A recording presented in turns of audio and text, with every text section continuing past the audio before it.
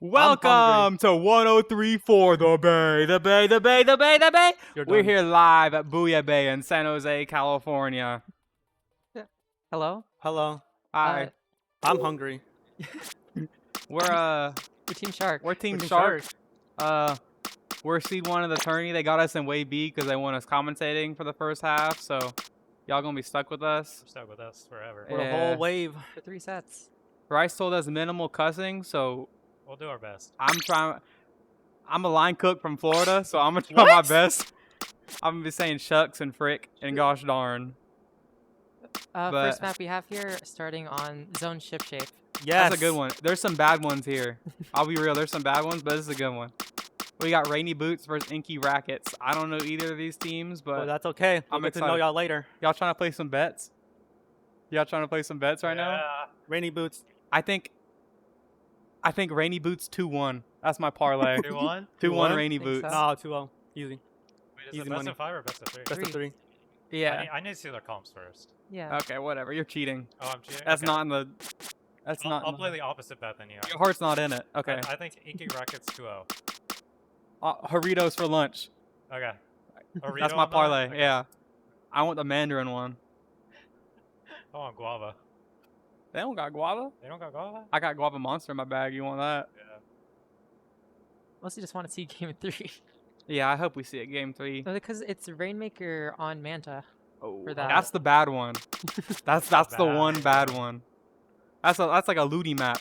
That's like the map you would drop from Ludi for. You know what I'm saying? I don't want to play Ludi. Me neither. Are we playing Ludi? Oh, but they're starting. Oh, we're not playing Ludi. Sign-ups are closed. Sign-ups are closed. Seats are coming out today. I don't Are know. they? It's Yeah. something to look forward Oh. Sam's seating right now in my DMs. He's showing me. I got all of the secret info. Who's Div X? Div X. Jelly Squids got Div X. Okay. Pollo Let's got go. Div 3. Okay. Oh my god, that's Dodger.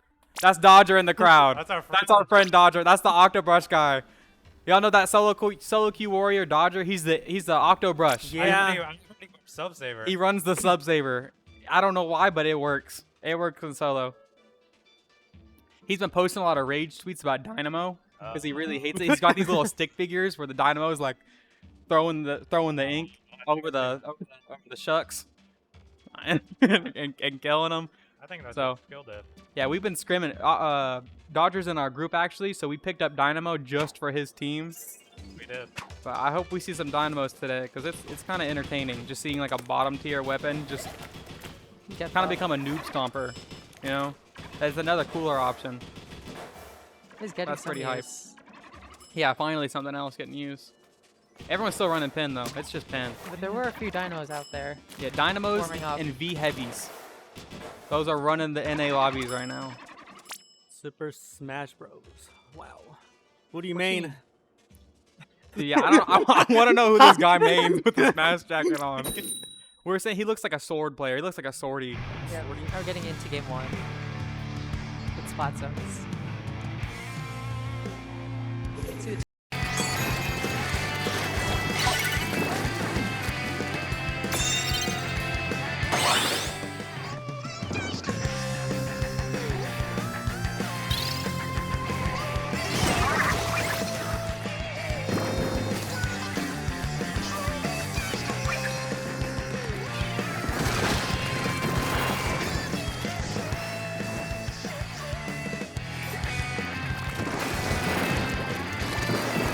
Take top left. block. You got this.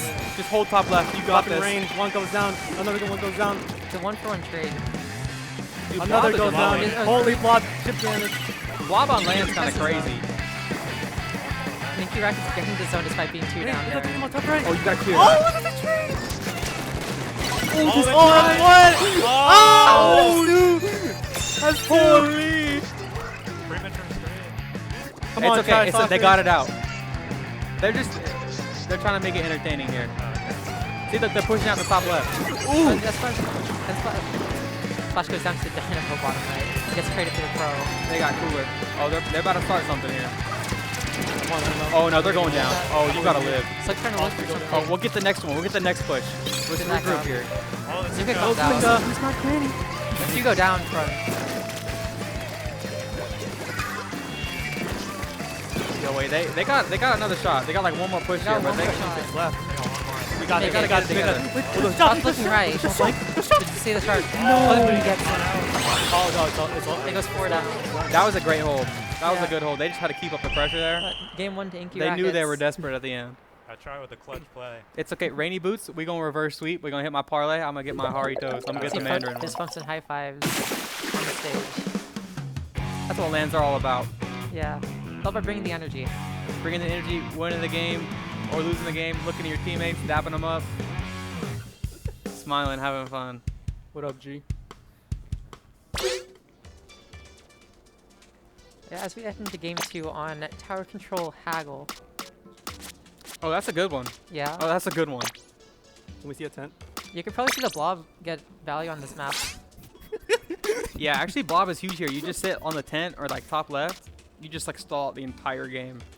It might be tricky for Rainy Boots to get back in with that I wonder if they'll go the Kraken one. The Kraken Could one's be like an really option. good for just GGs. on Tower Control. Yeah. It's like kind of toxic and annoying, but like it gets the job done. And what I'm I think saying? they also had an end splash. Oh, For sure. They did. They did. That's a paint bot right there. I Yeah. used to play that one. You get 3K paint. Do you like Landon? Oh, I'm just like landing on land. Yeah. Dude, that guy paints every corner. That guy plays Turf War and TC. That's 3K Warrior. That's how you play support. You got tri-strikes, you play Turf War. You just gotta trust your team. I wonder if they'll swamp up the comp a lot, Yeah. or just keep it. As Rainy Boots didn't have much range. It's like the first Yeah. range they had was a Dynamo and a Pro.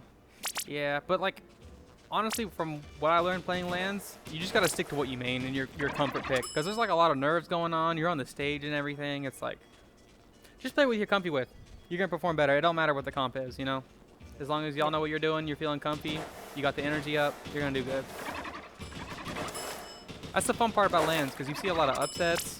Everyone's just having fun. It's just like, yeah, a lot more nerves than just online. You get the shakes. Oh my god, you get the shakes. That's the best part though. Yeah. It is different being on land than online. It's so much better. I support your local. Go out to your go to your local. It's so locals. much better. People online are mean and toxic. Everyone here is so nice. Yep. They have other Everyone's lands such a going sweetheart. on in the next few weeks. Yeah, you can see comps here. You can see a Carbon come out. Oh, in splash. Oh, and a zap. Wait, are they running double cooler? What do you think? Custom Junior. And wait, they're a running Dread Dread comes now. out Hold on. for the Oh, blob. that's a His carbon. Custom not a Junior. Dynamo. Monster Yo, Roll. this C Junior is about a sweep. Yeah, see the Carbon come out. That's circle on the main. ET Rackets is running the most paint-heavy comp I've ever seen. This carbon's gonna struggle getting in. 4 supports against that. Yeah, actually, Alright, see a Blink come out right. There's 2 there. Carbon gets one. that's Aura. And then Carbon gets another. Oh. Wait. You got that. You got it. You got that. Oh, the carbon's tagged too. Oh. Kabla! Kabla! Oh, this guy's got Haunt. Thermal. Is this Yeah. Thermal or Haunt? Thermal. Oh, dude, that's Oh Aura. my god. There's a Carbon carbon left. 3 go down. Wait, I don't think they know. Wait, Watch they it, don't watch know. it. They don't know. Okay. You got that. You got that. Get your 2, get your 2. Yeah. Red and Aura though. Yeah, it could be kind of hard for Inky Rex to get in as they have. Oh, That Rainy was Boots Yo, in it. there was a guy there? And he traded 1 for 1. Carbon's on the tower. Yo, Carbon. Come on, Carbon. Gotta kill Carbon this dancing Carbon. around. Carbon. Yo. Bro's ankles, bro's Yo, ankles. Carbon. Pushing. Yes. Carbon gets 1. The other one. Oh, And Oh, he's oh, no. traded out. Custom Junior. Oh, Oh. 3 down. This is Oh, box this backing guy's- up right now. Oh, we're gonna stall it out. We're gonna stall it out, bro. oh. Strike the Nice tower. go out. To the same for what? Oh, it's okay. They got scared. They know more. Those teams got Inky Rex is scared. taking the careful.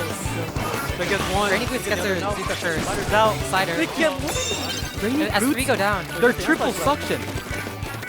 They're triple suction with tri-strikes. It's up the tower. Oh, See they the Carbon. Oh, roll them! Embarrass them! Carbon couldn't find anything on the flank. We're setting up here. This is looking like a stolly game. These Yeah. are some stolly Goes guns. to neutral. See Splash on the tower. Or Pro. Oh, they're fighting for it. As Pro wins that. Oh, there's a Zimmy behind. Behind. The flanking mini.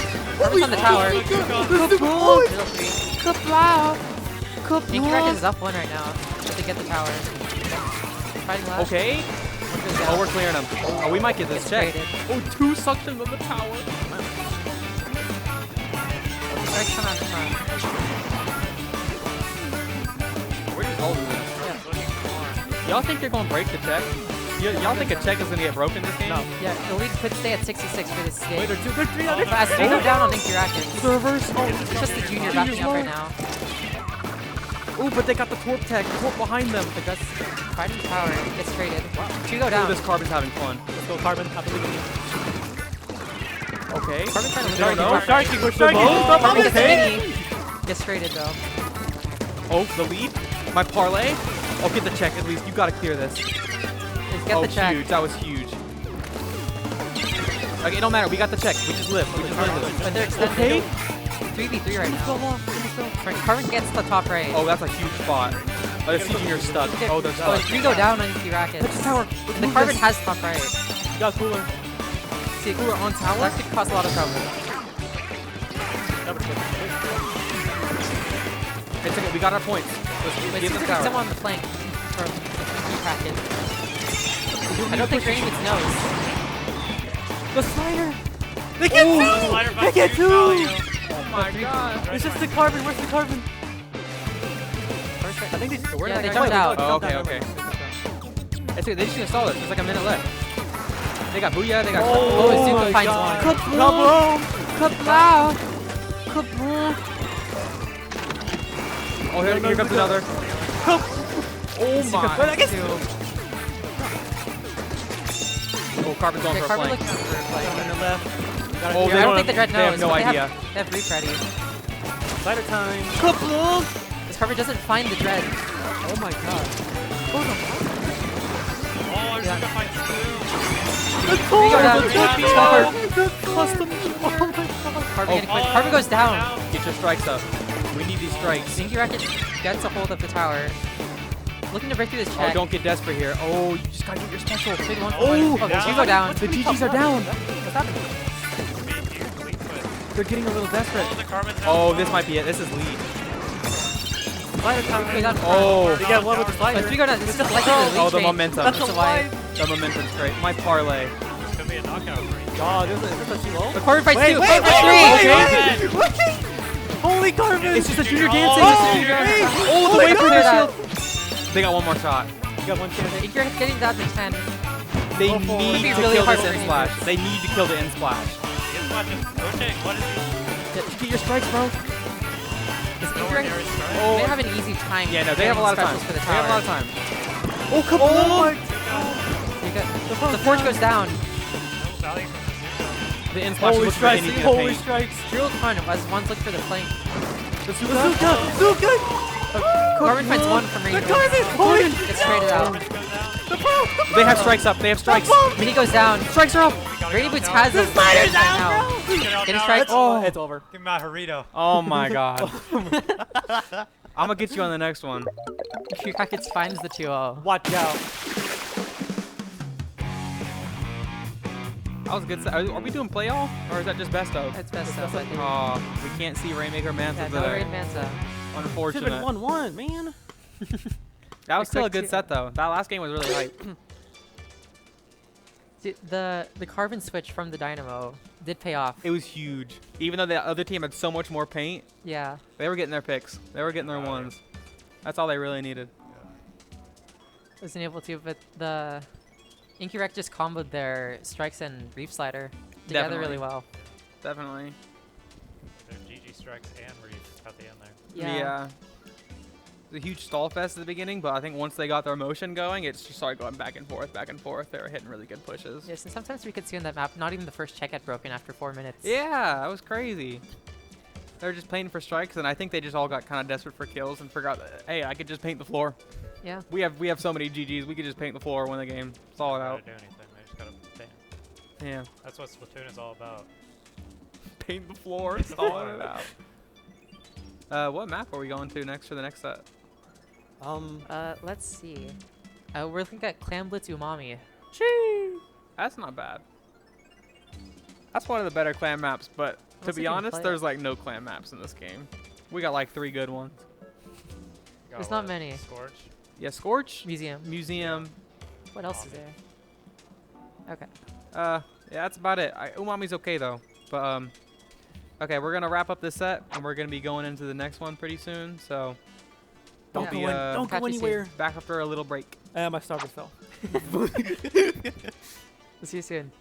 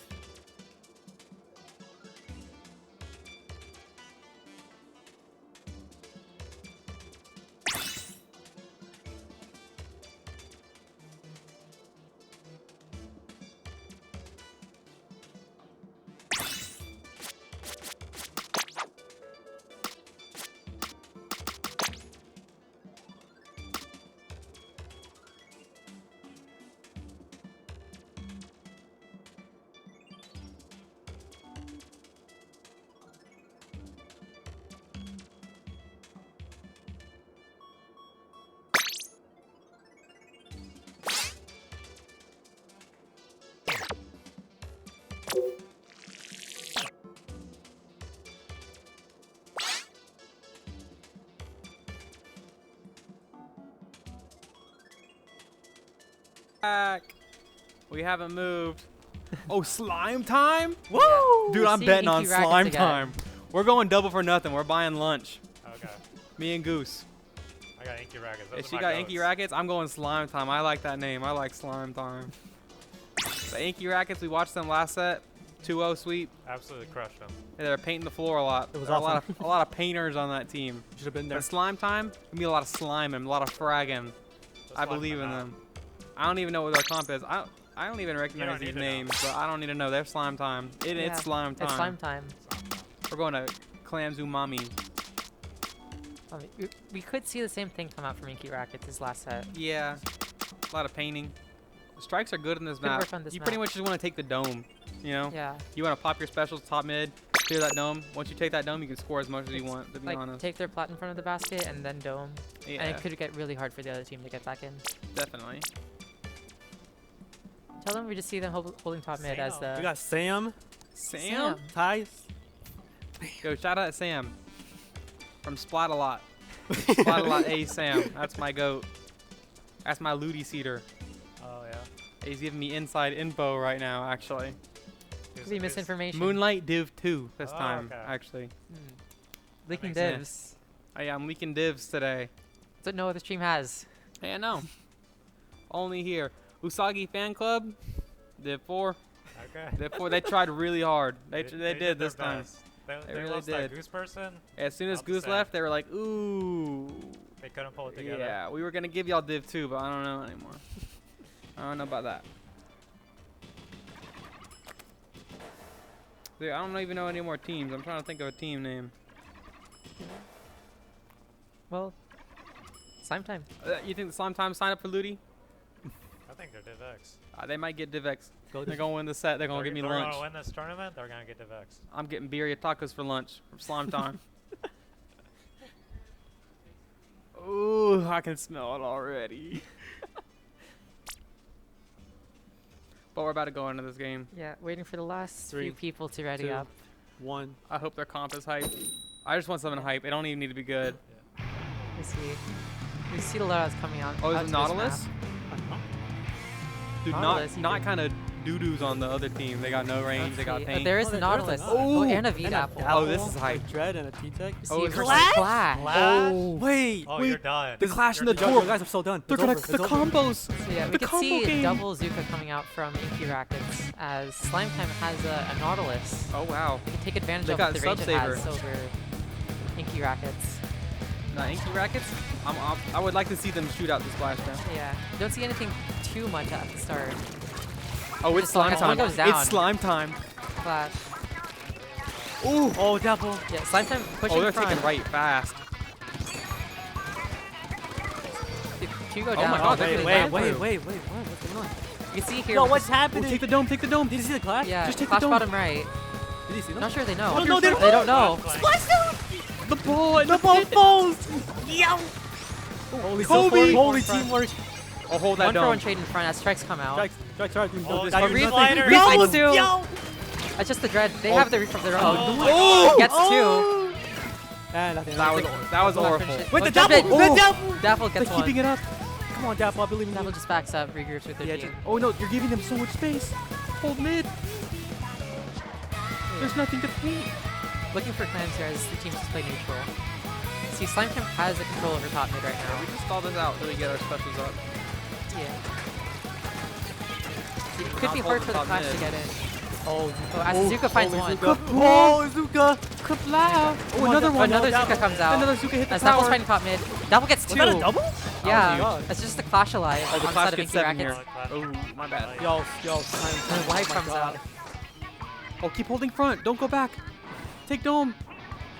See, the Dapple's holding front right now as The other Those basket, they haven't even scored. plays 2 for 2. Oh, But gets a ball in. Oh my god.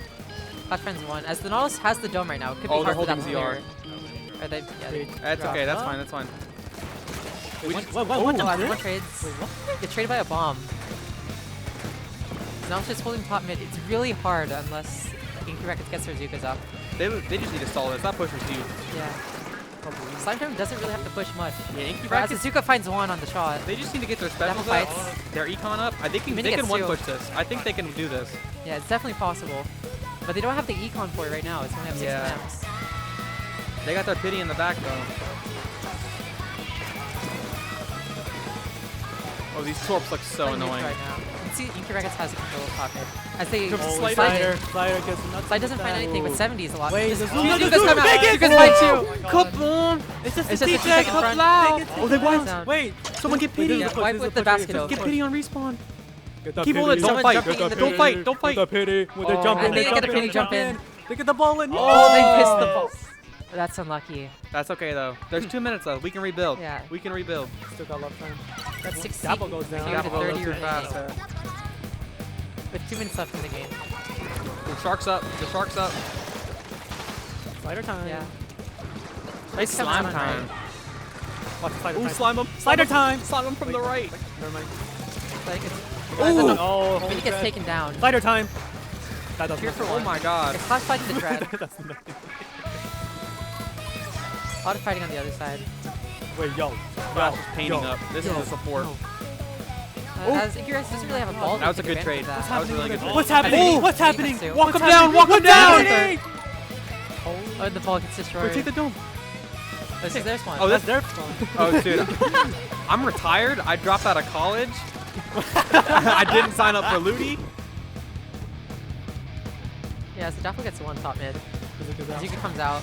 Trying to look for something. Oh, let's you down. Yeah. Oh, this. Oh, the Oh, C Dallas junior's goes too fighting. far Wait, to wait, pick by the wait. mini. The C junior Oh goes my down. god. We went for it. So the mini backs out right now. 2 for 1 trade. Come on, Clash. Oh, fight him. Clash Fight him. Clash. Clash. Oh, Daffo aura. gets a kill. 2 down on the side of the slime time though. Oh, kaboom. Kablow. As another Zuka Kaboom. comes out. Oh, walk him down. Throw the ball. Walk him down. Oh, it's slime time. Daffo is just Oh. getting so much value here. That was Clash. Yeah, with the support from their team. Oh, they're not fighting together on this one. They're just kind of running in, taking their ones. But A Slimer doesn't really need a push there, but they're looking for it. oh, popping specials here. Yeah. chip. As Reefsider finds one. Jump. If they jump it, Two get. 2 in. Oh my god. Oh, one more power clam. They get this. That's Oh, if they funny. jump It's pity. just the Clash. Oh, Clash goes down. as they find 3. Are we jumping pity?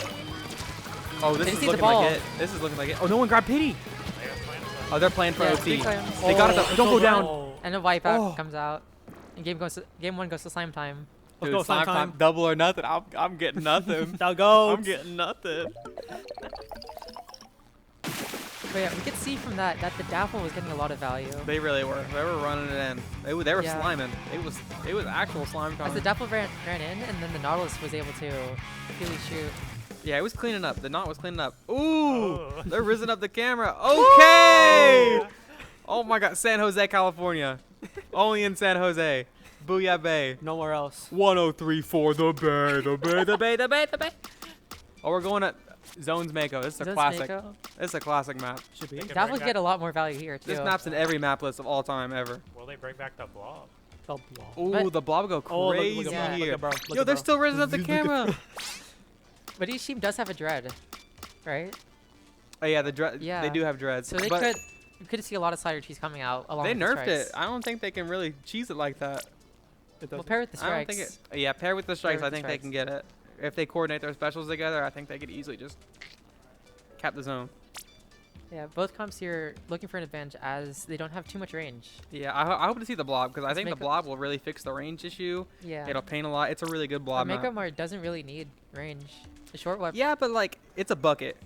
This It is is a a really bucket. good bucket AOE map too. Yeah. And if they get that sprinkler up, So you can see it come out. paint the floor.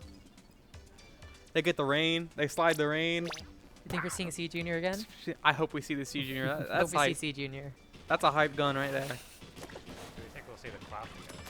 Flash? Possibly. I think so. I think the chump I one's think better so. on this map, to be honest. But like, but Double Zuka was getting value paired with the Reef. it was. But this is a really good AOE map. I think if they just play the clash on the stacks, they could just chip everyone and kind of just own it. Like, Yeah. As you we get can't into take the game stack here, if the clash is next to it. see slime time. Sticking Same with the comp. same comp. Yeah, that works. That works. Staying with Clash? what Clash? works. As Here's the the blob blob. comes Yo, out and the what? machine. Yo, A what? triple bucket. bucket. Try a blob in a machine. Oh, they know meta. They know game. Yeah. What are we doing? Oh, Wait, and we're on turf war. Oh wow. That's not how you turf. Oh, end it. Who got more paint? I want to see. I forgot. More paint. Yeah, we're gonna see. I mean, Slime Time did wipe at the start. Yeah, they did. That's true. Oh, we can't see the stats. That's okay. Dude, the one bad thing about LAN, you can't see the replays. You can't save them. So these VODs, these Twitch streams with our little commentary, it's all they gonna have. They're gonna rewatch this later. They're gonna listen to us doing these little parlays. They're gonna be mad as hell. Yeah, though, I'm we're really betting sorry. But I need Slime Time for this nothing. I don't got money. I'm broke. against them.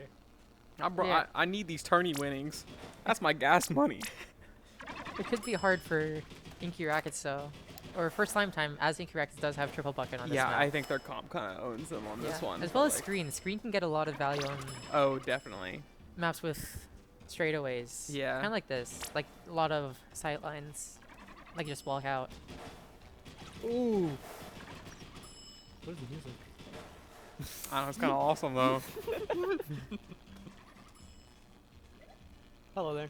Yeah. They're just staring into our souls. Dude, they know it's slime time. They know it's about to go They down. know. Oh, dude, they're having fun. They're making memories. This is awesome. Yeah, they This is are. what Yeah. LAN is all about. Yeah. My favorite Oh, part as about Inky LAN. Rackets does the same. Goody Okay. goody. My favorite Okay. part about LANs is rewatching your stream sets after with all your friends, just like sitting in your little Airbnb or whatever. You Like, can see zones come out now. oh, it's fun. Not turf war. Oh, they got the rain knot. Has that changed? And Oh, we're sticking- V-Mini with Oh. hammer. No more Zuka. I think the hammer can get a lot more value in this map. Yeah, than they're the still V-Mini. running thermal. They're about to chip someone over the stack and eat that hammer. As for the rain, I feel like Splashdown would be able to get more Yeah, here. I think Splashdown's better, but like, regardless, Yeah. like their main weapon kind of dips everyone in the other team. The blob Here comes first Rigo fighter. comes out. Doesn't find anything. Gun down. Gotta go Yeah. down. Machine goes Oh, down. Rigo down. Rigo down. You get 7 with this hammer. Hammer Oh, time. Dapple Oh. finds 4. It's slime time. This Dapple is getting too much value. Dude, who is this guy? I don't know. Guys, DivX. I told you they're DivX. Dude, get this guy a team. Looting seedings today. Someone pick him up. Yeah, Booyah comes out from left. Oh, they're praying. That was a Hail Mary, Booyah. Oh, we're standing in the Slowly rain. getting spaced. 2 Yo, gets picked, yo, 3 get yo, picked. yo. Just Yo. I machine. swear to God, it's the Dapple. And Reeves finds the last one. Dapple did go down there. Oh, they got screen. Get that off a stream. We're gonna get canceled. Alright, they Yeah, gotta get Dredge their is poking specials the up. flag. Not get picked. Oh, they're going How did down. you go Really down? What hard just happened? for Oh, Inky what's Rackets to get back in. They need to play their Not life the right now. knot. Wait. Let's go down. Not The the- Dapple's Oh in the my. trap. Bro, this Dapple didn't even work. Dude. You see Inky They're Rackets trying to running take it right down. side here at the top. One more shot. We They need to might be get our prepared specials for up. that. The Oh, slime don't time. drop. Come on, We need slime specials. time. The Dread looking there. We're already Wait, down screen? 2. 2 down. Cool Dapple- comes out. Dapple from- goes Oh, hammer time. Get your 7. Get Hammer your 7. time. Okay. Hammer finds 1. Wait, can I Get no? cap. Wait, wait. Hammer doesn't find. Hammer finds 2. Oh, and Hammer couldn't find it. That's That another. was That's so another 2-0. close. A good effort Bro. at the end, but unfortunately, Unfortunately, it's slime time. Inky Rackets gonna get it, and Slime Time wins 2-0. Y'all know what time it is? Slime. That's not happening. Ooh, double or nothing. I'm getting nothing. I don't gotta buy her lunch. Yeah, the Hammer mini was a good attempt. It was a better pick. Yeah. So you get a lot more. This 2 comes out from Slime Time. Yeah, I think the hammer was just a lot better value, but Yeah. they really just needed to regroup earlier. They were just getting wiped in their spawn a little too much. I think they just needed to chill out for a bit. And the Dapple push finding a in. lot of flanks. Yeah, they got their ground at the end, but unfortunately, it just wasn't enough to cap the zone at that point. Yeah. Yeah. Set 2. That was hype. Moving on to 3 now. Another 2 Fun for the day. stream set. Yeah, another Can we 2-0. see a 2-1? You have the Oh crowd Oh here. my god. Hi, crowd. Y'all got any food for me? I'm hungry. Dude. You can see the plushies out in the front chair. Oh yeah. Oh my god, look at them. Wait, that's Yeah. There's so There's- many. is that 3 Yeah, small 3 fries and a Kirby, 3 small fry. There's so many eyeballs. I think it's 3 Kirby. I see 3 small fries. Those are Place small it on the fries. back. Or coming to your locals, bring your plushies. Oh my god, everyone's got a plushie. Everyone's got a plushie. We have our That's plushies how on you- stream here. I got my Thank shark. you. We have the Twitch one. Yeah. I don't know what this is. Yeah. But it's I kind don't of know what this is awesome. I either. like it. It's a little duck guy. What even is this? Dude, I don't know, but I don't know. we're having Yeah. fun. You have Shark. Yeah, Shark's my favorite. team That's our name. team name. That's a team name. We kind of change our team name every time, and it makes Rise a little mad because, like, But it's a fun little tradition that we like to do. yeah, It's us. Woohoo. But yeah, they don't know how to refer to us ever. bring your plushies. Yeah. But yeah, that's gonna wrap it up for set 2. Yeah. See you soon. Set 3. Set 3, our last set to commentate, sadly. But then we gotta hop in the tourney. We gotta Yeah. play. I forgot we gotta play today. Yeah. Gotta win. Yeah. We'll see you soon. See you soon.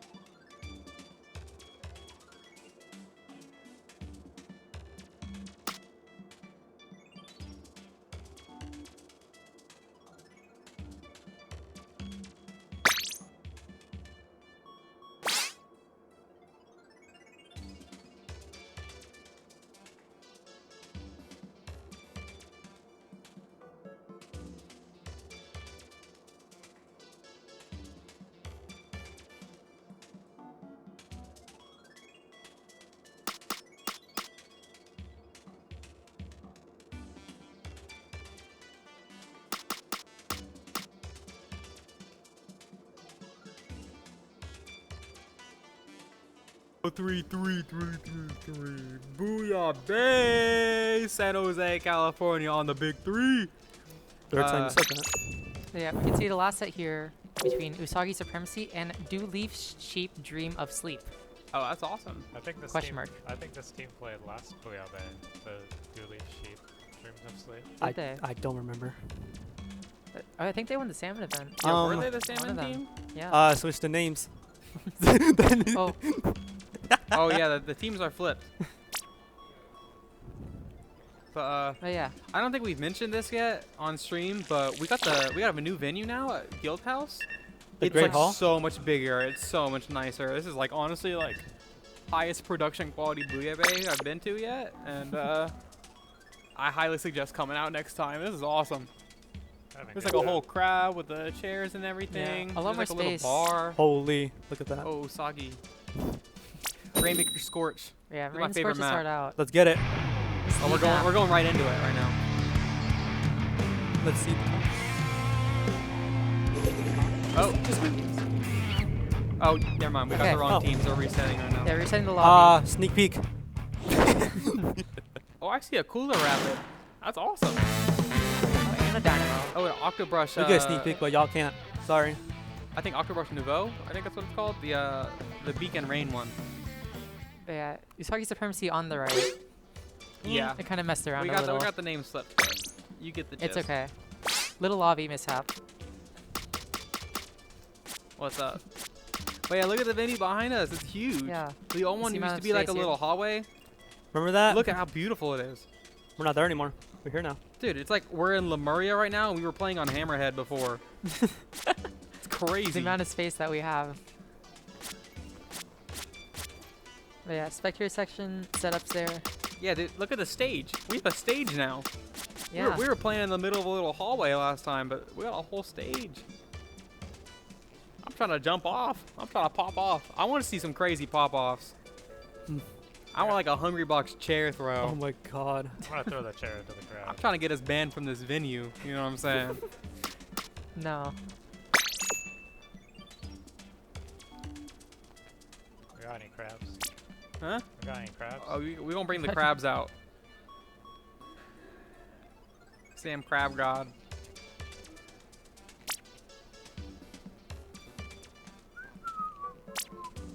Bro, you whistling? What? Can I not whistle? Dude, Swagger's been over here playing Smash Bros on his Switch the whole time. All He's right, like- you're he's an exposing me iPad now? baby. What the hell? What? Dude, he was growing up on Disney Where's My Water on the iPad, watching Markiplier FNAF videos. Oh, you think you're funny? Okay, but Where's My Water Uh, was a fun game. Okay, yeah, but like, you know what I mean. She's reading my mind. He's short too. Y'all see that? Oh, you're you're Put the done. camera back on us. You're done. Put the camera back on. You're done. You're done. Everyone stand See up. this guy's height. Dio! Show them how short Swagger is. You're done. Oh my. No, not that one. We'll go back to us. Show Swagger's height. Look at him. Look at him. That's like a foot. That's a solid foot. Y'all think you're funny, huh? Dude. That's our Stand carry, up right dude. now. I mean, a Starburst. Yeah. Do this. Dude, we're all too old to be playing this. That's our jit. He carries us through everything. Let's is get into true. We game paint one. the floor. The right teams. We got our iPad kid. If Usagi Supremacy with Dynamo and Ink Brush. Or not Ink Brush, Octobrush yum. coming out. Oh, a leader. As leader and Wait, Cooler leader, Rapid Leader Rapid. from Leaf Team. That's kind of a crazy comp.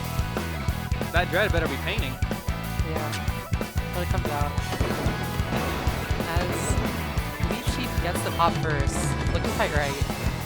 Oh, they got Cooler out already. Yeah. Leader has free reign of the entire right side right now. Makes it really hard. Sword. No one's really pushing anything right now. We're kind of just hanging out. Yeah, a little stalemate. Throwing out. As one goes down on the side of Leaf Sheep, gets traded out. Yummy Starburst. Yeah, Crab comes out on the right side. Crap. That actually stalled him out so Victory. much. Can't really do anything right now. Have to stall the Crab. As the Octopus goes down. What's happening? 2v2 right now. Everyone's dying. Goes up again. Leader gets Oh the pick my on the god, rain. Kirked him. You're My bad. Okay, we're holding left here. We're popping rain. What's going on? This leader's looking for a Yeah. pick on this sword down You here. see the sword bottom right. Holding the space here. It makes it really hard for Leaf Sheep to push. As they get Nice. picked. As their Usagi supremacy hold mid. Slider time. They're trying to find a pick on left. Wait, they're all Oh, just hold their left. You don't need to go far left. Don't look at that guy. Two go down. This guy's alive? 2v2 right now. This guy's alive. That's last two mid. Sword drops. Yo, what is it? What is this like? Looking. Gets a pick. Will we push past 99? Gets We're a another minute in. pick. Come on, because you got to better than that. As Usagi supremacy has advantage right now. Okay. But it's really hard to push him with the rapid and the leader. This leader's terrifying, dude. Yeah. Yeah. They're holding so much. Oh, zips As out. Zip comes Zips out. out. Two go down. Trying to get the leader. Oh. Looking for something. I can't really seem to find anything, unfortunately. As two go down. Oh, yeah? Zip. Oh, they're so scared of this leader, though. They're not taking Yeah, any leader space. still has all the space that they could work with. As the Zip just ran out. Really good though. As Specs come out. Oh, yeah, we're popping stuff. We gotta grab rain. We need to grab this rain. What is it? Yo, this ain't turf war. Yeah, crab's out. Oh, the crab's over? Oh, the dread's here. Oh, we pushed it to 97, guys. Yeah. Let's go. You see, 2 minutes have passed. Only 5 points have been scored this entire game. Show how close these teams are. We're going back. Where's Zip comes out. Zip gets picked off. 1 for 1. Oh my goodness. As Dynamo watches right. What is happening? This is really hard for each of these Dude, teams just to stall it, play. bottom right. No one's scoring anymore. Just stall it. Wait, as 2 go down inside of Usagi. 3 go down. Put it in Pickletown. Oh, And wait. we could see points getting scored. We might here see a check from here. Leaf Chief. Wait. We might see Cheetah trying check. to fight front. Oh, that's game. That's a As the game-winning Billy push. trades 1 for the checkpoint. The Brush Go comes out in brush. front, gets a pick Just one. as they stay alive. And the leader just holds top mid. Really hard to get back in. Grab Zip. Zip time. Yeah. Zip comes That out leader's trying to look running. for the leader. Oh, they're running. Zip I see there. time. Oh. But Zip did push the leader back, He was allowing not Usagi to get slime space in time. mid. Y'all are not slime time. Oh, this leader's pulling all right. That's terrifying. They gotta find a way to get this leader out. Yeah, the only ways he could really do is through the Ink Storm and Zip. As the slider, as you go down inside of Usagi. That's a delayed wipe. Oh, that's a really big And wipe. Leaf Chief has a ton of space in front that they could work with right now. So, not really any Okay. close specials right now, but Oh, as they're 2 go down. Oh, wow. Down. Wait, they're getting Usagi, hits. 2 down. We do something here, right? We do something. Oh, they're getting hits. Go. See all the space going. Oh, huge points. Yeah, They're not running stopping forward. them. Oh, gets 29. That's hard to beat. Yeah, it's hard to beat, It's- but it's it is winnable. very possible. It's on the winnable, next but push. that's a deep push. We got it. Oh. Yeah, we have the Rapid holding mid right now. Source trying to push them. A minute Yeah. left. This map can be really stally. If you just get the rain and you hold mid, you just hold it ball right, you can just stall the Rainmaker for the rest of the game. Yeah, but 3 go down on the side of the Leaf Chief. Wait, is this a push? Or the mine. Yeah, this allows Usagi to potentially get checked, but it's being held right now by the Rapid. You gotta get a check like now. This really is hard good. to push This if is you looking get good. checked. This is a good push. I get it. Dudes had have gone down. We got any specials coming up? Yeah. Oh, swords down. But Cooler comes out on each side. Oh, two down. Yeah. It's okay. They can We got rebuild. They strike. just gotta hold mid now. Yeah, they got the check. They can't Check give up could be mid the right hardest now. part in overtime to get through. So getting that out right now, really good. As Ooh. the rush trades. Trading out the dread.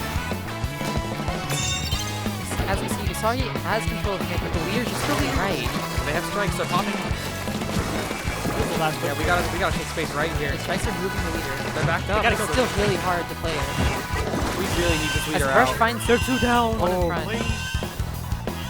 Oh, we need to jump in. Yeah. Oh, they're diving. Dooley's diving. As Dooley gets picked, okay. the rain is The 1 rain barely HP. wins. This guy's boxing. But yeah, Dread's This trying to gets ping for scrappy. the Reef right now. Okay. Dread gets picked Or from the not. Reef. 2 go down. Rapid Wait. goes down. It's just Just the a leader leader is on the still Dooley. alive. Leader can get the pick 25 right ticks. now. 25 ticks. The leader's still fun. Behind. They're still flanking. Look behind. The duel. One goes down. Oh, And the Dooley gets the pick on the flank. Dude, that was close. I think they were just kind of feeling each other out for those first 2 minutes because we were playing turf war. But towards the end, that was kind of crazy. Oh my goodness.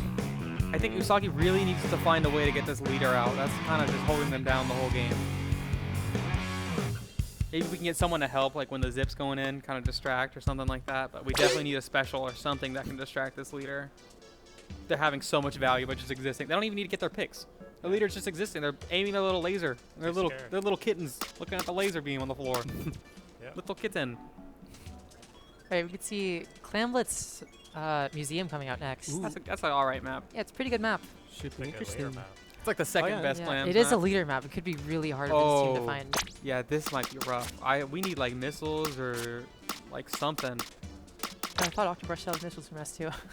Oh my god. Forgot about that for a moment. Yeah, let's go. Loki, go the Paintbrush, other. yeah, Paintbrush Go could the be other an option. Octobrush. Just go double zip.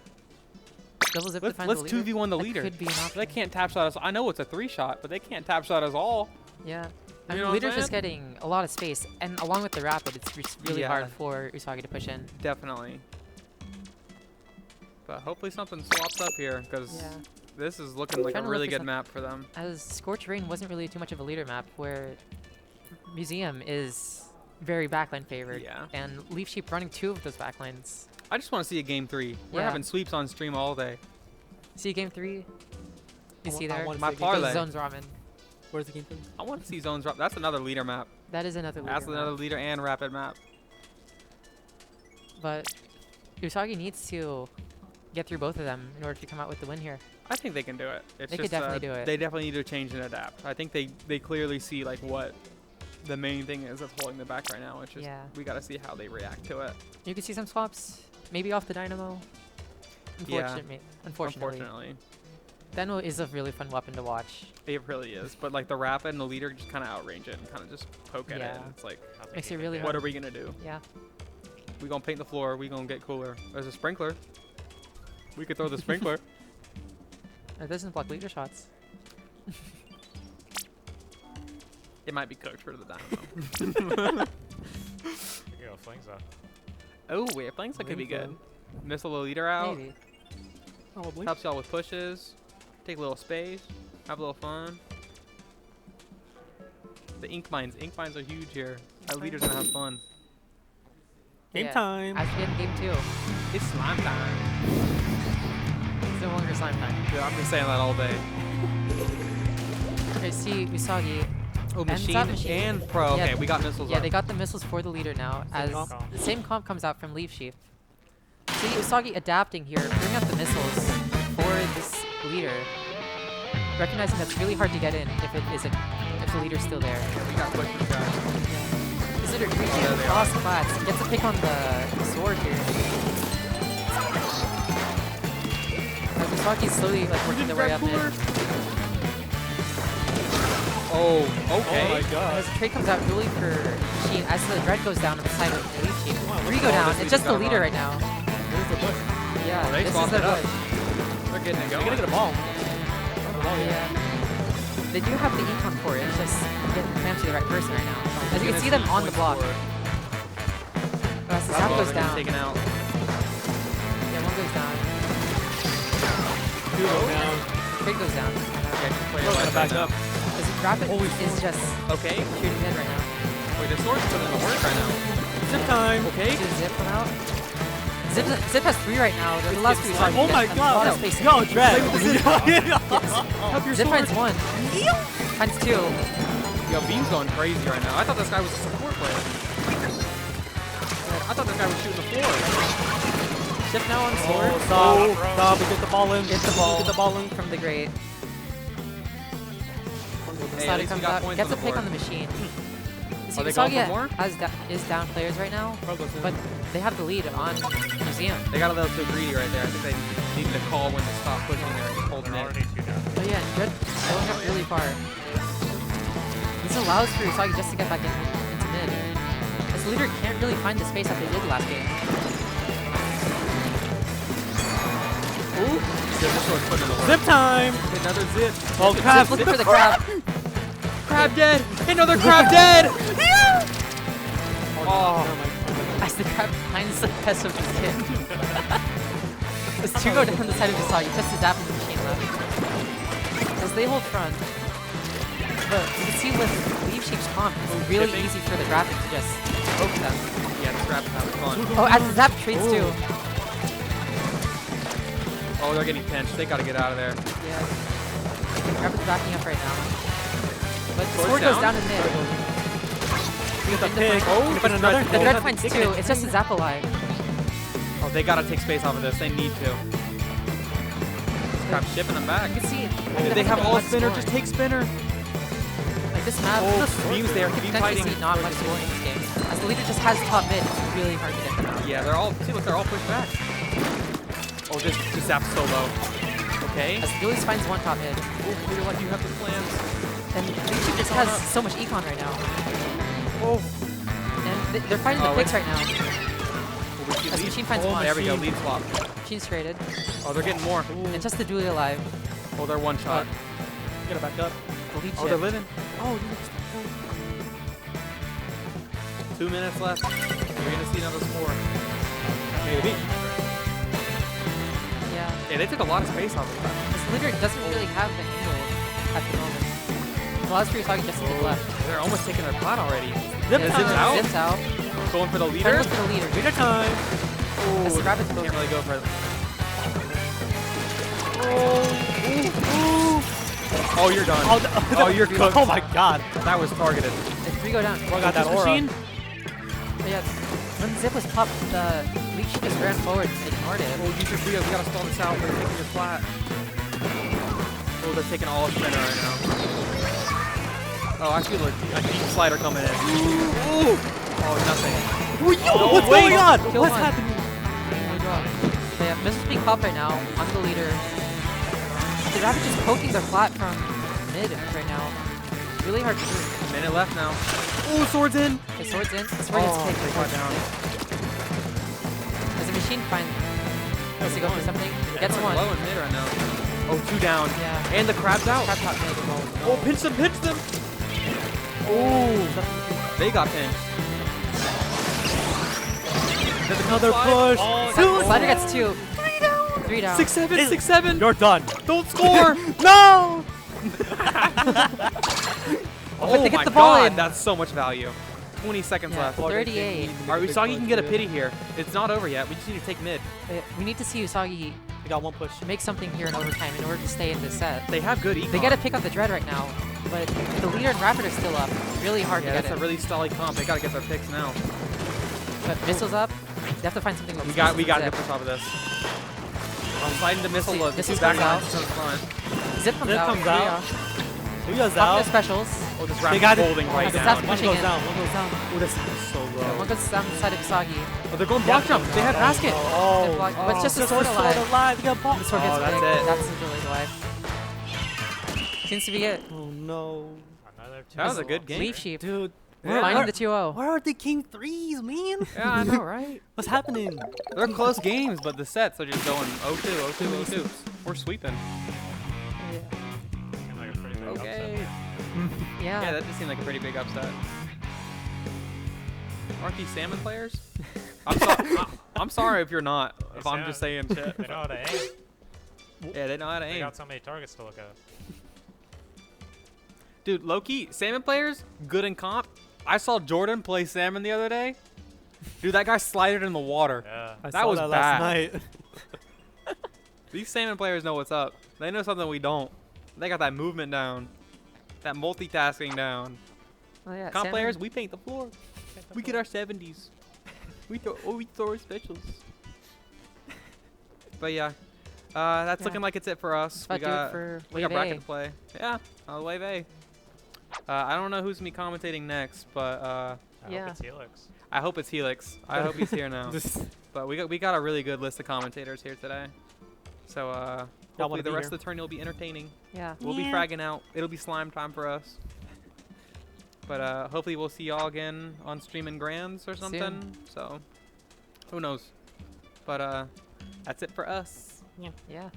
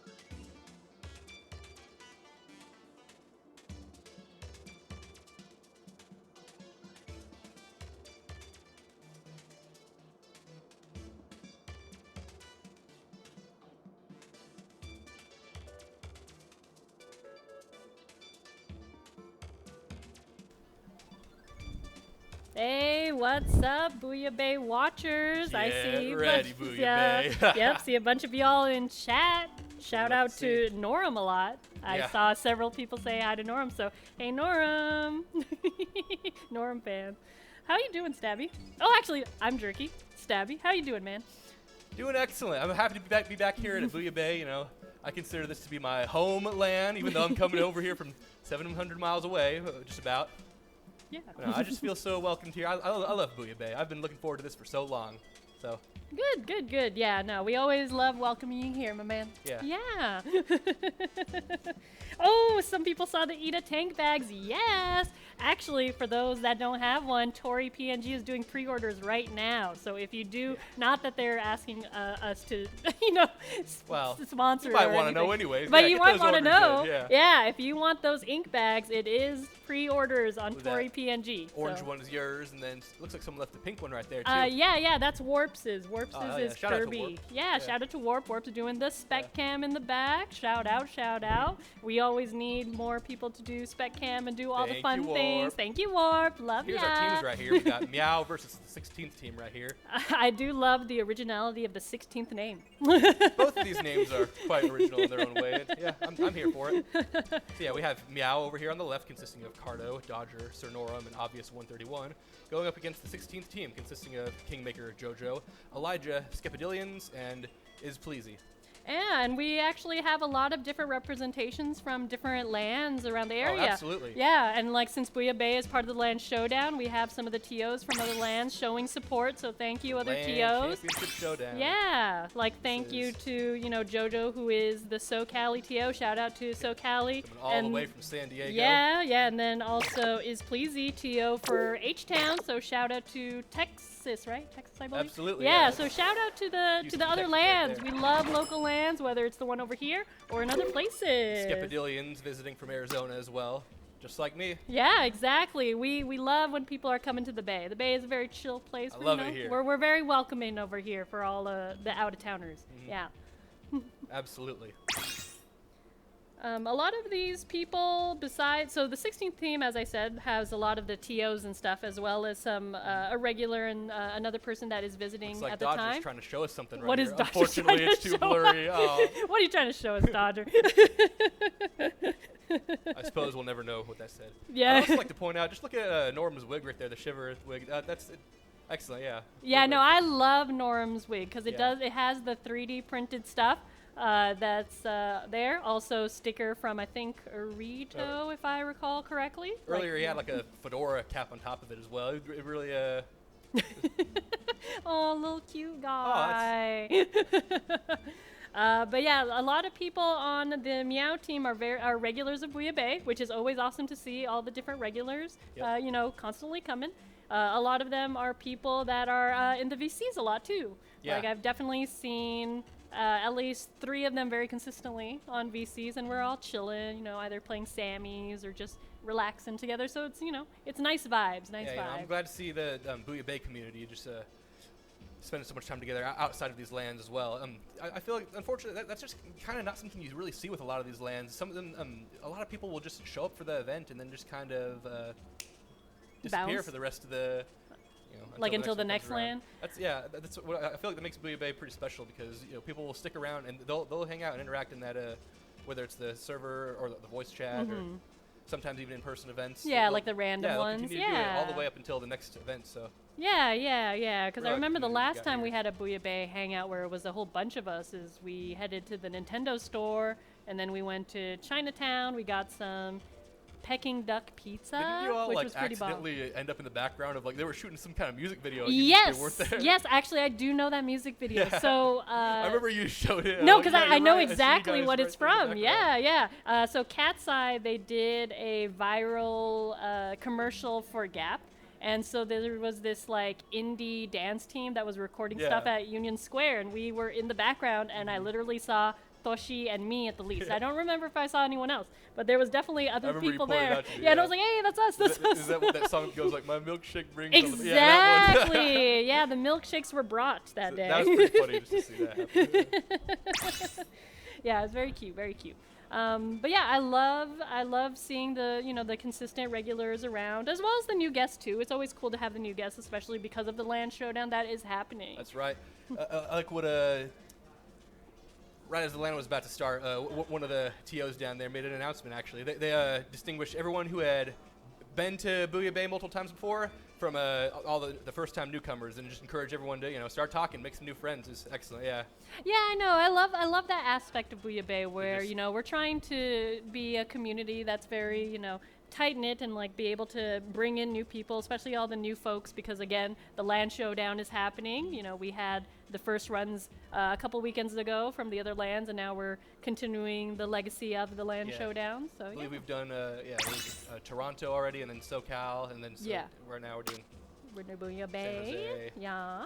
And there's still, oh man, I forget exactly how many are left, but it's like there's I think 7 or 8. several. Yeah, there's several. There's a lot of lands coming together for this championship series. Yeah, for sure. Is JoJo using Joy-Con separately? Is I he? was wondering what's Is going he on. a mad lad? Can you imagine playing PvP It with looks like one Joy-Con of the separate? competitors is calling a timeout. I'm Yeah, they curious probably see just need to what's set stuff going up on real here. quick, Yeah.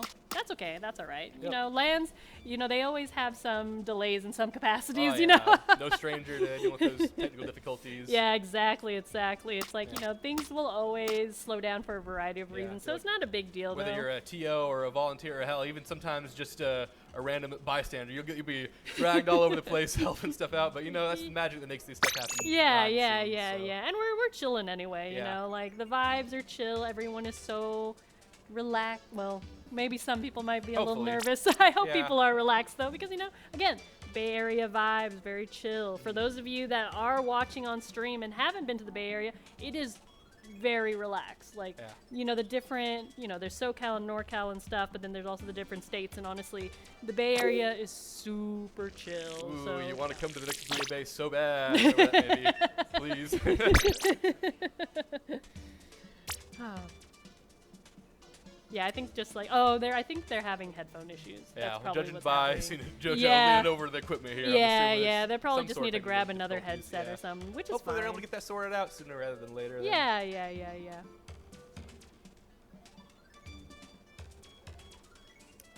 Yeah, it looks like we had a false start happen in the lobby. Hopefully we're going to get that nice and resolved, and we'll have... Yeah, we'll start soon enough, y'all. I know we are here for the Splatoon action, so we will definitely start the PvP soon. Yeah. Well, Stabby, why don't you go through what the stages and modes we're doing right now? Oh, yeah, absolutely. Well, Yeah. since we're going to be doing... Groups round 1. Yes. Yeah, so it's going to be a best of 3. So we just finished up with a wave A of pools, and we're starting B. So it's going to be, I believe, just the same maps and modes run over again, just obviously with different teams. So we're going to be starting out on is a best of 3, flat zones on Ship Cargo Company. So Yeah, so we are actually about to start really soon.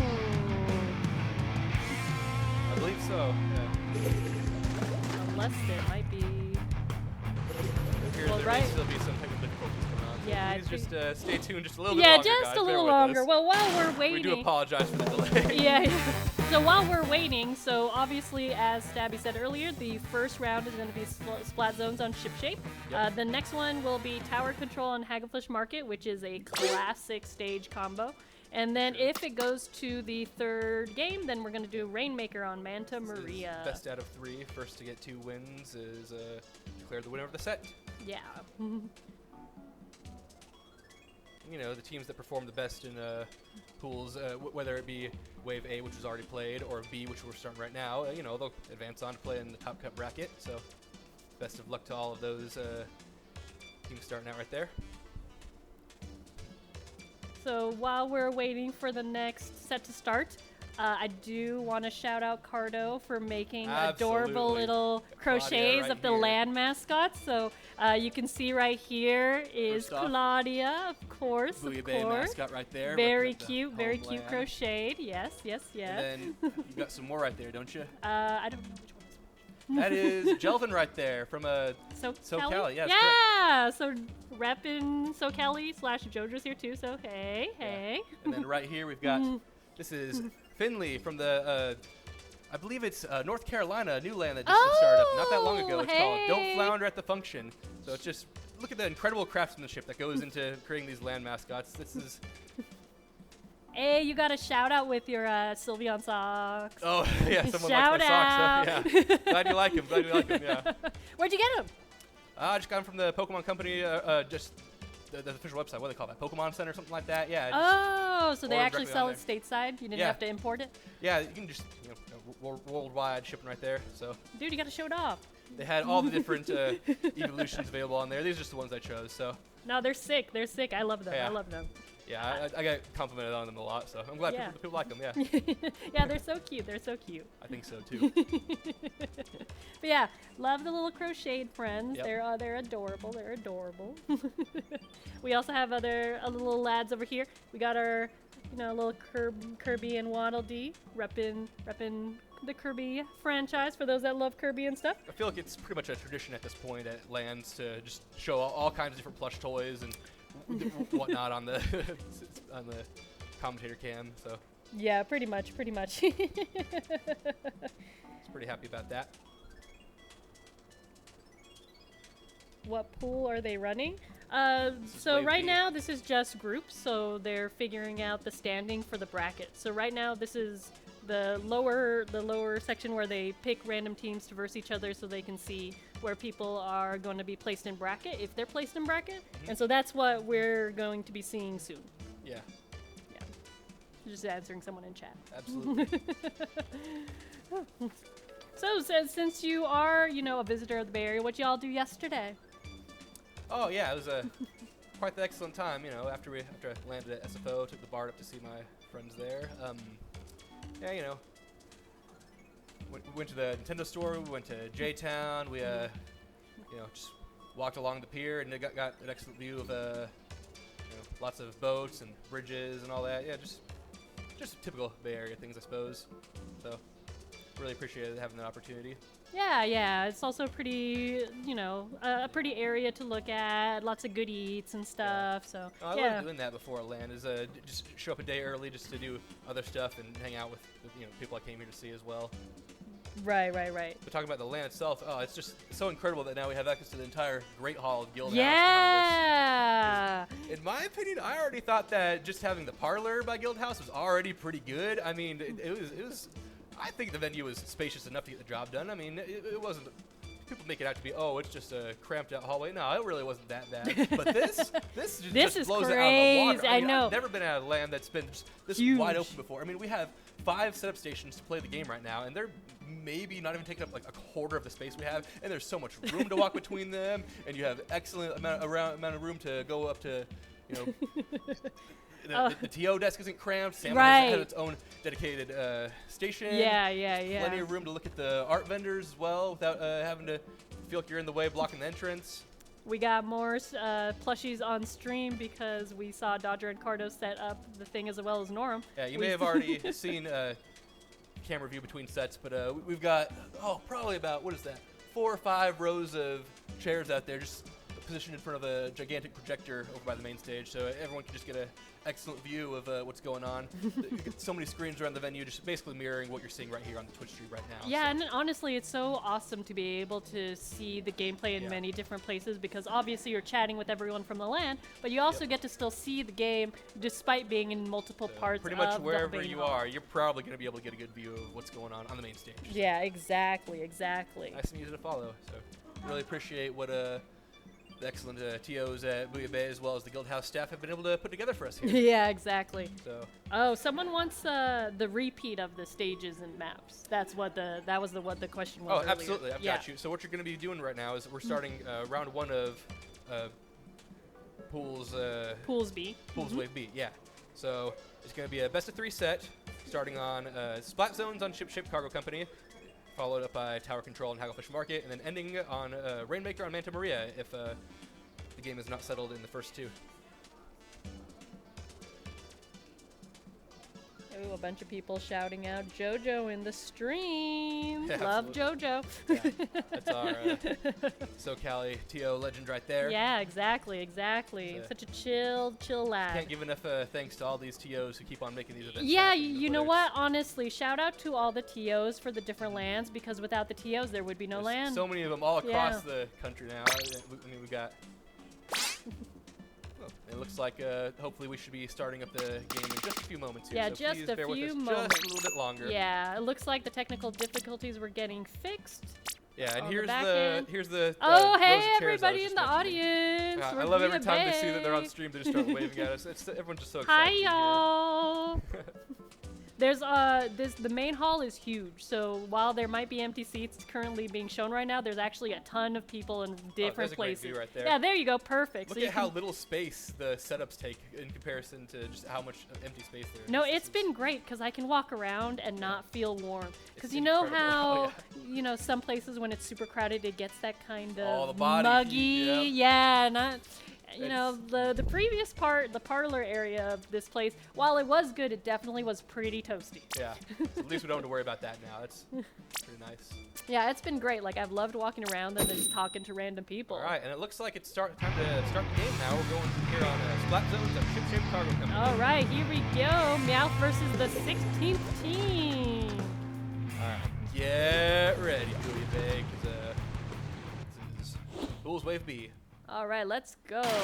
So we see some interesting weapon choices right now. So for example, I see Dread with the other kits, the one I don't remember the name of personally. Oh, Then we got the Octobrush, we got the End Parry. I like seeing as a blast. Oh, yes, yes. Look, I just have a special connection to that thing. I'm watching Bruce Slider Legend Pick Pickles play it. Ah, shout out to Pick Pickles, because I did see Pick Pickles in the chat, actually. So shout out, shout out. Right there. Right now, we're seeing a pretty roughly even match. You know, it's been going kind of back and forth with the zone right now, but the 16th team certainly has the lead. But again, it's very, you know, right in the beginning of the game. Oh, unfortunately, Dodger got splatted even being. Yeah, with 4 minutes to go, even if we manage to take the lead here, it's still leading one of the games. So. Yeah, right now it's still pretty close. Yeah. Ooh, nice splashdown with obvious on the end parry, and that capped the. Yep. Yeah, I definitely have a bias for Slom. I love my little slocky boy.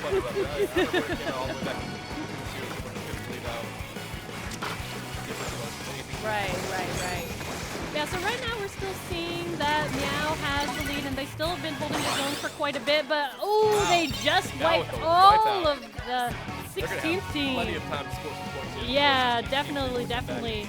Right now I see some of the Meow team going a little bit forward. We see Octobrush coming in and using their Zipcaster. Really Yeah. gonna make it hard for them to get them. Oh yeah, and just got the blob as soon, Yep, going down. real quick. Right now we see Elijah trying to use the splat link and then trying to get in. Oh yeah. Oh, but they lost the zone though. Oh, we see Cardo fighting for their life right now, but unfortunately there's at least 2 people. They capped it though, and it is Game 1 done. goes to Meow with a knockout. Congrats, Just under 2 Meow. That was a crazy wipeout, though. I believe that was from the Inkjet, if I recall. Yeah, which I Ninja was think able to was.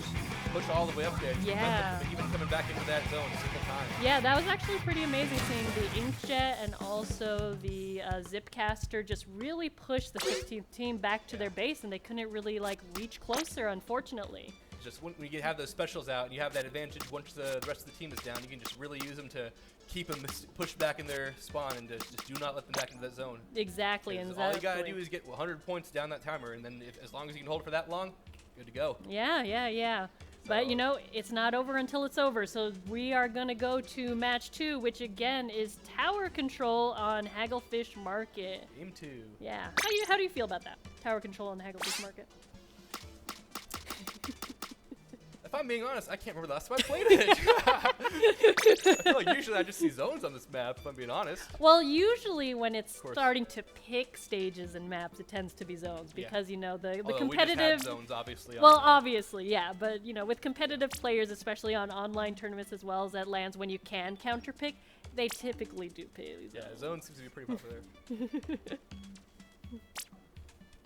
Yeah, just a little message for the crowd out there. Yeah, this is a thing that I see a lot of the time at LANs. Is when the team on the main stage is starting their game. You know how when the game flashes up with that "Ready, go" text at the start. Yeah. I love people will just crowd around and chant it together. It's just such a electric experience. in Yeah, person. Have yeah, so many people yeah. behind them. Yeah, especially when it's top cut, when like the stakes are higher too, where it's like, ooh, I really need to Winners feel. finals. Someone's Yeah. gonna be knocked down to losers, and one's going on to grand. Yeah, so, exactly.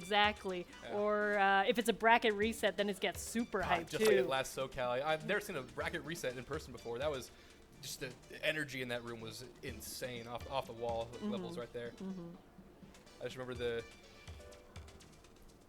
It's not something you see that often, I'm telling you. Yeah, it's just great to see how invested people get in these LANs. Just they're cheering for their favorite teams, and they want so desperately for them to succeed and move on. Right, yeah. They have everything on the line. Yeah, but you know, it's all for good fun too. You know, at the end of the day, it's fun. Oh my God, the animation was so cute for the cable It's very car. cute, I love that. Oh, the cable Game car 2 starts coast, right here. so cute. Bag of fish tower. Looks like Meow has the same weapon comp. I believe the 16th team had assembly. Oh, go! The whole venue down there. That was Shot so that. cute Yeah, I for the love that. venue. Yeah, I think the 16th team changed their comp a little bit. I can't remember 100% what all their weapons were, but I definitely don't remember some. Lob and the S-Blaster for sure. The S-Blaster for sure can draw those large hitboxes and just make it really hard for Meow to secure Right. the tower. Look, Yeah. they've already gone down, so let's see if Meow's able to Yeah.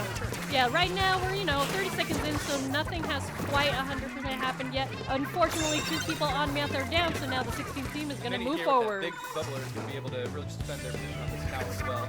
Yeah. Also, Jojo with the strikes.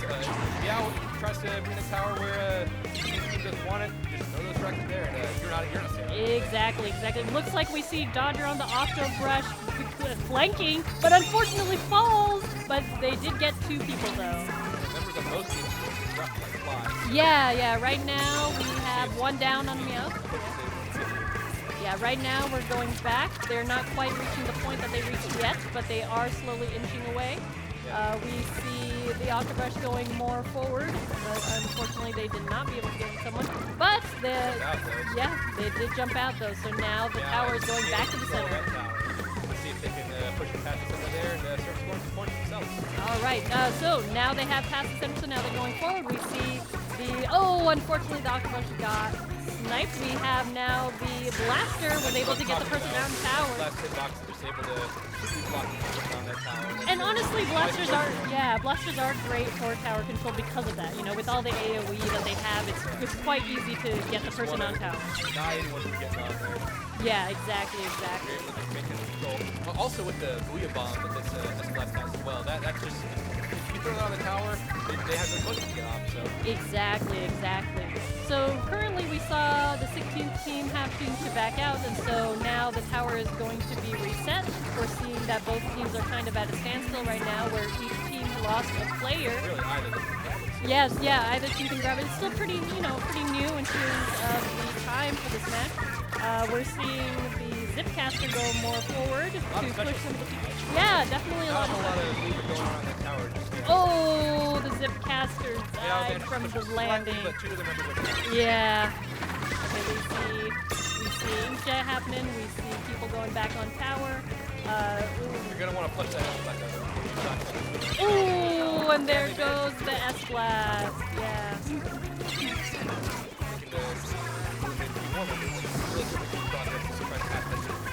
Yeah, exactly. Well, right now we do see Meowth going more forward. We see that their ticks are now going down, and we see Dodger trying to get the Blob Lobber right now. But oh yes, the Inkstorm. Oh, and then Cardo got Yup, and now the tower is going back to center. We see the jet. Unfortunately, didn't grab anyone towards the end of that jet, but hey, we see Meowth got back on the tower. Norm here holding the line with that bow right there. Yeah, indeed, holding that line. All right, Cardo, let's see if we can get that.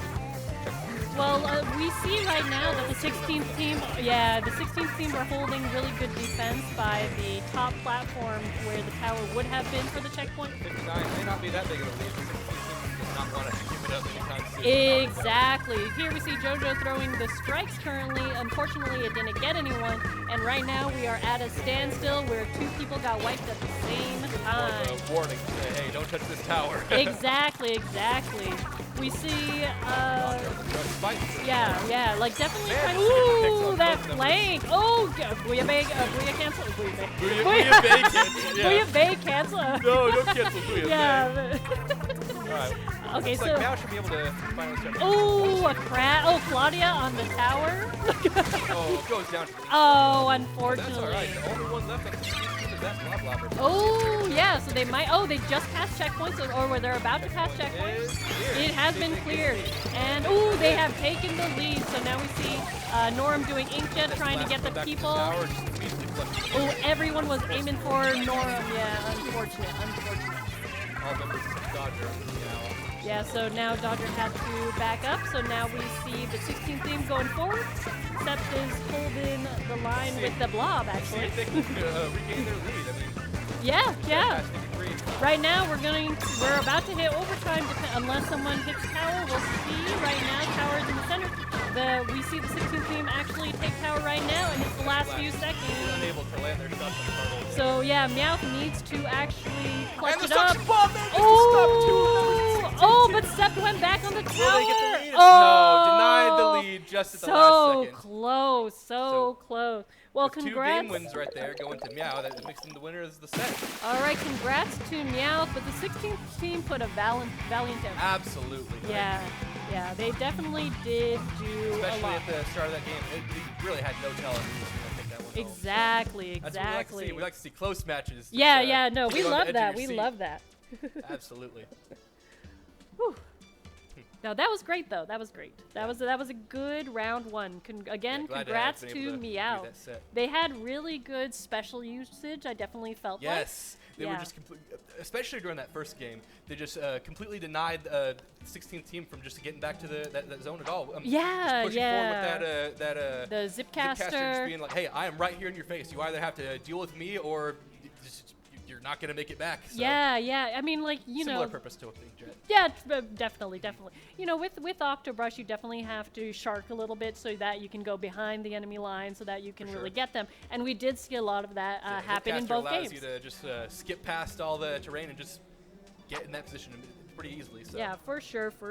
But we definitely saw some also good special uses from the 16th team. So, for example, on tower, we definitely saw bubble placed in the correct positioning to try to move forward. What I wanted to point out with the 16th team's specials on that previous tower control game is just how well suited the specials were specifically for tower control. I mean, obviously the Booyah Bomb and the strikes just you throw that at the tower, there's nothing you can do unless you have a Kraken to be invincible. You are going to be splatted if you touch that. So Right. It's just a guaranteed way to clear that tower. Yeah, and then like the specials that they did pick for that match did work. So yeah, like they said, the bubbler, and then obviously the triple ink strike helps a lot to either keep the tower or like to push more forward. And then obviously the Booyah Bomb, if needed, could be aimed at tower to try to protect the person as well.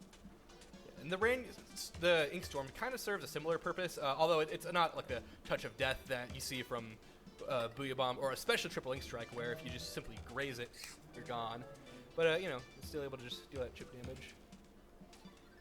And with that, we will be getting back to you shortly with the second round of Pools Wave B. Yeah. So please stay tuned for that. We'll see you in a bit, y'all. Bye. Bye.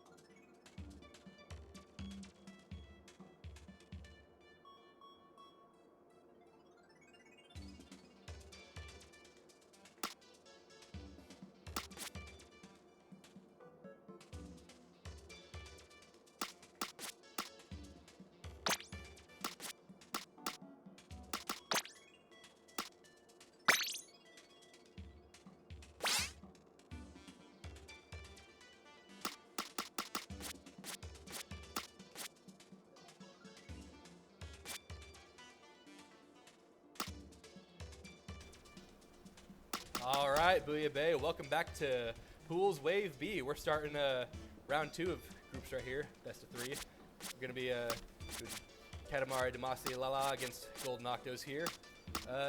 Yeah, best of 3 set. Game 1's going to be Clamblets on Umami Ruins, followed up by Splat Zones on Mako Mart, and finished with Tower Control and Undertow Spillway. So I will say, shout out to Katamari, because that's one of my favorite games. I knew you were going to say that.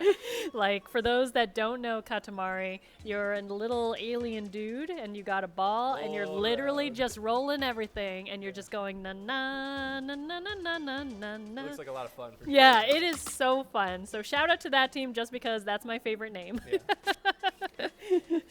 Let's see who's actually on these teams. So we have the Golden Octos, and a bunch of the Golden Octos are actually members of Jelly Squids. We have various flex players, actually. All 4 of them are different kinds of flex players. So, like, good for them, actually.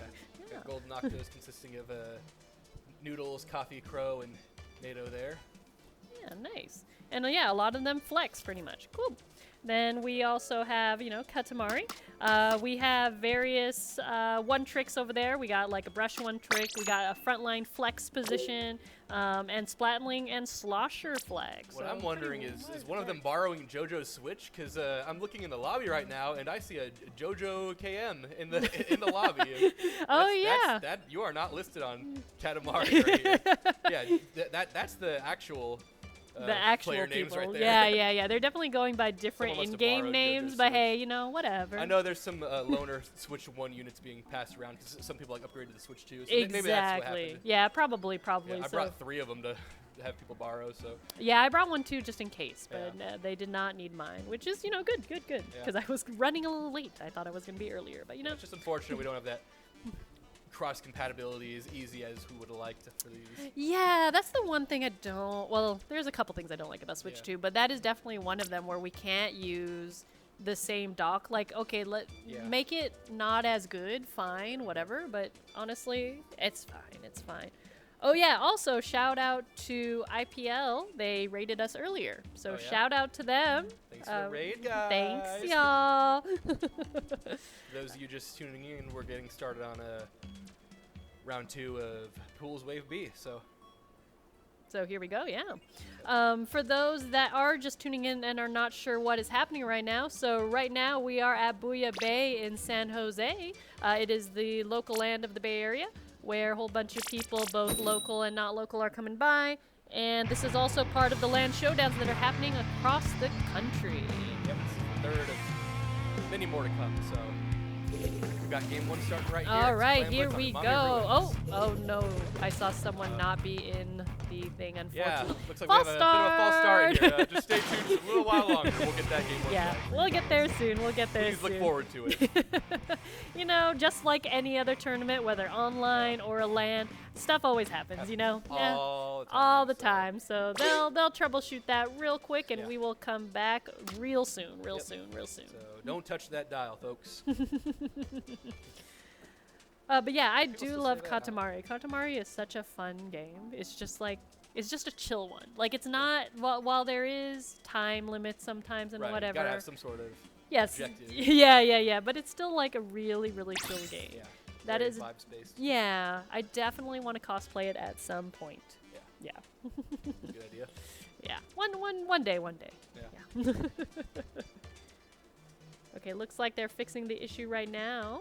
Yeah. But while we're waiting, so again, Clam Blitz is going to be the mode that they'll be playing at. And personally, I'm a fan of Clam Blitz. Yeah. I know that is like a hot take apparently, but I feel like that love was more Clam back in like Blitz. the Splatoon 2 days. I feel like I don't really hear a whole lot of hate for it anymore. Besides, like if you're playing it in like solo queue online. Yeah. I mean, that's always the case for Yeah. solo queue though, because you can't communicate. Throw me a clam, you know.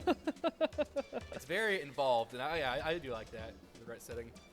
Yeah, for sure.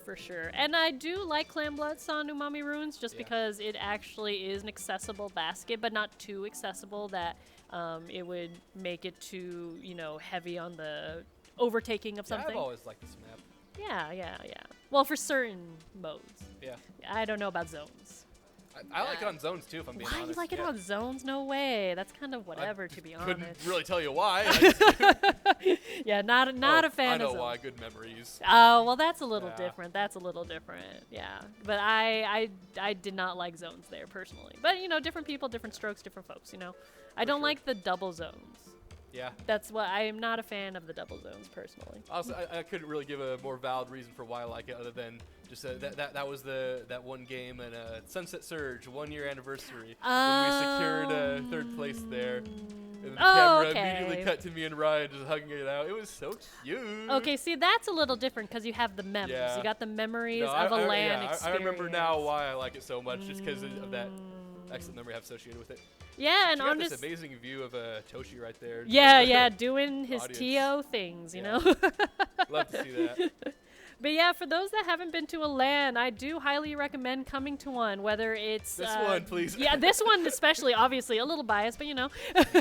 But if you guys have not gone to a LAN, I definitely recommend it. Everyone is really chill. Yeah. You know, Splatoon people in general are just really, you know, nice folks for the most part, and like, you know, just very friendly. Yeah, there's a whole bunch of, I mean, just especially throughout the United States, pretty much just look at what's left for the LAN championship qualifiers, and you'll see basically, it's not a complete list of all the ones over here in the States, but it'll give you a pretty good idea of where the major ones are located. You know, we got NorCal, SoCal, Arizona, we got Seattle, we got New York, we got North Carolina, we got Florida, Texas, Chicago, all over. So. Yeah, honestly, there's just so many different LANs all over that I'm sure you can find one somewhere. Or honestly, traveling for one is worth it. Yeah, I it's mean, worth I it. fly like 600-700 miles out to go to these, so. Yeah, they're fantastic. So Yeah. for those of you that haven't, definitely go to one. If you want to go to like one of the bigger ones, there's obviously Riptide. That's a huge one that happens every year. So if you can't go to majors like Riptide or Low Tide City. Oh, Is that yeah, still a yeah, thing? yeah, I yeah, feel like yeah. I haven't heard that name in a while. But yeah, I haven't either actually. Yeah. we got that Riptide coming up in September. That's a great opportunity for just you know, it's the big one. So you're gonna it's not necessarily. Obviously, the L in LAN stands for local, but at this point, it's more of a regional, just all over the country and even outside of it coming together for the big event. So Yeah. I saw someone say that they would if they can do handheld mode, and you can play handheld mode. There is somebody here at most of Booyah Bay that is playing handheld mode while standing up. While standing up. Unfortunately, I do not know this person's name, but Yes. I witnessed this when I was out on the floor. And Yeah. It's very impressive to see. But yeah. Yo, here's we're the seeing set, a game one. dynamo. Hey, Classic. let's Yeah, go. Hey, if you listen to the last set, you know how much I love that thing. So. Yeah, definitely love a good S-Class. So, alright, so, unfortunately Nacho got picked. Right now we're seeing the S-Class go forward, but we're still quite at a standstill for now. Unfortunately Katamari has been the wiped bumpers have been out. We see Coffee with the Dynamo just put their special, so now everyone is going to be sodaed up, and so now they are moving Really forward. important to get reckless in the charge. Yeah, exactly. Oh, that was a very good wall placement to be able to put it. Oh, another wipeout. Unfortunate. So right now we're seeing them grab clams because the clam economy is not quite on their side. They're Question keeping that mark? momentum going. Yeah, but they are keeping their momentum. We are seeing Katamari going more forward. Wow, yeah, this definitely is going quite quickly. Yeah, hopefully they can. Right now we see the Splatling trying their best to back up their team, but unfortunately they got picked. We also... Still keeping it open. Wow, they're still keeping it open. That's kind of amazing. Wow. We do definitely see the Gal keep putting the wall up, which is definitely protecting their team a lot as well. It's going to make it even harder for them to get past that. Yeah, exactly. Oh, man, more and more members are Katamari. Yeah, unfortunate. Keep that kind of going. Oh, we are at 5 points left, y'all. We might see it end as soon. Well, right now they can't find clams, apparently. Yeah, because Just in time to get those there. last ones in to secure that knockout. Quick knockout. You know, Clam Blitz is usually one of the modes where you don't typically see that happen in one go, just a knockout like that. But Golden Octos have proven that it is absolutely still possible. Yeah, definitely still possible. Yeah, I guess the clams were not spawning fast enough for them to grab.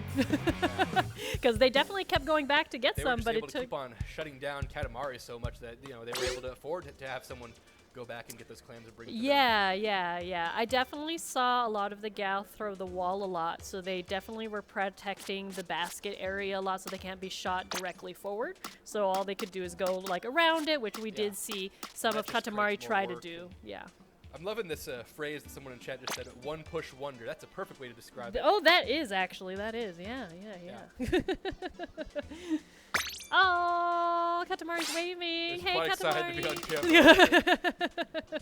Love to see that. Love it. Oh, also all the milk tea it's out. Yeah. Oh, I really want to get a milk tea right now. Oh, I love that stuff. It's so much sugar. It is so much sugar, but it's I had so like worth a coffee it. one last night. It was coffee instead of milk tea, but it was so full of fat and sugar. It's a once in a while type of treat. Yeah, I'm definitely. getting too old for that. That's what you said. So. It's true. Like I can drink one a day, and I'm A good. day? Oh, I need maybe like one a week. Oh, okay. Well, I have a pretty big sweet tooth, so I can get a milk tea a Hey, day. I can slam down pizza and burgers like nobody's business, but sugar, oh, I gotta be careful. Well, I like to make it myself at home. There you So I go. have it in a big old jug. Yeah, I've been and trying to then- get into that myself as well. Yeah, and you can find tapioca pretty cheap Me too. too, right here. Alrighty, here we go, y'all. So we have Splat Zones on Mako Mart, a very classic game mode and map. That mode that used to be notorious for slider cheese, where you just Yes. You pop slide. your slider right there in the middle of the zone, and it would just Exactly. Recently with re-slider, we're seeing a bit of a pain curve. That is not necessarily something you just easily do anymore. So. Right. Oh no, you're forced to actually paint the zone manually now. How terrible. How terrible. I say this as someone who loves re-sliders. Exactly, and I'm like... I am on the wrong side of this. All right, Katamari yeah. securing the control. Yeah, right now they're controlling the zone. We have two people jumping in on Katamari's side.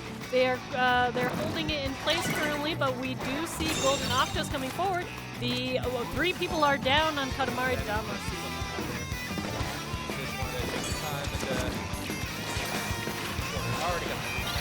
We see a jump out from the brush because they were getting surrounded, and we also see the special come out. Unfortunately, that did not get right. Exactly. We also see a Booyah Bomb. Yeah, but looks like blue is... Oh, it's kind of 50-50 right now.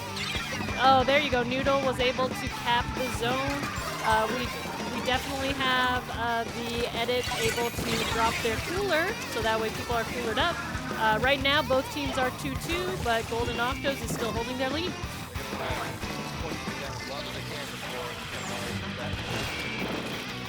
Yeah, right now we're going on 27 ticks, but unfortunately the slosher, oh, my favorite was dead. Yeah. But their ticks are still going down. Not able to take down the dinosaur there. Yeah. Well, it looks like that several people were down on Octos, so now... Katamari does manage to keep control of the zone right now. Exactly. So right now we... 8-point penalty. Yeah, right now we see the junior holding onto a bubble. Maybe they're trying to get closer so that they can use it in the zone. But unfortunately, they haven't been able to go closer quite yet.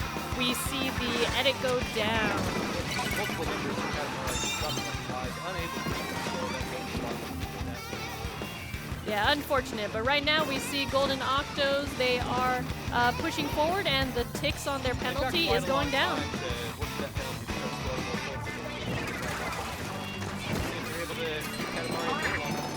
Right. Right now, Katamari has unfortunately been staying in the similar spot. They haven't been able to move forward. They're hoping that Booyah Bomb is going to help. Right now, well, the wave breaker went down. There's a jump happening, but unfortunately, they got swiped. Oh, wow. Yeah, we just have a few ticks left, and now they're in the normal, but a lot of people were down. We see the Blaster trying to paint zone with their life, and then Moo was able to help out. Yeah, there we go. Another big penalty for Golden Octos. Let's see if Katamari can get Yeah, exactly. All right, we see some strikes happening on the Octo slide, and they have now capped. Yeah, right now we see the Katamari team a little bit in the same areas that they were last time. Yeah, unfortunate. We definitely see it.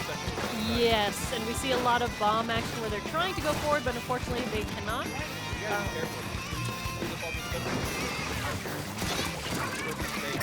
Oh, and the wipeout. So now we only have a few ticks to go. And based off spawning, I don't think they're going to be able to make it. And unfortunately, they don't. Gold Noctos getting another knockout, securing their win for the set right there, 2-0. Yeah, unfortunate. But, you know, good games all around. Good games all around. And then there's the victory sips of their milk tea. Yeah. Got me craving some, even though I just said how I definitely want to get some. That's wholesome. They're all after. matching. I love that. I know, that is so cute. That Yeah. is so I cute. love that team dynamic. Yeah. And with that, please stay tuned because we're going to be coming up with round 3 of Wave B of pools very soon. So we will see you all later.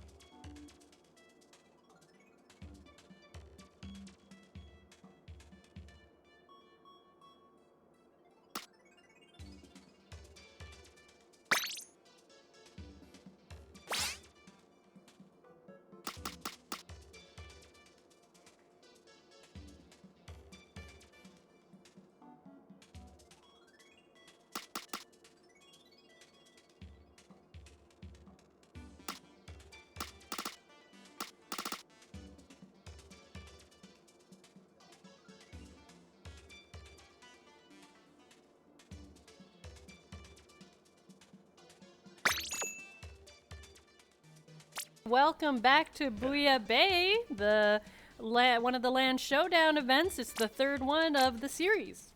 Third LCS qualifier at LAN Championship Showdown. So for those that are just turning in, we are doing pools right now. So we are on Group B, and this is going to be Wave B, round 3. Yeah, round 3. Perfect. Do you want to go over the maps and modes for this one? Yeah, so just like the previous 2 sets, this is going to be best of 3, right? And well, I'm sorry, I just had the maps right here, but let me get it back. All right, it's going to be starting off with a Rainmaker on a Scorch Gorge, followed up by Clam Blitz on Museum, and then ended with Splat Zones on Robo Ramen. Oh, and it looks like we're actually having Golden Octos on stream once again. And we have UCSD Esports Gold, which is actually a CCA team. So for those that don't know what CCA is the Collegiate Splatoon. Yeah, exactly. And so there's a whole bunch they of got them. ready really fast. Whoa, they all have already. matching banners. How that's so cute. I love the coordination. Oh, okay. S-Blast again, we're seeing that every Yeah, set we're seeing here. a lot of S-Blast this time. Yeah, Last the buff Booyah Bay we did Dynamo, not of course. see. Yeah. Oh, absolutely. Oh, we're also seeing a Stamper, but it's the other Stamper kit, the Embers one, I believe. Rider 5H. Yeah. You know, the UCSD Esports Gold, they definitely are using a comp that is pretty typical that we're seeing in this kind of setup, at least especially online anyway. The Dynamo is more of a new Yeah, Dynamo has been picking up lately. Not significant, like a lot of people, but a decent amount of people old-time are. Dynamo main too. Whoa, Oh, UCSD unfortunately got wiped out by Golden Octos. excellent starting push right there. Yeah, that was a good starting push. Now, with, this map, it is a tunnel. And so even though they got 16, that does not mean they win, because the tunnel sometimes will just like ram through the tunnel really quick. Right now we are seeing the kind of not too much movement happening right now. Golden Octos really having trouble keeping up with presence in UCSD's spot. Yeah, unfortunate. So right now they Like, finally that's popped. fast start. Yeah, they definitely popped the Rainmaker so that it will hopefully go back to center soon, because they did not do that earlier. And then hopefully they can push more forward. We right now see Golden Octos had 2 people down, while UCSD is going forward. Yeah, just notice both these teams have some gold. You got Esports gold right there and Golden Octos. So Yeah, exactly. that's not too reasonable. So now we see that UCSD has grabbed the Rainmaker. Yeah, we do definitely see someone trying to flank on the Golden Octo side, and the Rainmaker was aiming for them. Right now we're seeing the Rainmaker push a little bit, but we are also seeing a Booyah Bomb being thrown, and unfortunately the Rainmaker has been taken out.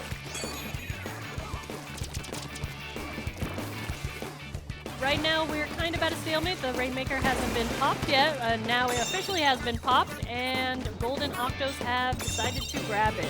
Oh, all one of them go down immediately though, so this may be UCSD's Esports' chance to finally make their push. Yeah, right now we're seeing... Cooler ready on the sniper. Yeah, exactly. That's going to allow them to be more reckless. Yeah, I think they were just trying to prep the cooler first before attempting to get the Rainmaker, because they were near it, but haven't been doing anything. Oh, unfortunate Booyah Bomb Between splash. the wall and the Booyah, Oh, you had nowhere to go. Absolutely nowhere to go. Be careful right there. I do like the Stamper. I'm not good at it, but it is a fantastic weapon. We're seeing some great action happening. All right, Oh! Oh, all of them go down. Except for the junior, though. Forced to retreat all the way back. Yeah, right now we're seeing UCSD trying to move That is a forward. good wipe right there. Where the Slosher is actually getting 2 people so far, and maybe they're going to get a 3rd person soon. Right now they're throwing... Yeah, right now... Oh! Yeah, okay. We had 3 people down on Golden Octo, so UCSD might be able to get closer. Unfortunately, they need to catch up. Oh, but the crab got him. Whoa, all but the Slosher down. Oh, that is so Now's unfortunate. your chance. Move that thing, get the points. Yeah, so right now they have popped it, and they decided to opt to grab the Rainmaker instead of letting it go back to the center. And so right now they're trying to push forward, but unfortunately they lost the Rainmaker. We see the Octobrush try to use Zipcaster, but unfortunately got... Snipe Rider 5H right there. Yeah, the Snipe Rider 5H unfortunately got them. That weapon's so fun to see. Oh, the Rainmaker is in a precarious place, so it looks like they're just gonna pop it and let it spawn back to where it originally goes. Oh, the crab got canceled. That's unfortunate. Oh, and the rush. Yeah, both teams right now are pretty even right now. We're not really seeing any particular push in one direction or the other. We definitely see a lot of specialties happening on both sides of the team, whether it was the Booyah Bomb we just saw or the triple. GCSD, I mean, they're carrying the Rainmaker. Let's see. Oh, spoke too soon, spoke too soon. We only have the Splash left on UCSD, but we have 2 people on Golden Octos right now. Yeah, you know what? It is very interesting to see Dynamo played a lot because they are able to paint a lot of the area and thus do tip damage. Yeah. Yeah, because it definitely got some updates, I think, in terms of like the painting, I believe, if I recall correctly. And so we're seeing that update in action right now. 20 seconds left on the clock. UCSD Dax fast if they want to get that. Yeah, so right now we're seeing the crab hopefully trying to push the left side so that way the people on Golden Octo will not get the people with Rainmaker. Oh, now we definitely see they are going forward because they've dropped a lot of people. This is overtime though, so they need to be able to go as far as possible. And hopefully. Oh, and but they managed to get a bunch of people, so if they can somehow, yeah, they got to be very careful because this is a tunnel. Yeah, the tunnel action. Oh, the Dynamo, but they got splashed. Yeah, so they need to make some quick pushes real quick. But the unfortunate thing is because it is a tunnel. Golden has specials ready, so they can flush them out just like that. There Game we go. 1 going to Golden Octos. Right. So next up, we're going to be heading over to Clan Blitz on the museum next. Oh, Clan Blitz on museum. Yeah. Okay. I like a good old Clan Blitz. Clan Blitz is fun. You know, despite them having a huge lead for Octo, you know, UCSD did try doing a lot of different things with their specials. It's just unfortunate that they weren't able to push it. There were so many times when it could have been the one where they actually were able to make that push and gain that lead, but unfortunately we're just barely stopped every time. Yeah. Golden Octos is doing very well in terms of staggering their specials. We're definitely seeing them use them in turn rather than all at the same time. Yeah, let's see if they can keep this momentum going and win another set here. I mean, shoot, because they won the previous one as well. That's going to get them a good spot in that bracket, I believe. Yeah, and they're also really warmed up. You know, Yeah, they just played earlier, and so having to play and then play on main stage again right after. You know, sometimes you got the juices going that you're like ready to go. You know, when you start in Wave B as well, it gives you all the time waiting for A to finish up to you know, you can practice or do whatever. So right, exactly, because we definitely saw some people in B practice earlier. 'Cause not every station was in use at all times, so yeah, we were able to, you know, have people go and practice. So that was pretty nice to see. Yeah, hopefully we see some good gameplay on Clan Blitz. For sure. I absolutely love seeing the crowd shot because I love seeing all the little plushes. A lot more seats taken now, for sure. Yeah, just seeing all the little small I feel fry like there was only together. about half that many people there last time we saw Yeah, this. exactly. So people are starting to settle down. Yes, Oh, the there's zoom in on the the zoom in plushies. on the plushies right there. Gotta love them. There's actually a whole bunch of small fry in various places, and I think we have a little Miku also in the crowd right there. Yeah, sometimes there's, you know, a whole bunch of small fries just I was gonna around say, in I feel like general. specifically these small fries, a lot of people like to bring them and just form a whole congregation of them at these lands. A whole cult, Yeah, as I it were. unfortunately did not bring mine this time. I forgot about it. Oh, I mean, packed like, you light, have to so- travel, yeah. though. That's a little different. Yeah, you know? anyone who's ever flown Frontier knows. Oh, Frontier, yep. All right, game 2 right here. All right, game 2, here we go.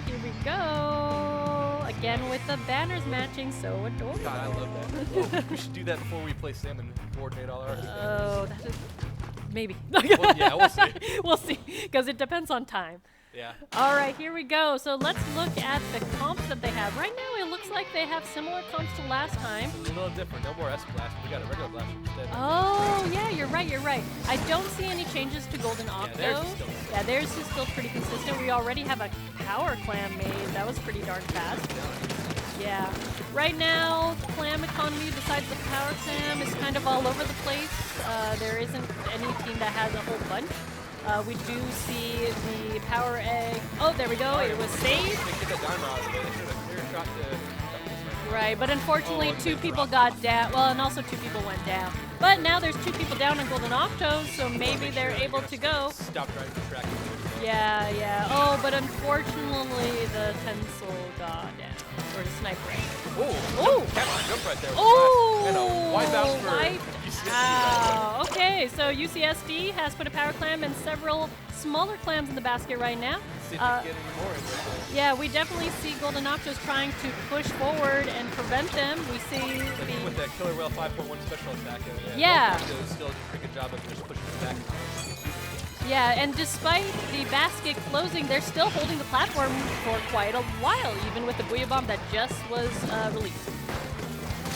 UCSD may be able to open the basket again. They got a power up there still. Oh, unfortunately, a lot of the numbers are going down. Ooh, a lot of people on UCSD. Yeah, 3 out of 4. It was almost a delayed wipe, but not quite. And so now we see the Golden Octos are collecting a bunch of St. Clams. We have a power clam made by the Octobrush player. They're going with that tactical lure, so they're going to want to really have a thing. Right, exactly. Oh, the Octobrush used its Zipcaster, but unfortunately was not able to keep it. Behind that easy. Yeah. Oh, right. Oh, hey. UCSD had a power clam. They have a whole bunch of clams. We see the blaster throw a whole bunch of clams in. We also helping them, maintain the territory there as well as. Yeah, then we see the triple ing strike definitely helping them to continue pushing forward. Unfortunately, the backline players got sniped. And all members have. Yeah, it was quite like a little delayed wipe. Right now, we do see that Golden Octos has collected a decent amount of clams. However, we see Octo have 6 of them, and we see a power clam on Dynamo, so they're definitely trying to collect a whole bunch, but they are still stuck on platform. And oh, and they did got before getting that cooler out, so somebody wants to grab that. Oh, not if they all go down first. Oh, that is so unfortunate. But we do And see. Golden Octos finally able to dunk more. All right, and Golden Octos has a lot of clams on them right now, and so right now they're dunking a whole bunch of them, but unfortunately 3 are down, and the Dynamo is the only one left. You can tell they really want to take their time and to make sure they had those clams before taking that push. They But definitely unfortunately, did it that with the wasn't push, enough. yes. But we have 2 minutes still. Right now, UCSD is down by everyone except 1 player, and so, but it's the backline, so hopefully we are able to hold. Golden Octos is able to do that one more time. That could get a chance to turn this around. Yeah, they could very well easily. Right now, they do have the clam economy compared to UCSD. UCSD doesn't quite have as many clams compared to Golden Octo, and we're seeing a lot more collection happening, but unfortunately, a lot of the players in Golden Octos are down. That's a delayed wipe right there. We definitely see that the UCSD people are going a lot more forward. They are trying to take mid control right now. But unfortunately, 2 people, yeah. Oh. Special charge right there as Well, right now it looks like Stamper is trying to go forward, but they don't quite have all their teammates around, and then they got AoE'd. well. The vibe we get from Golden Octos, they want to be patient and gather all their clams before making the switch. Unfortunately, this stopping the tracks are not able to have enough time to. Right, exactly. Oh, right now the Slosher has. Yep, the Slosher has been marked, so unfortunately got splatted. Right now we're seeing the Dynamo trying to move forward and doing the chip damage, but unfortunately, yeah, unfortunate. So, yeah, definitely. We only have less than 25 ticks to go. Great job. They do not want them to get people.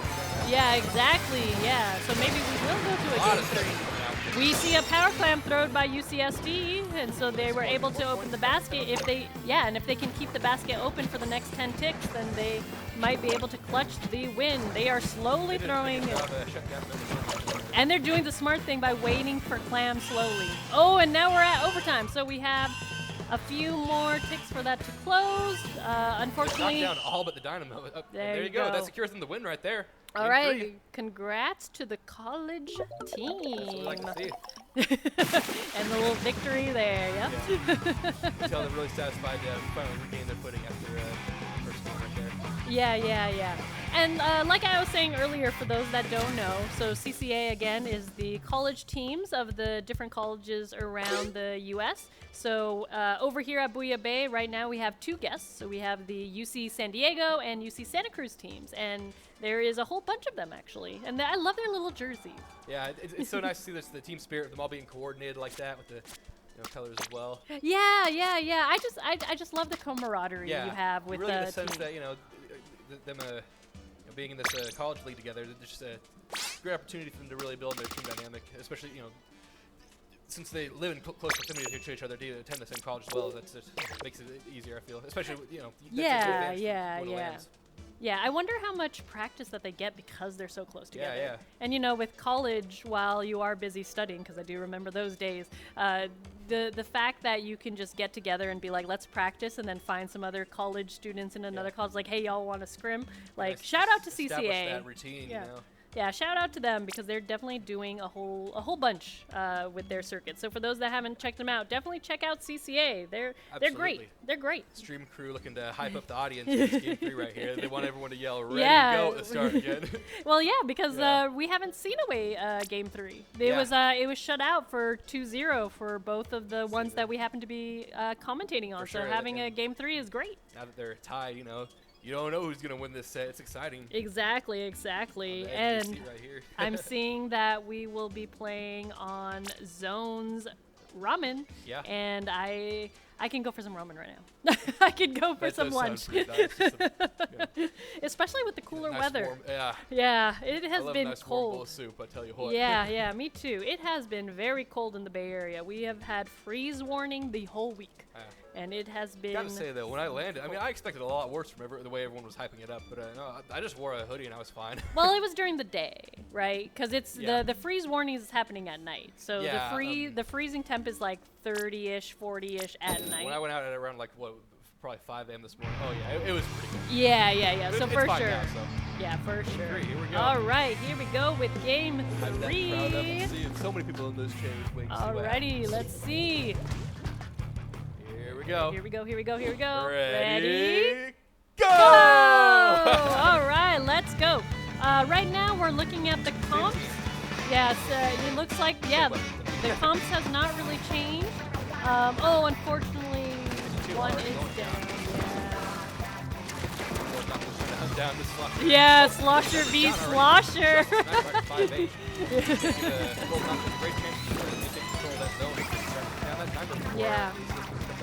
Yeah, so right now we're seeing quite a push with the Golden Octo. That was an interesting Zipcaster start, I guess, to protect your endpoint.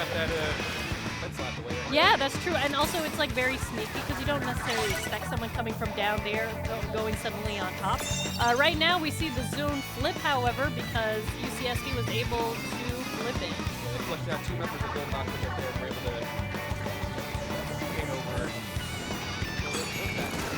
Yeah, it's interesting to see the zone not being flipped when you see the little meter where it was roughly 50-50. Yeah. I'm actually kind of surprised. Right now we exactly. Right now we see UCSD. They are just have taken the lead. The wall that the gal put up is definitely helping them stay a lot closer to the spawn point of Golden Octo. All the specials coming out with the Golden Octo this year. Yeah, we definitely saw the triple ink strike and we saw Zipcaster in our peripheral. Unfortunate delayed wipe. Yeah, right now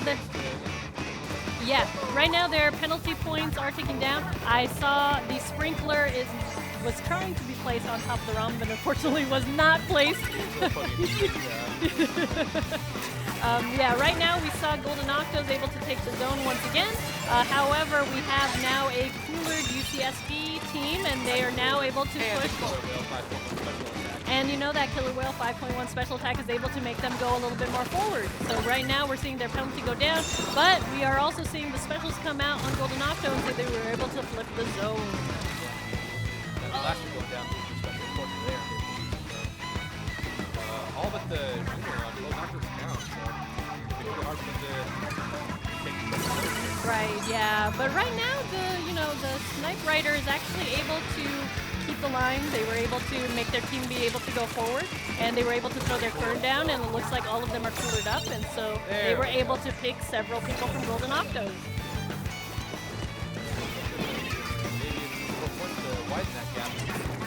Yeah, for sure. We definitely see the penalty go down. We're also seeing the sensor. Oh, Noodles just barely got into the sensor of that, unfortunately. Oh yeah, we have the cooler coming out, and now there is triple ink strikes that they are throwing in. Oh, there it is, yeah. Oh yeah, the bubble placement was really good, so that way UCSD would not be able to go forward. However, we are seeing them try. Oh, unfortunately, the slosher was able to get the snipe rider. Okay, now we see. Just barely. Oh, but people got splatted in the zone, so it hasn't been capped by either team. That's how this game is. It doesn't matter how big your lead is, it just has to exist. Exactly, exactly. And so right now we see UCSD trying to go forward, but unfortunately their killer whale. 5.1 special attack right there. Yeah, but unfortunately it wasn't able to get anyone because they got splatted. We are seeing Slosher v Slosher happening right now, but none of them got each other. They're trying to get them, but unfortunately one of them went down. Oh, yeah, it takes a while. You know, this is a very close game. Right now the penalties are really close, and then the remaining picks. All members of Golden Octos. Exactly. So right now their penalty is going quite down. They actually might be able to get rid of all their penalties soon. However, the blaster got splatted. But they were able to get the lead, so that's good for them. Right now specials are being thrown by Crow, and they were able to cap the zone. They got their specials though. So that is true. That is true. Right now we see Golden Octos really pushing forward. Yeah, Crow is really right there. Yeah, Crow is really behind. Oh, yeah, there's the lead. They are really in their territory right now, and unfortunately they keep getting splatted. But, you know, UCSD slowly starting to get splatted. Right. But right now 13 take. Okay, we see the ink strikes happening right now, but unfortunately it's getting painted over. Oh, but they lost control right at the perfect time. And the whale together.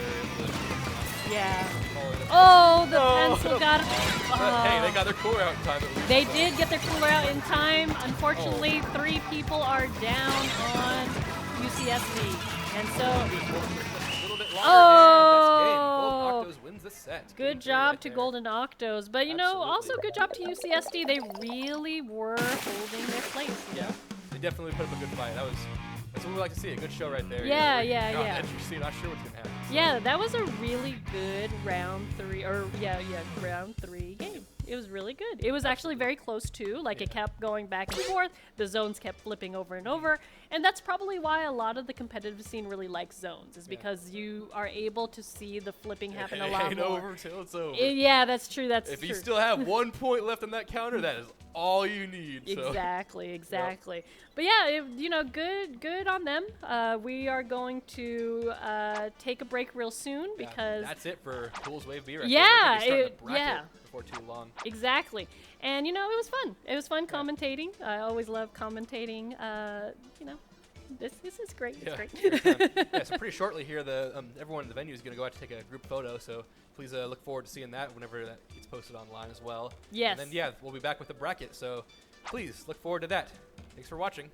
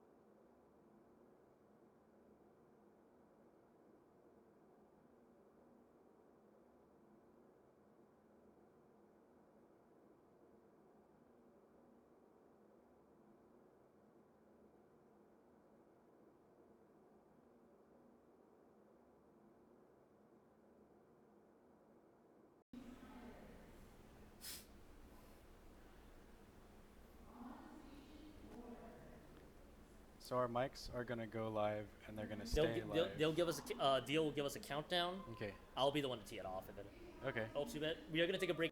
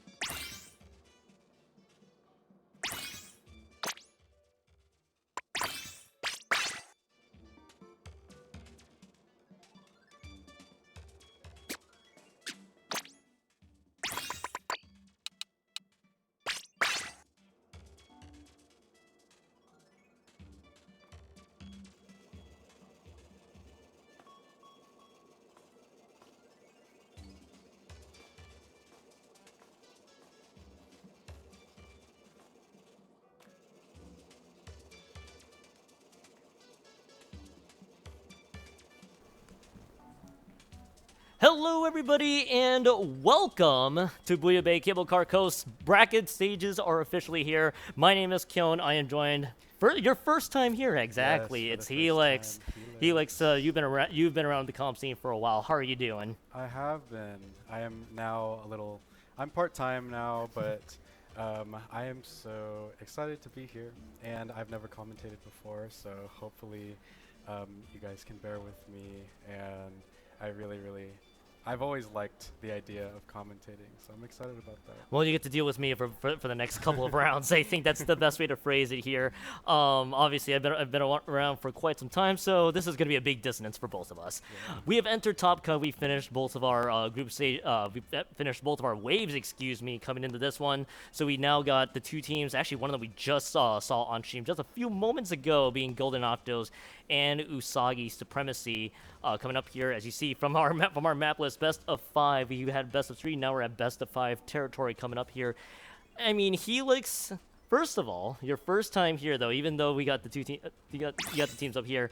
First time on the mic. Now, you from what we've literally talked about before we went live, you have been a backline person, and then you were stuck with all the weapons that I think everybody will want to flame you for even playing it, right? That is correct. I have played Pencil. I have played Splash. I have played Squeezer. Let's see if we see any of those weapons coming out from Usagi or Golden. But yeah, it's okay. It's okay. It's really a play style that is necessary, unfortunately. Unfortunately is correct. If you see the temperature that everybody talks about with any weapons being thrown out here, you're gonna be getting flame wars across Blue Sky and all the associated social medias here.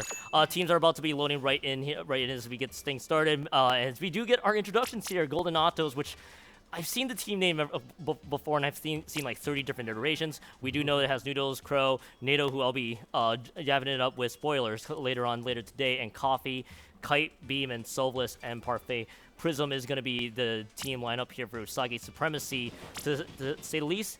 Helix, Helix, you have probably, maybe sparingly, played this map coming up here, which is the Barnacle and Dime Splat Zones map, which I think a lot of people, I've always considered this as probably one of the more common Splat Zones maps, I think, across most tournaments, and I think you would probably agree with the same. Absolutely. It's a very space-oriented map, but it's also a very flat map, so I'm really curious if we're going to see weapons that lean into that flat infrastructure and architecture of the map.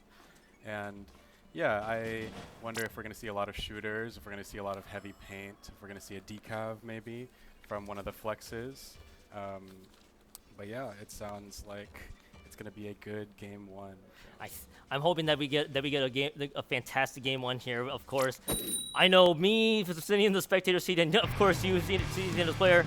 We want to see game 5s. You just want to get this set done with and move on to the next round for sure. As we're about to load in here, first round of Top Cut now underway. Golden Octos is going to be on the gold color side, blue color side. Usagi Supremacy. I take a look at the weapons right away. Dueling Dynamos. Of course, the recent patch has basically buffed Dynamo to a lot of degrees here. That's been the main cooler option. Anything else that kind of strikes out to you as well, Helix? Absolutely. The Dynamo is super good after the update, and it is no surprise to me, Kyon, how I see so many Dynamos, and we are now going 3 down on the side of Usagi with a wonderful opening from Golden.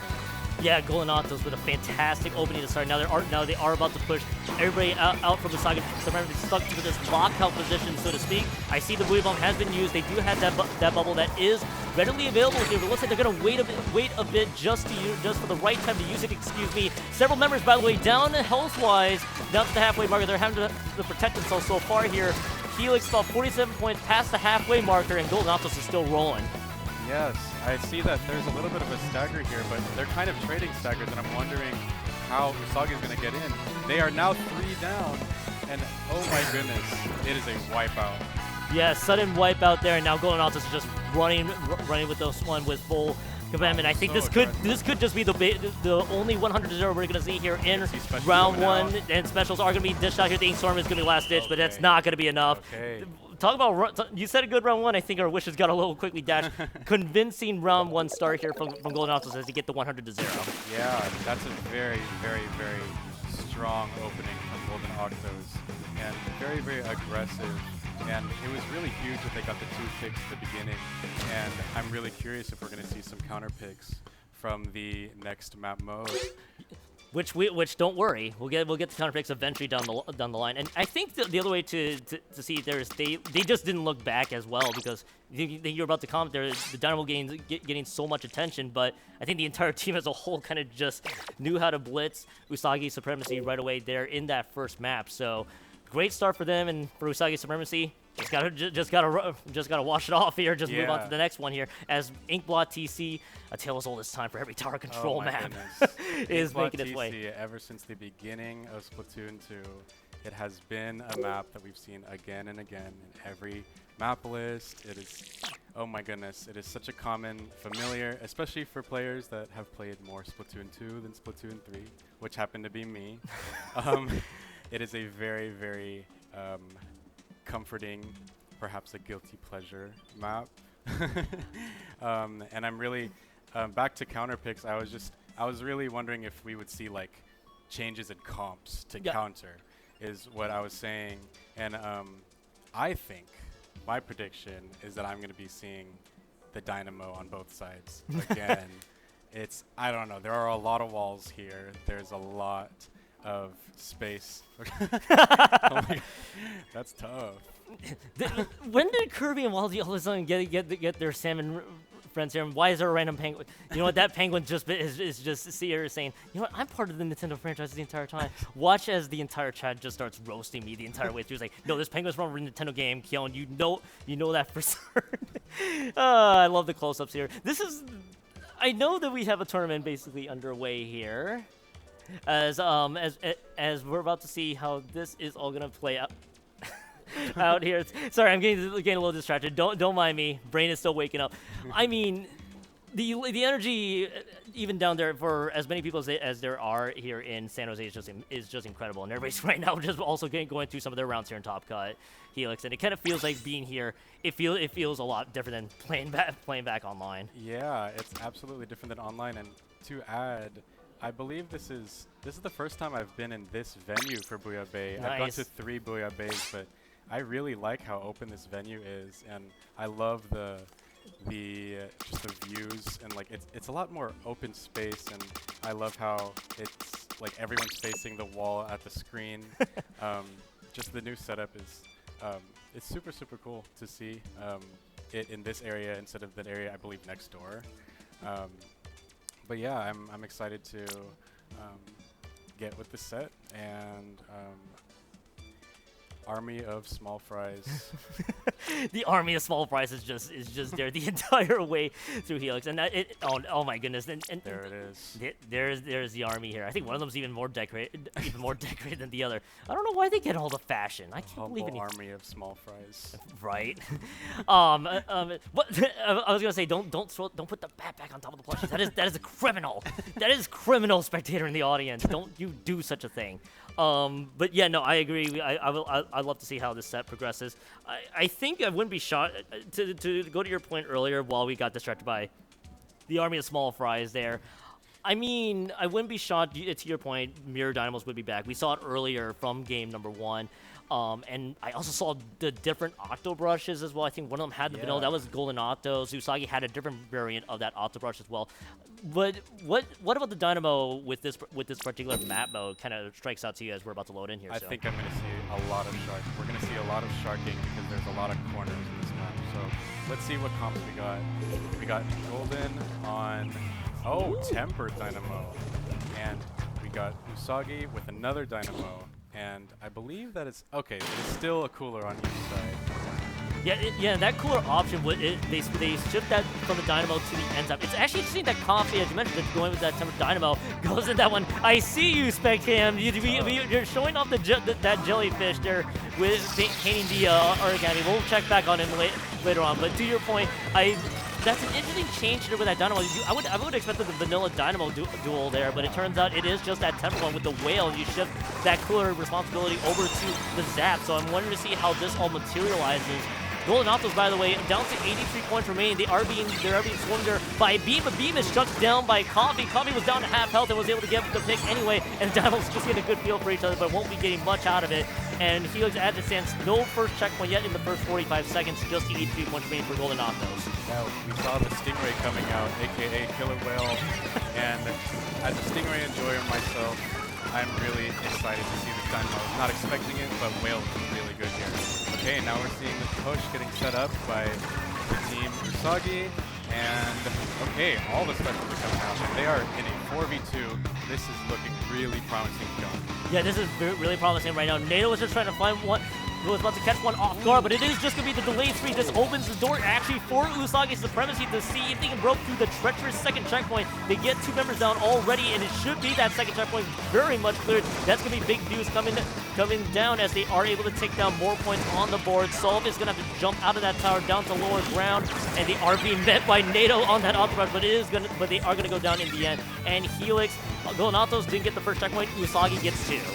Yeah, right now the Usagi supremacy is really going to have to chill and just wait for a pick.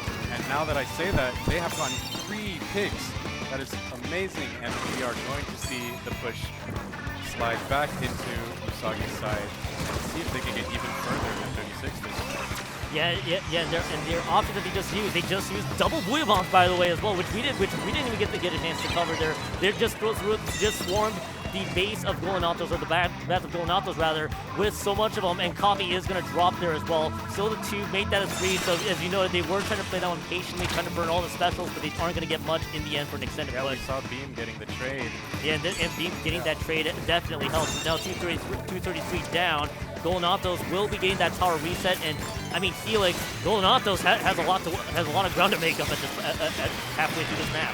Yeah, we're gonna have to see a player power shift where one goes down and there's gonna be more numbers on one side if we're gonna see how Usagi's going to come back in, or if we're going to see Golden come back in. We see one going down on the side of Usagi, but it's a trade, and there's 3 down on the side of Usagi, so this is their chance. This is Golden's chance. Yeah, Golden Octo's best chance they have. Crow was able to get the trade onto Beam. Now let's see if they can capitalize. They did lose the zap from earlier, but they are able to clear the first checkpoint. Now you get to see 2 members we're about to move forward, trying to see if they can keep playing aggressively. The 2v2 situation currently happening for Golden Octos. They are not able to make it to the checkpoint quite yet until now, but they are going to have to drop that Dynamo processor from Coffee, as well. Beam is just throwing the Booyah Bomb just to zone them out a bit, but they aren't able to get any damage onto Noodles there, and that tower is slowly resetting. Golden Octos do clear the checkpoint. They're going to need to get a little bit more though, Felix. Yeah, we see Golden is trying to keep the paint up, but at the same time not go too far, but we are really seeing Usagi do the same, and they're really using that vantage point and those angles to their advantage. You see the Zipcaster, but it's countered by Beams. You see the Booyah, once again, it is a 3v2, and one just respawned because they had cooler, so we're still seeing the tower kind of in the same place for the last 30 seconds. Yeah, the last, and now down to the minute 3-second marker. Now we can see just this all-out brawl that was kind of happening on the side, and so seeing the 2v2, the trades are going to pretty much benefit Usagi's supremacy, especially with where the points land. I want to see if there is a little bit more aggression from Golden Octos here. They are able to get a jump. Crow's going to have to throw that Booyah Bomb on that left-hand side there in Inkblot, and Kite is actually going to be down in health. They're going to have to recover, but they are going to get eliminated in the process. Nato drops to the water, and it's been a little bit tragic taking a swim there at the end. They are going to be down in a slight man disadvantage there. Noodles and Coffee just has to keep that aggression going. Noodles are able to at least get a trade, but what more can they get out of this one, Helix? That's going to be the ultimate question. Maybe a lot. They might be able to get the second checkpoint. We're seeing a barrage of bullets, but they are still going. They're clutching the lead. Oh my god. Well, to the exact point, they gained that lead swap, but they did lose 3 in the end. Now it's Beam's chance to shine. Kite's now right in that tower. They're going to get the jumps in. I mean, Helix, Usagi Supremacy has to now just run it the other way with the 2 checkpoints that they have down. I mean, Usagi, Golden is on the attacking end, and I'm really wondering if they see a shark, but no! There was a person that rushed straight into the tower. We did not see it on spec cam, but good job. What was the team? That was Usagi. That was Usagi. Good job, Usagi. Wow. Yeah. 1-1. Yeah, well, I did say Usagi. It was Golden Octos. Oh, it was Golden. So it was Golden. 2-0. It was 2-0. Wow. See, we're still waking up. Don't worry.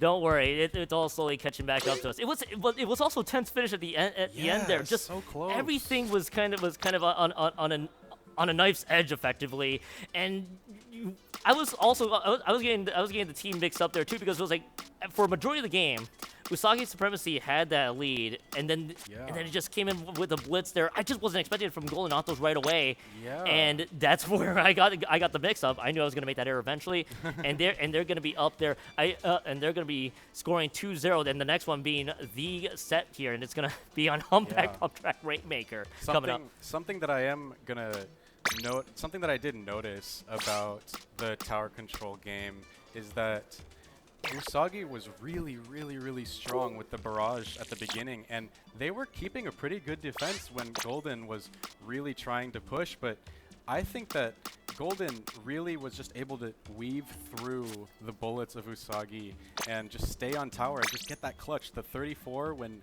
they had to beat the 36, they were just there right before all going down, and that was really impressive to see from them.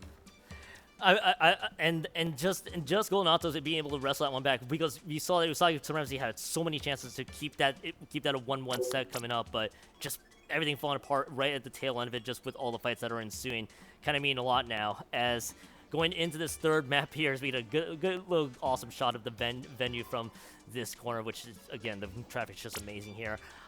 Humpback Pump Track Rainmaker. Would you even be surprised to see Dynamo again here in this duel? I think I'm going to see both Dynamos. This is the Dynamo map, guys. I'm really excited. I love Dynamo. It's so broken. And it should have been broken years ago. Honestly, I think I'm going to see the Stingray one again. And I used to play on specifically this map mode. I would play, back in my day, I would play Vanilla Dynamo with Stingray. And Unk still got it. Funk still got it. I think we're going to see the same thing with the Tempered Dynamo, and I think it's going to be a really snowbally game. So I'm going to really, really, really bet on Usagi's just if they really want to lock in and get this reverse sweep, we are really going to have to see them taking advantage of these snowbally situations. And we're getting the battle coming up, and let's see how this plays out. I want to see if Usagi's Supremacy still has a lot of fight. I know that last map right there, especially on site there, it's gonna be a little bit tough to recover from. And we do can see Coffee actually reverting back to the middle down. Now we get almost a full series of weapon swaps here from Usagi's Supremacy there. That's gonna be Soulless, by the way, on that vanilla heavy as well. I think I see Parfait on that Frozen Pro, so you do get a lot of missiles on the board. I'm gonna be curious to see how this is all gonna work out, because yeah, Guildhouse is just gonna stick with that vanilla Dynamo the entire time and only switch their Junior from the Zap. So that's what I see right away. But I think Guildhouse is just gonna say, all right, I see your weapon swaps. Forget it. We're gonna get the first checkpoint. That's already delayed 3. Helix has the first checkpoint already clear for Golden Sounds like Octos. Golden Octo really did get the opening this time. And we're just gonna see how Usagi's gonna have to defend. They got the missiles out. They're stalling the Rainmaker. They have player power, so I think they're gonna push in really, really hard. And they have that Octobrush. There's an Octobrush on both sides, actually.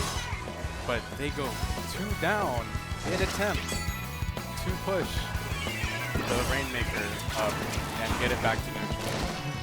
There's still plenty of opportunities here to see if they can make that one, able to get that one materialized. As Eagles about to fly right in, they're going to get the 1-for-1 trade there, as they are able to get one of their priority targets on beam, and that is going to be Noodles pushing this Rainmaker up there with Crow trying to be the one to play with that sort of aggression. They are going to get the Rainmaker dropped, though, losing 2. They're going to have to retreat slowly here, and right now that Rainmaker is still stuck at 60 points remaining. They couldn't even get it past the checkpoint to start, and Soulless is still just painting for control. I mean, ever since the rapid fire start from Golden Octos, things have kind of slowed down a little bit here from Golden Octos.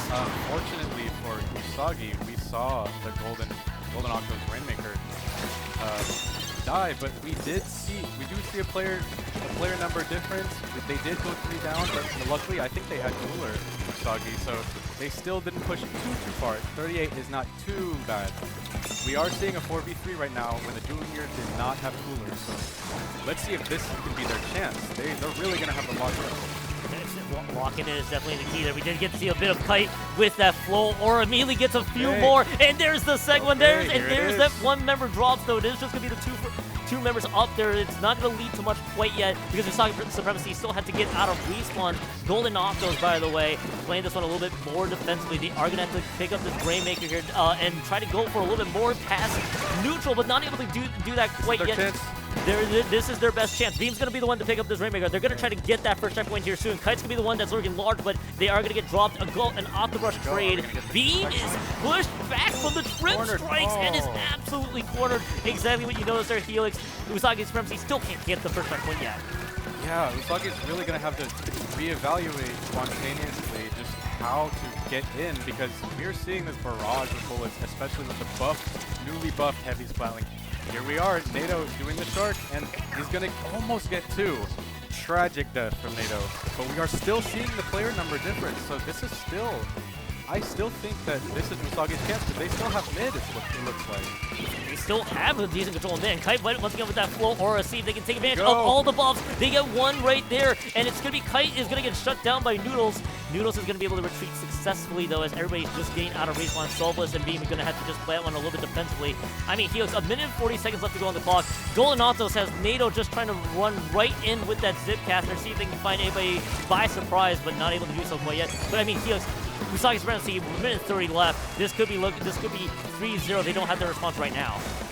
Yeah, they really need to collectively push, and it's going to be really tough in this 2v2. It's now a 2v1, and they're really going to have to play carefully, because I know that there's 1 minute and 10 left, but they don't want to be knocked out. they are going to have to deal with NATO somehow. As we see, they get the pick, and then someone else gets another pick, and the push is still active. Someone's got flow state. I heard that. The question is who's gonna. I think it could have been NATO for sure. There, NATO is taking a little bit of chip damage here, and so there's gonna be Soulless, and everybody else is just trying to move forward. NATO just picks this one up really quickly here, and it's down to the 2 members that have dropped. Noodles is gonna drop down the lower ground, but it is gonna be that 2v2 situation here. NATO and the rest of Golden Autos are gonna jump right in now. We gotta see if this is a chance here for Usagi's Supremacy to try to keep the Rainmaker alive. NATO has other ideas. They're gonna go 2 down though. Helix, 27 seconds left. Rainmaker reset. Usagi's Supremacy has to just pick this one up. That's their only chance for overtime. This is their chance. They really need to get 1 pick at a time, just 1 pick at a time, and they can take this back. Just Golden is really, unfortunately, pulling miracles right now with their survivability, and oh my goodness, it is a wipeout. We can call it quits. Unfortunately, I think that we're going to see the 3-0 from Golden. Amazing. We see the hype and good games all around to Usagi and Golden. My very first set commentating. And go next, I suppose. Go next. And good luck, Usagi and losers. Yep. Usagi Supremacy dropping down to losers bracket. We do get to see Golden Octos advancing onto that next round here, winners semifinals, and that was a very I wouldn't say convincing. I might be giving them too much credit with that, especially with that second map. But Golden Octos was just definitely playing on a whole nother level there. And Usagi Supremacy, so many opportunities. I think if you couldn't stop NATO for sure, that was just gonna be the biggest problem. Yeah, I really do think NATO had a really pronounced level of survivability there in all 3 games, and I think that might have driven them to having very, very demanding pushes that were really, really tough for Usagi to defend through. Also, we have to know that playing at a LAN isn't necessarily the most optimal way of playing. Maybe, perhaps mentally, one of the teams were more locked in than the other. Maybe it was a comp thing. We really don't know, but unfortunately, like, it wasn't necessarily demanding a super convincing 3-0, but nevertheless a 3-0. Exactly to their point. It's still at the end of the day a 3-0 there as they started off with an amazing start there in that first set that we got to saw. And of course you made the comment there. How did it feel casting that first set here? So I think we're about to get our first actually I'll ask you that question, Helix, right after the break, because we're going to give you guys something really special here. We're going to pull one of the members from Golden Octos. You're going to need to hop in on the mic. You can pick one of those up here. Take a chair. Take a chair. Take a here. headset. We gotta give you a headset. We'll need to hold on to that question there, Helix, as I think I know who you are. Of course, we had to talk. Spoiler for later. But we gotta get through the theatrics. First of all, who are you? And I'm assuming you're from Golden Octos. Yeah, I'm NATO from Golden Octos. I'm the Octobrush player. You're the Octobrush player. So Helix and I got to saw a lot of vantage points. But I want to start off this post game interview here real quick. That was a very convincing 3-0. Were you guys how did you guys really approach this set entirely? Yeah, so kind of going into it, as soon as we saw the reveal on first, we knew we were running pretty similar comps, right? Like we have one support shooter, and then we have the Stamper, we have the Dynamo, and then some Octobrush or maybe another aggressive weapon. So really, we were all trying to play for like what are the weaknesses that we know in our own comp, but use it against the opponents. And we try to run like kind of snowbally as well. So like as soon as we start getting 1 or 2 picks, we immediately just like push forward, and it doesn't matter who. Like all members of the team will do so. Exactly. And that second map, I want to go over that second map. The 34-36 scoreline. You guys had to clutch it in the last 20 seconds. How were you guys feeling after that? Yeah, we were feeling amazing. I think at that point we had a lot of momentum because the entire set, that entire match, we were kind of getting our rears handed to us, and then finally we were like, we need to get control of the plat and we need to get control of the bats up and top. And then we were just like, we're just going to try to cheese with 2 people on tower to just get the lead, and then we're just going to charge GG Booyah at the end. So that got a lot of momentum. I have a question for you just about that. How were you feeling when you were on the plat rolling on the plat, surviving a trillion bullets. What was going through your mind? Were you just numb? Was it just like lock in? Were you non-verbal? Like, were you hyped? I tend to be extremely verbal. You can kind of hear me yelling from the audience when it happens. Mainly, I'm yelling like I'm flanking them or I'm like trying to get behind them, so my team knows they're at least I'm drawing attention away from them. So even if I can't get any picks, then the team is fast enough to go like, oh, NATO's on this side. I'm gonna pull the Dynamo or the Stamper over here, and they're just gonna put on a lot of pressure. And that's sort of what happened. How we converted the checkpoint and just managed to cheese out the lead. But that was a really tight game. I got one last question here because we got to get you guys over to your next set eventually. How's it feel to be out here in Booyah Bay, especially with a much larger venue this time around? How's the experience? It's amazing. I'm from Seattle, so generally I go to the Sea Battle up there, and every single time I come down here, I think this is my third or fourth time down here, it's been really nice to be in the gaming room, but this is a completely different experience, right? There's so much more room. There's like an entire audience you can set up and just sit and watch. This is an amazing venue, so thank you to the Guildhouse for letting us stay here, because this is fantastic. Yeah, this has been awesome here. One last question, or you think you got it? I think I got it. Good job. All right. Good Yeah, job. great job out there. Congratulations on the 3-0 over to Saga Supremacy. Now we gotta get Yeah, now you gotta sounds get ready. good. Yeah, I for gotta run down. Thank you. And I'll see you later. And I'll see you later on later today. So Yeah, I got some commentary maybe coming from me. We'll see. we'll hear from you soon. All right, get going. Get going. Thank you. fun. Have fun. And before we cut the break, real quickly, Helix, how did it feel commenting your first set in general?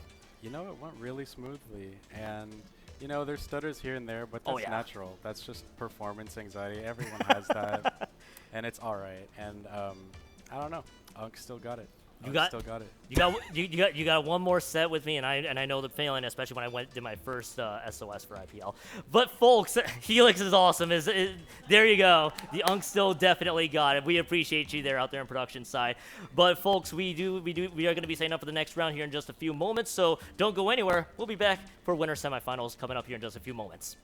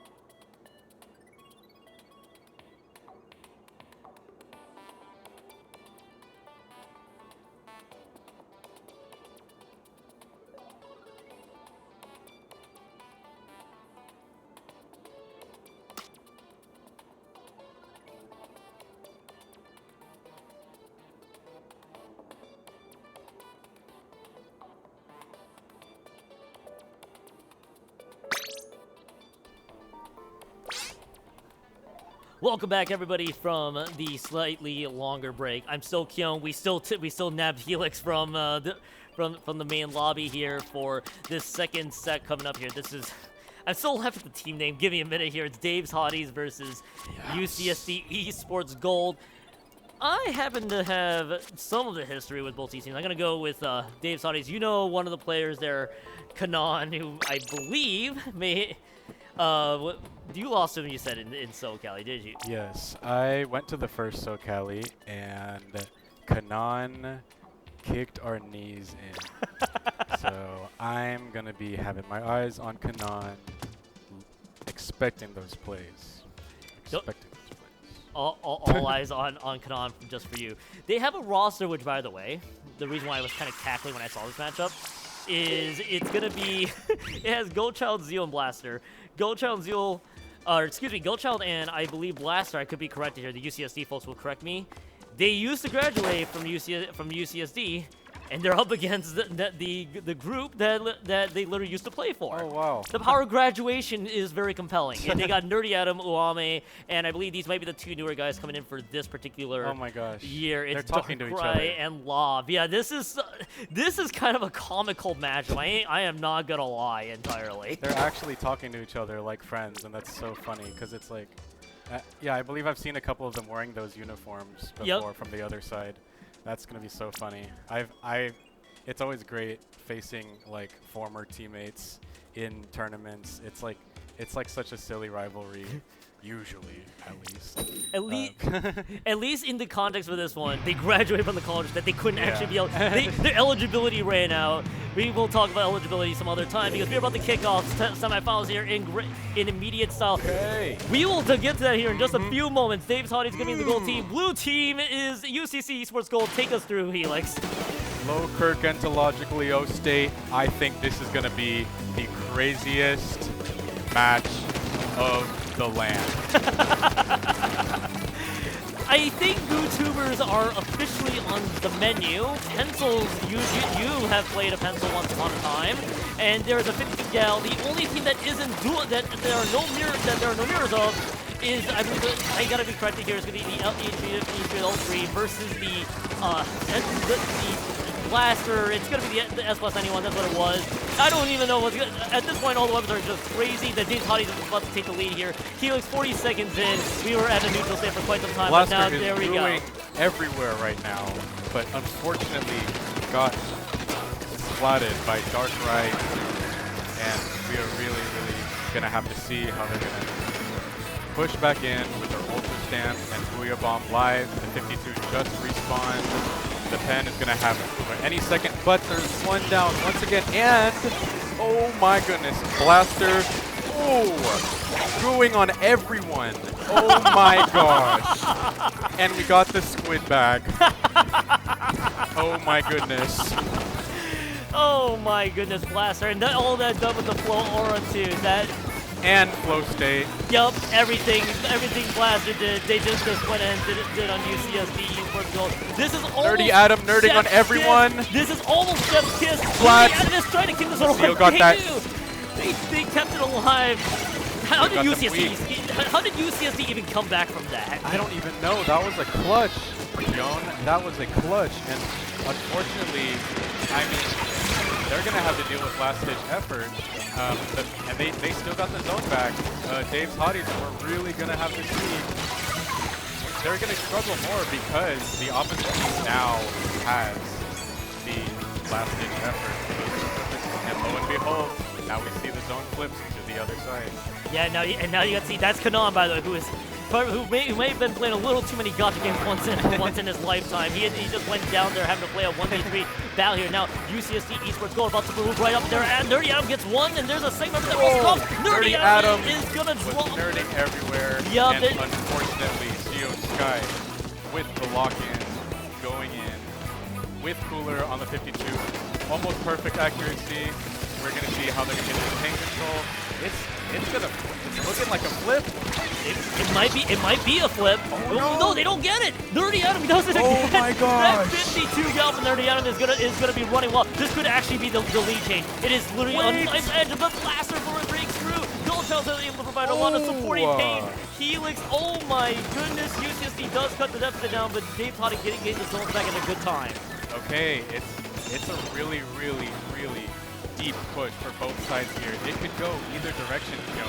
I am really wondering how the team that's not in the lead right now, UCSD Esports, is going to hold. And lo and behold, this is how they're going to do it. They got cooler, and hopefully they can hold. And they're getting a lot of paint control, we see. And hopefully Dave Toddies can survive.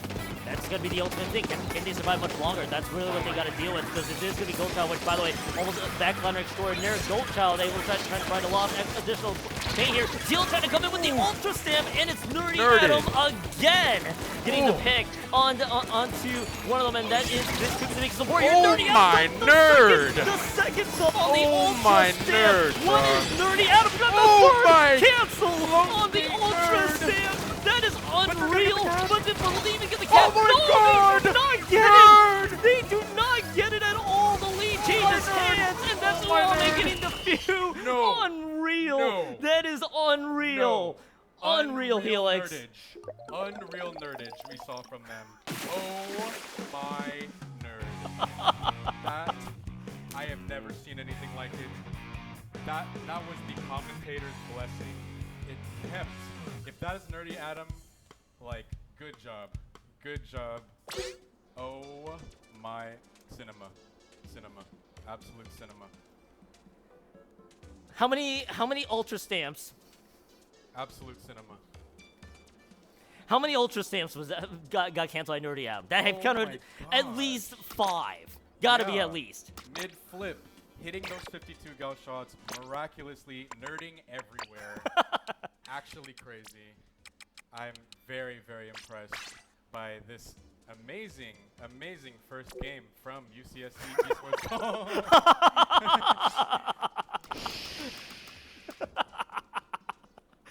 Wait, what's the next one? Nope.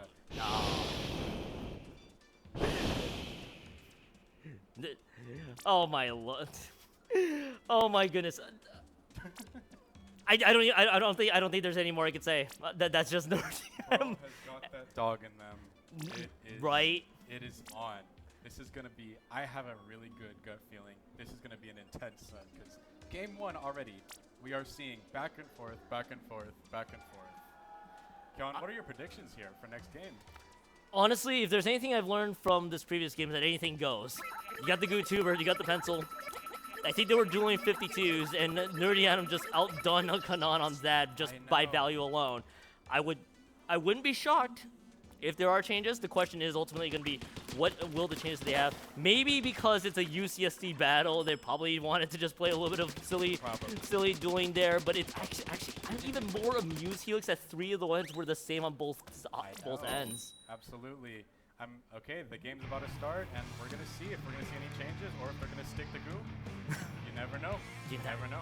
Never know, indeed. Let's take a look here. It's Dave's Hotties. That's still sticking on. There's a Luna Blast. There is that Luna Blaster. There you go. And there is on the other side. No, they just went away for the GooTuber. That had to be a game 1. Away with the GooTuber. No, the GooTubers are stashed away. That had to be a UCSD thing. I'm gonna be real with that. Now much more sensible here. Helix coming into game 2. Interestingly, we see UCSD Esports gold with a more ranged comp, but it doesn't seem to matter because UCSD gold has gone 2 down, and it's only the pencil, John.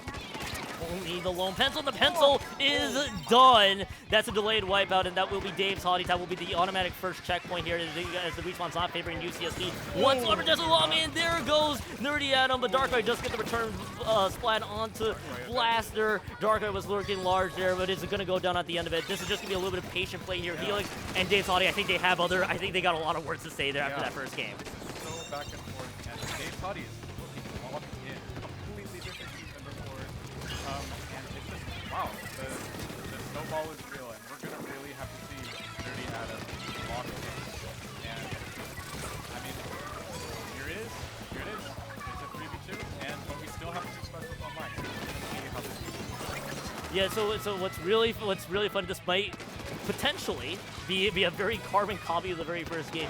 Strong lead by Dave Saudis, and then it just all falls apart at the end. We saw that from game number 1 here. I want to see if the opposite holds, if Dave Saudi can hold their own. No, they lose 2. That's going to be a delayed 3, and UCSD Esports Gold has a great response. Nerdy Adam is going to be cut down. They were playing for aggression, but here comes the Booyah Bomb. The first checkpoint thrown in. Dark Ride throws it to the left-hand side, and Helix, this is looking to be a carbon copy of this one. They're going to need a spam bomb really good. But unfortunately, oh my goodness, defense coming in strong with the wipe out. We're going to see the stakes flip now, and let's see how the blue team, UCSD, does the defense. Seeing it a little bit right now. Yeah, and things have kind of entered into this very brawly state here as Wally gets the pick on the Goldchild. Goldchild going a little too far in, and now they're trying to see if they can get more, but there's the great patience. There's the great patience from Kanan there as they're able to get a few picks onto Darkrai. The double was there from Kanan, and that will be the delayed 3 now, but we're stuck into this. We're stuck into this brawly setup here with players being traded. UCSD Esports Gold actually pretty much holding their own so far here, Felix. Yeah, Esports Gold is looking at their key push. They're 2 down once again. The opponents are 2 down once again. So we're going to see if they can survive until going past the checkpoint. One's already down. Hey, do you want to see Deja Vu potentially again here? They're approaching the second checkpoint. That's 1 member down, by the way. That is going to be the cooler being dished out. The cooler is being used. There's the trip strike also being thrown. Ultra Slam finds nobody. Uami, by the way, in very low health. They even snuffed that one out, but that is going to be the pick there. That is 2 members down. But I think in the middle of that, they do not get the checkpoint whatsoever. 3 members have been cut down there by Dave's Hotties, and Dave's Hotties actually do hold the line for just a little bit longer there, Helix. Yeah, Dave's Hotties hot defense. It's real hot. You can feel it. You're sweating right now. So hot. And it is just so back and forth, but we see it. They just keep going. And they have good defense. They have good offense. And we're going to have to see that mirrored even more from UCSD Esports if they want to get that Right now, UCSD Esports Gold just needs to do the exact same thing that they did to Dave's Audio last time. Get a big lead after giving up a much larger start there. But Blaster, I think the Ultra Saiyan may have just gotten the Uami there from that side, and now this is going to be a much stronger push here from Dave's Hotties, that they're going to get a lot more points on the board. Could they be looking for the potential wipeout? Nerdy Adam may have other ideas there, but it ain't going to escape the 2-for-2 trade. Blaster is going to go down though. That's UCSD Esports Gold. They do hold for a little bit longer, but there are more points on the board. A minute left to go here, Helix. Ultimately, what does UCSD need to do to at least try to get lead? You know, they're really going to have to position themselves right. They're going to have to get high ground right now. They're going to have to get the stacks. They're going to have to bomb all of the vantage points. They get sniped by the pencil. It's going to be really tough, but they do have it just ran out actually, but they have Whale. Nerdy Adam from the he's down though. Oh my goodness, a good play from Dark Ride, but then avenged by Blaster. Blasting everywhere. Unfortunately, Nerdy Adam is just too much. Nerdy Adam is just playing on an absolute tear there, and it was also in that flow state equally. Yep, the aura is still there, but no, they're gonna go down on that one, the 1-for-1 trade. Now the members are gonna be more important, but they lose 2. It's still 2-for-2. It's still neutral so far. They can get the jumps in. They're gonna throw the Booyah Bomb. Now they gotta get through the second checkpoint here as the Booyah Bomb is being thrown into Dave's Hottie's air flat there, but it is not gonna seem to land as there's not many players left on the tower. All 3 members are gonna collapse onto it. That's gonna be game. Goldchild's right in the tower, and Helix, it's a 1-1 tie. There's a much better response for them. That is a super, super strong knockback, bounce back from not Dave's Hotties. Was it Dave's Hotties? It was Dave's Hotties. Yes, it was Dave's Hotties that just got this one, and now it's even. The floor is even again, and I really do think this might be one of the most entertaining of the tournament. I don't know. It's still too early to determine, but so far it's been a gift being able to watch what is blessing my eyes right now. You're probably just Nerdy Adam just doing all the 52 gal shenanigans. Yes. Adaming everywhere. Crazy. Nerdy Adam, ATOM, like an atom bomb. Yep. Crazy. The dude's playing absolutely nuts. If I remember right, too, he was also I know Ludi Divs are just an old thing, but basically they were D1 last year relative to all the teams. So I think it also shows that the 52 gal has really showed up for him. as well as as they're about to queue in here rather soon. Third map being this Undertow Rainmaker map, but I think you're right. Maybe we are in for probably a very entertaining set here. I mean, what we saw with the first 2 games already, Dave's Hottie gets a fast start. First one, UCSD got a much bigger push. Second one, Dave's Hottie just clamped it down. Maybe we get to see the same thing again. We are seeing snowball after snowball from both sides, and I think pretty confidently Rainmaker Undertow Spillway is textbook snowball map. So who is going to snowball the best? Who is going to push the fastest? Is someone going to do a splatling? Is someone, I don't know, but I mean, we're getting a thumbs up. We're getting another plushie. Let's see. Let's just see what's going up. Let's see what's up. And yeah, the lobby is looking almost about ready right now. Just waiting on one. And yeah, just waiting on one. And yeah, it could be either way. It's kind of a coin toss, to be honest, so far. I think you're exactly right. I think this could be just the biggest coin toss we're gonna see here between the two. I just want to go a little off kilter here. I always love the fun little camera angles that we can see in these locals and Lance Police Virtual locals as well, because you get to see all the fun little cameras, all the plushies people are showing off, and all the camera things they're doing for the cameras. So always fun to see, and more importantly, let's see how this matchup plays out here. 1-1 tie here, so we can see Blue Dapples. Hello there. I see your Blue Dapples. There's a blaster. There's the heavy edit. Okay. There's everything here, Helix. We are seeing mobility, mobility, mobility. Once again, we are seeing triple short range from Goatchild's team. Is that UCSD? No, that's Dave's Hotties. No, that is Dave's Hotties. Okay, that short range comp seems to be working out because it's only the edit. Let's see if the edit can hit that clutch. Gets one though, but cannot kill the checkpoint. Unfortunately, this early on, UCSD is going to have to be careful that they got that checkpoint, but it seems they seem to be fine. They seem to be pushing them just fine, and it's back to a 3v2. Actually, a 3v1. Yep. And oh my goodness, Blaster. Blaster also being the second member needed from Dave's Hotties to help keep things alive for their team, but once again, Helix, it's another strong start for Dave's Hotties. They have gotten that early game down to a T, but now can they continue to build upon that strong early start? That's really the ultimate question. Ulam is gonna get clamped out. That's gonna be 3 members, by the way, that get done. But Nerdy Adam might be having other ideas. Nerdy Adam gets 2. That's the double on Nerdy Adam. Can Nerdy Adam go for the third? The answer, having to work on the wall. That's the third member that drops, Nerdy and there's Adam. the assist on the 4th. And that, but even so, with Dave's Hotties getting 3 points, Nerdy Adam does clamp it down and prevents the push from getting even more out of control. Yeah, I mean, even though Nerdy Adam is admittedly playing so well right now, I have to give it to Dave's Hotties for the defense. Like, they only pushed to 57 after all that. But as I say that, Dave's Hotties, they have the wipe, and they don't even need to get through checkpoint. No, they can just keep freely running forward. That's gonna be where the things are gonna have to go out here. The SpecCam is having a fun time trying to figure out which angle they want to use. We see you there as Dark Knight. Oh, I think Blaster just was just stuck between a rock and a hard place. Has to just jump off and see where they can go from there. Saiyan Sky winning the duel from that one, and this is gonna be 3 drops. That's it. Still active. That's still active there, but Kanan is able to get a few picks on top of it. But meanwhile, while all that being said and done, there should be more points here from Dave's Hotties. They're gonna pick up this Rainmaker here, Helix. Yeah, we just saw the Reef Slider coming out, and they got 2. They got 3. They almost got 4. This is a really deadly push, and almost a knockout. Oh my goodness.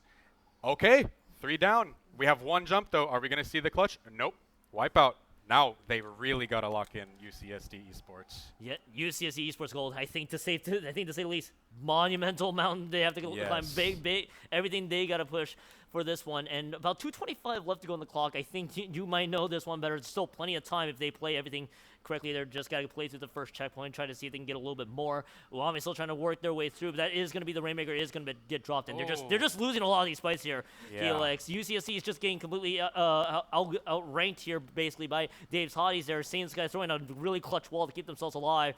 And I mean, Dave's Hotties, they do lose too. UCSD Esports Gold, they just need to get that first checkpoint eventually here, Helix. Yeah, I mean, we are seeing a lot of the dualies just doing a lot of just skirmish work right now, and that's really having a toll on UCSD Esports Gold. But we do have a splashdown weapon, but Blasters, here we go. Like I said, there we got the Reef Slider, and still couldn't. Unfortunately, they killed them too fast to jump out or evade or roll. And this is their chance. This is UCSD Sports' chance. This is definitely the chance for them to strike. I did see a jump here from Blaster. Blaster's gonna get removed out of the picture there. Shark. Just down to Kanan there. Kanan might have found a decent angle. No, they're gonna get found by Darkrai. They're gonna be really low on health, and they're gonna have to retreat for their lives. They are gonna get found and taken out. Now Nerdy Adam right side push going on to the left. There is a flank from Nerdy Adam. This is gonna be an opening here potentially for UCSD Esports Gold. They get the checkpoint. That's step 1. They got a minute and 7 seconds left. Nerdy Adam's still alive. Nerdy Adam very much still alive. Where Lav are they? and still trying to strike big, but I think Nerdy Adam got taken out. That Zeal that did use that Ultra Stamp to success, and Lav just is going to get stuck. Oh my! What? How did Lav even get 2? But they are going to go down. That is at least going to buy them some time to regroup. Helix, 50 seconds left. Unbelievably, UCSD Esports Gold breaks checkpoint, but they're going to need to go for the KO now. Honestly, though, that double alone for Lab gives them mid. It gives them mid, and they are back to the 3v3. But unfortunately, we're seeing such good defense from Dave's Hotties. We're gonna have to see them use what they got, and we're seeing Osami trying to get a pick here.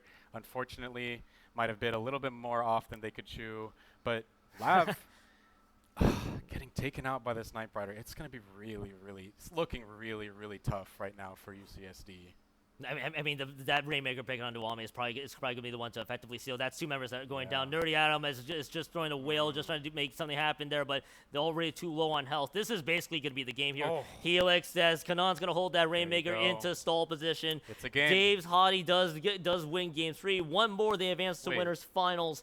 And Bro is standing up while playing. That's what they've been doing for throughout the entire game. I thought they were just standing up to stand up. I think they were.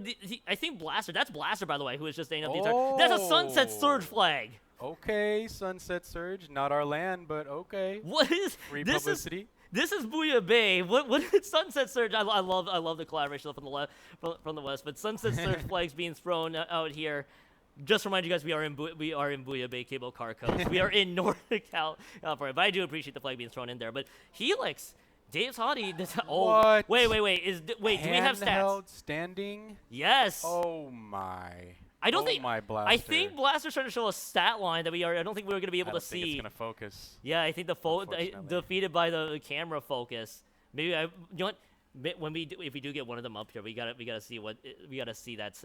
We might want to ask about that. But yeah, I mean, for Dave's Hotties, strong now. They finally figured out how to handle the mid and late game. It's a lot better now, so they got a map to close it out with. It's a Clan Blitz Inkblot map coming up. I mean, all I can say is UCSD picked the GooTuber and they won. So are we going to see? This is the question.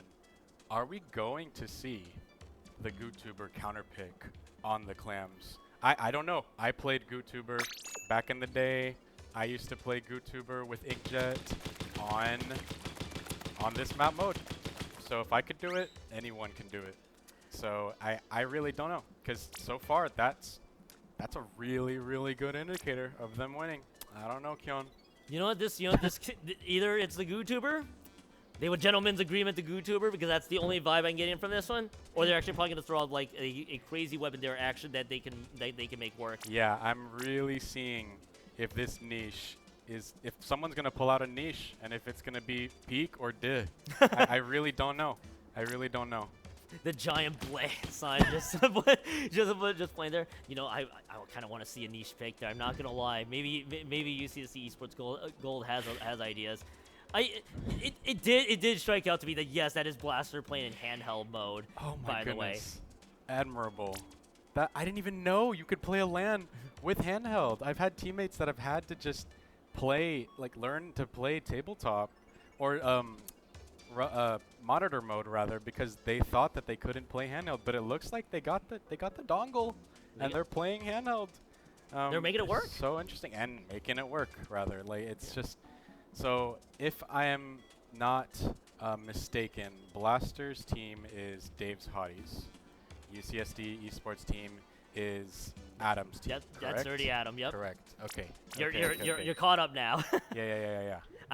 We got you. By the way, it's gonna be game 4 here. Wait a minute, are we being invaded? What's up? Yo. Whoa, yo. Joining us on the mic is Luna Zuka. What's up, y'all? How are you? What is How are you up? doing? I'm chilling. I'm waiting in winners finals. I'm playing the winner of this. Okay. Oh, hey, what have you seen so far though? As we're about to lead into game 4. I'm kind of worried the L3. That's like the only guy I know who's like willing to pick it. And Hammer got a buff, so like. It did get a buff, technically. It got technically a buff. So we really, maybe we'll see the lock-in. Yeah, I'm just trying to cheat, get some insider info right now for my team. But Like, I don't know. Is it gonna be a niche? Is it gonna be peak niche or dish? I really don't know. I really don't know. This is the niche pick that wins them the set, mind you, Helix. I think it might be. I think it's good. I think you just got to be goated at it. Yeah. I mean, if there is someone who's gonna be goated at that weapon, it's Zeal. Yeah, literally. It's Zeal. That's definitely true. Hey, by the way, UCSC Esports Gold might try to force the game 5. Maybe force Blue to wait a little bit longer here, to say the least here. As it is going to be a lot of clans being thrown in. By the way, I did see the 3-down situation there. Lava is going to throw... I thought Lava was going to throw in some clans. I guess not. They're going to... They got completely cornered. But there are a few clans being thrown into it. 68 points, and UCSC Esports Gold strike first. That's a strong start. Absolutely. I mean, it's just... I still think pain advantage is on UCSD Esports Gold. I don't know. I really don't know who's going to get this push, if it's going to stay the position it does. Okay, 3v2. 3v2. Let's see. I'm waiting to see how Zealand and rest of the team. That's a nice long range pick. Nice little tap shot there from Goldchild. Now Blaster. Never mind. Painting with the hammer. Oh, I see it. I see you. No. I was hopeful too the same way. There. And we do get to see Goldchild actually the one holding on to this power clam. Wait and see what they're gonna do with this power clam. I think they're just gonna hold steady here. They can't even really push forward yet. UCSD Esports Gold is holding line here quite well. Yeah, they're just chilling.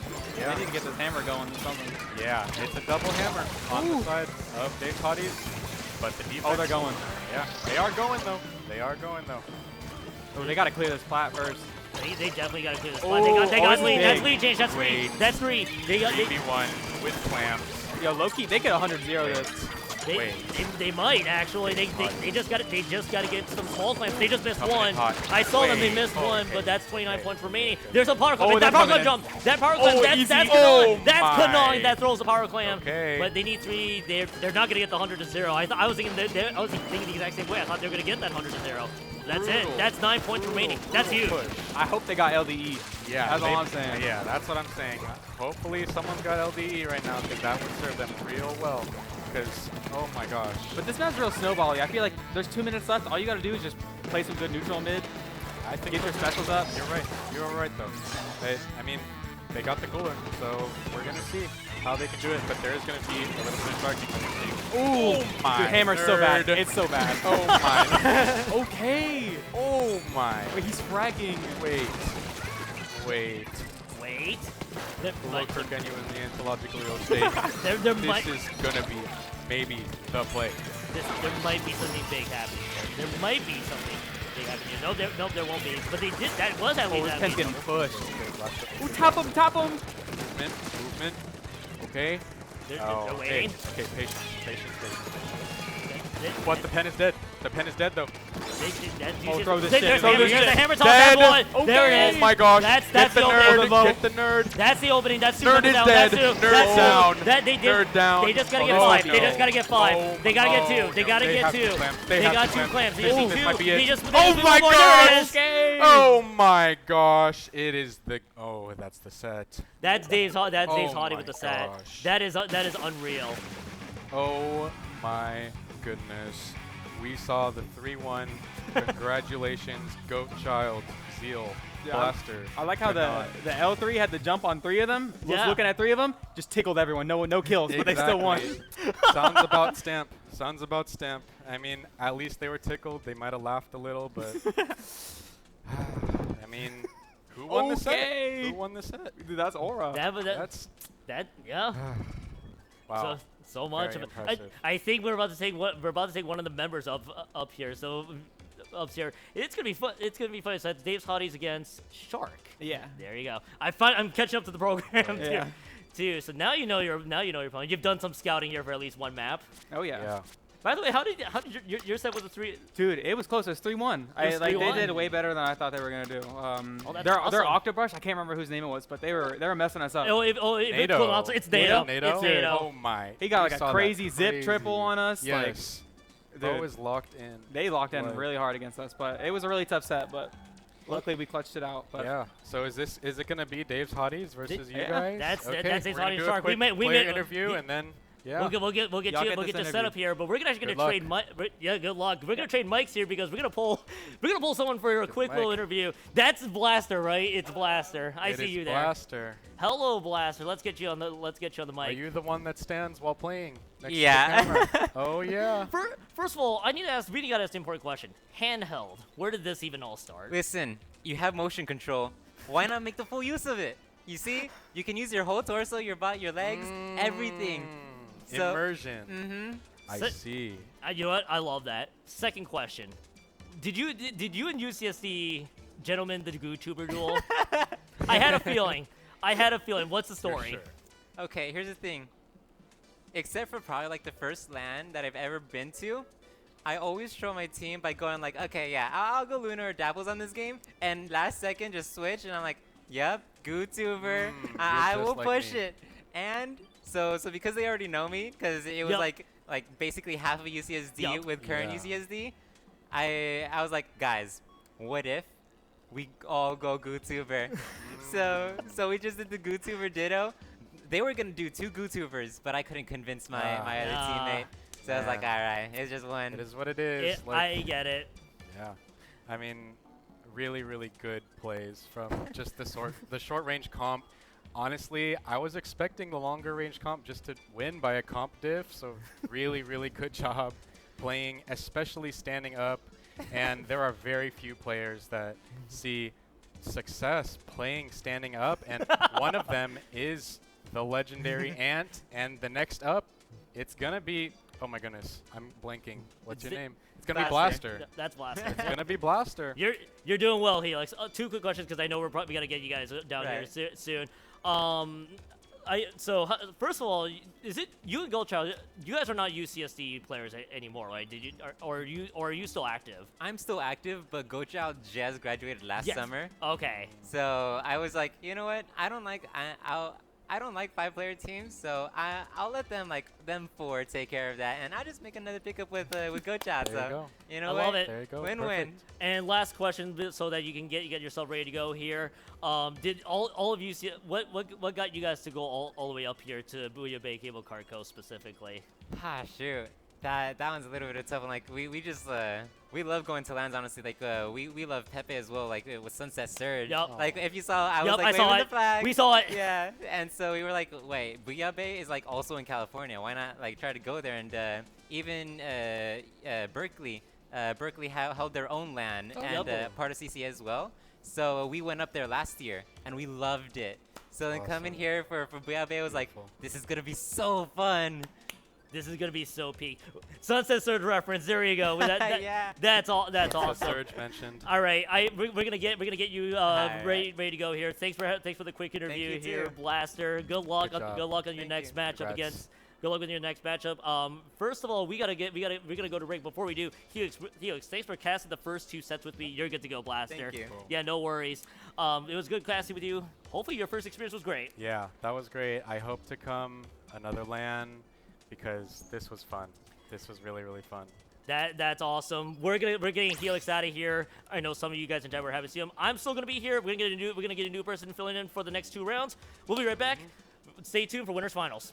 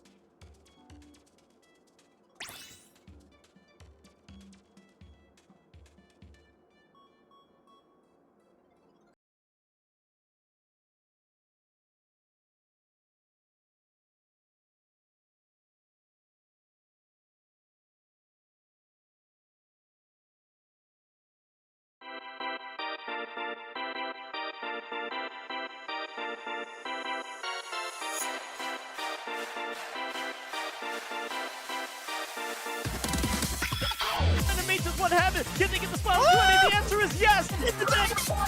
It's not over. Yes! Patient here, and they need to. Good shots coming from Ivy! Two incredible shots, but it's not enough! They let them get the cap there for a minute, but oh ho ho. Team is taking the lead. Oh my It's gonna gosh, be a knockout. Okami! Are they gonna make it to the basket? They get that off, but no! Trying to take on Nerd. It's a wipeout.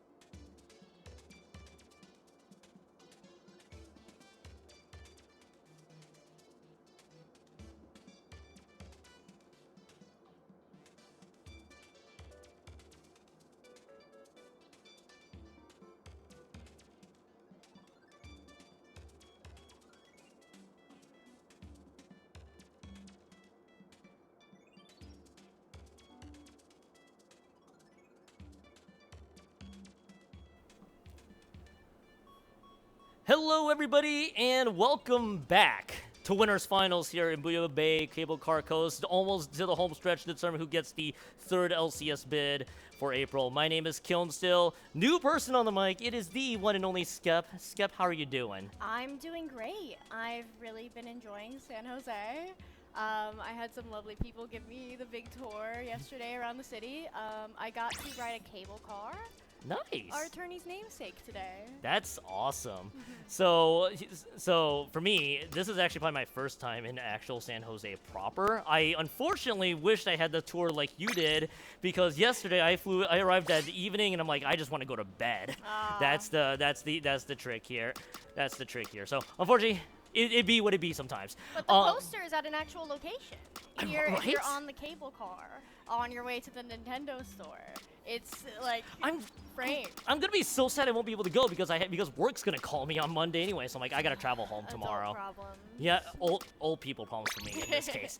This is a reminder: don't get old. You're gonna, unfortunately, life has other ideas for you.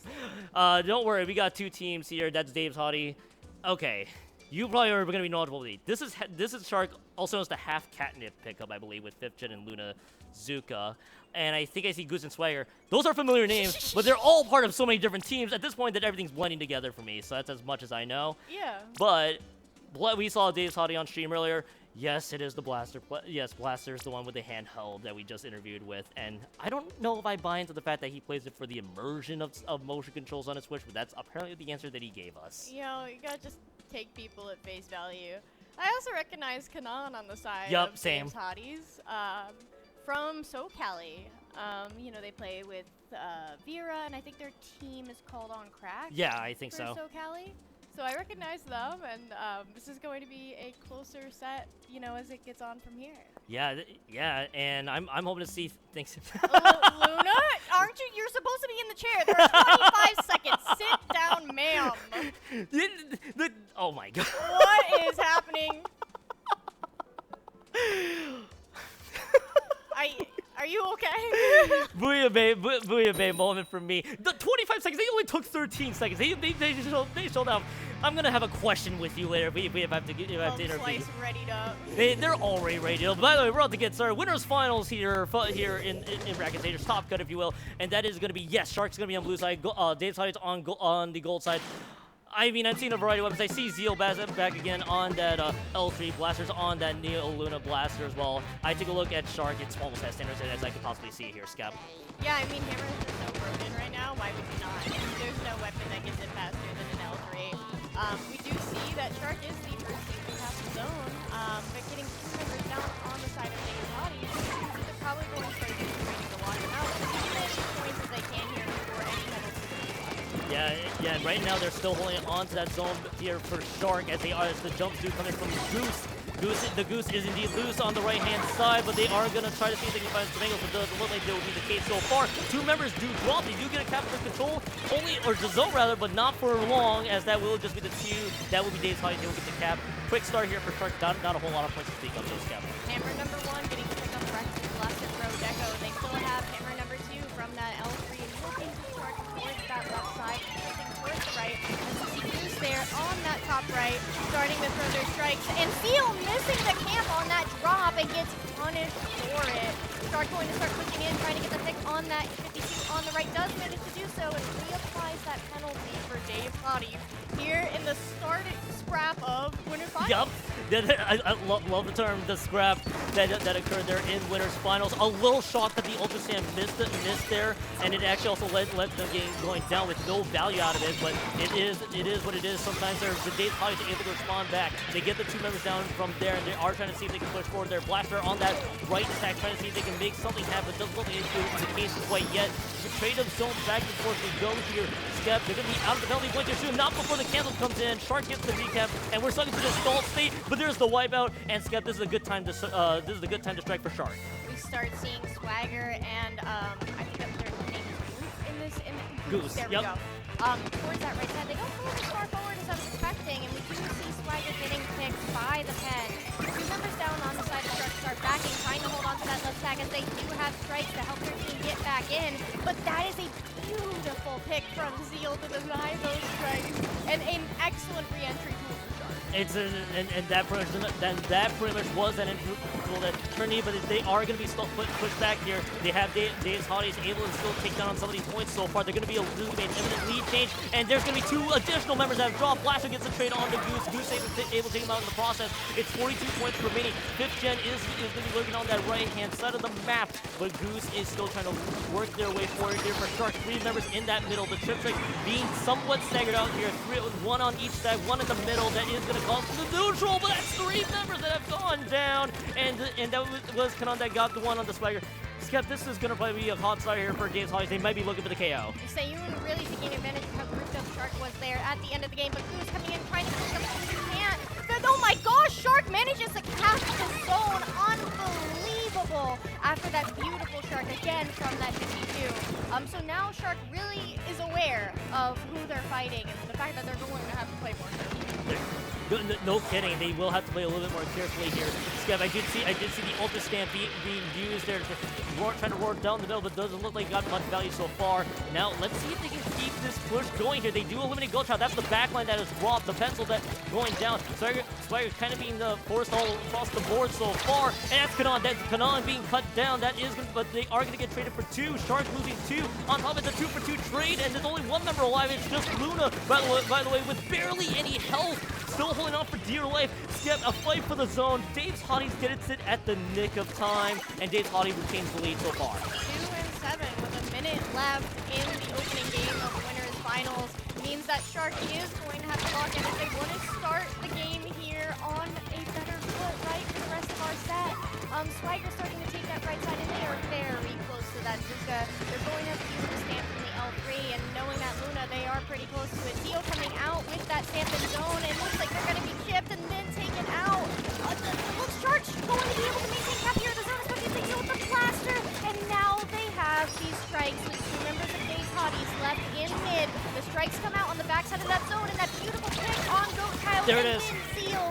That is GG for game 1 here in Winners Finals. I thought that looked like Dave's Hotties getting the first game, and that would have been so good right away from Dave's Hotties, but losing so much steam.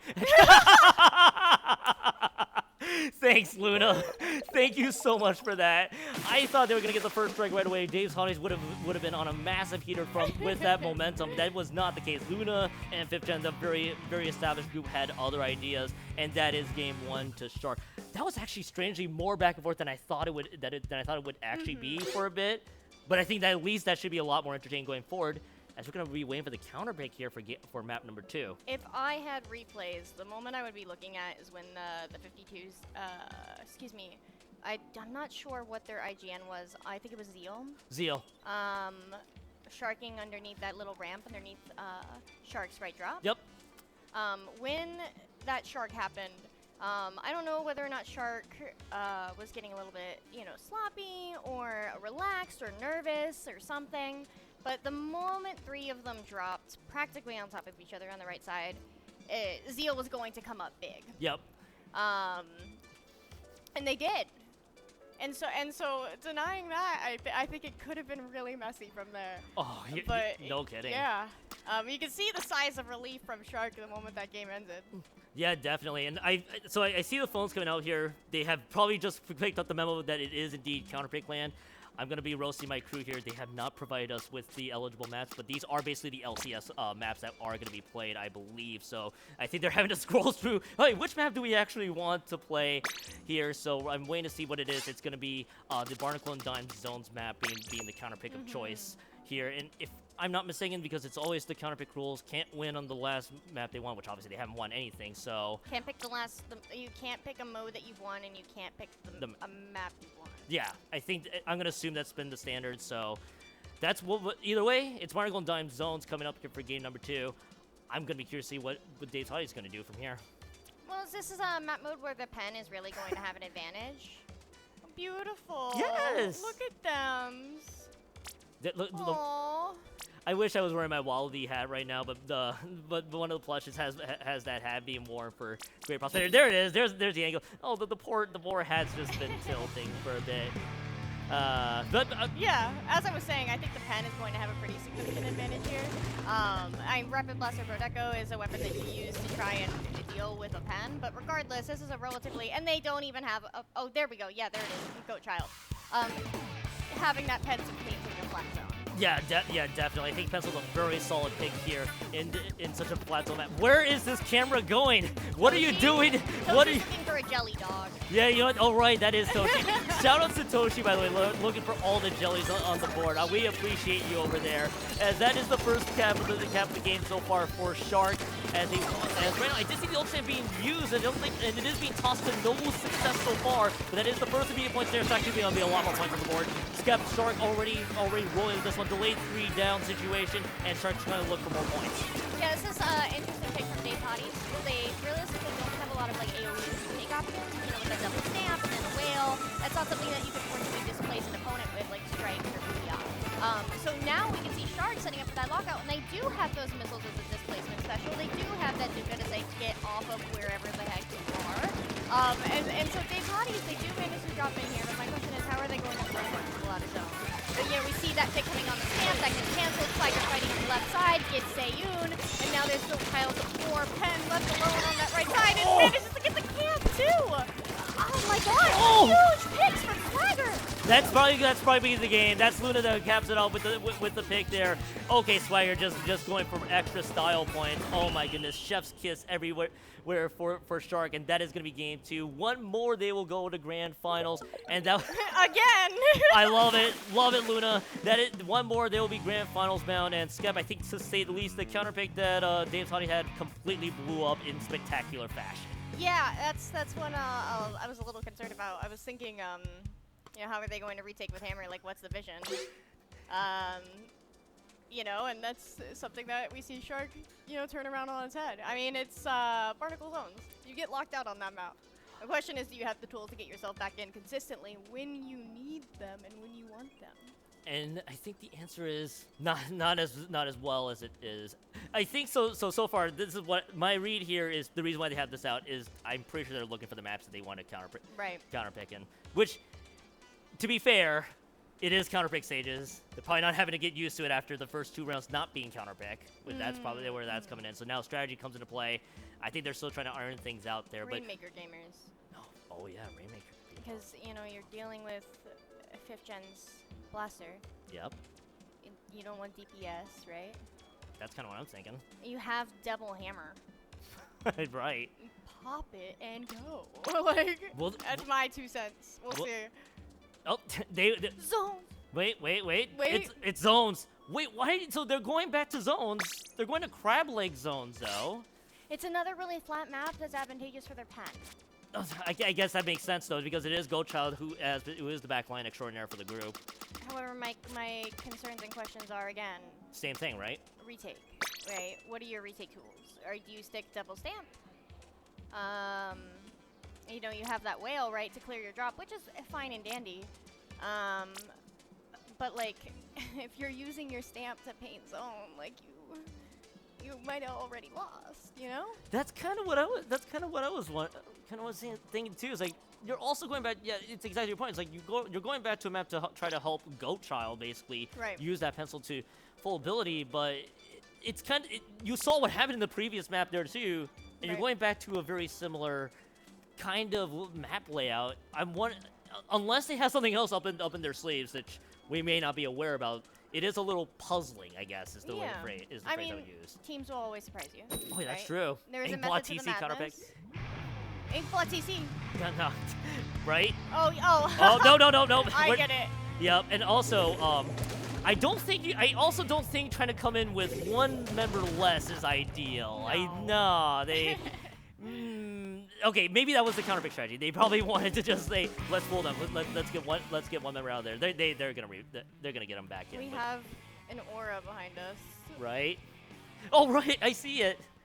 The sun is slowly the sun's slowly setting here. I actually am not even looking at the camera. I don't know why I was trying to do it while I was not even looking at the camera. First local in the history of ever that I've ever seen, and practically at sunset.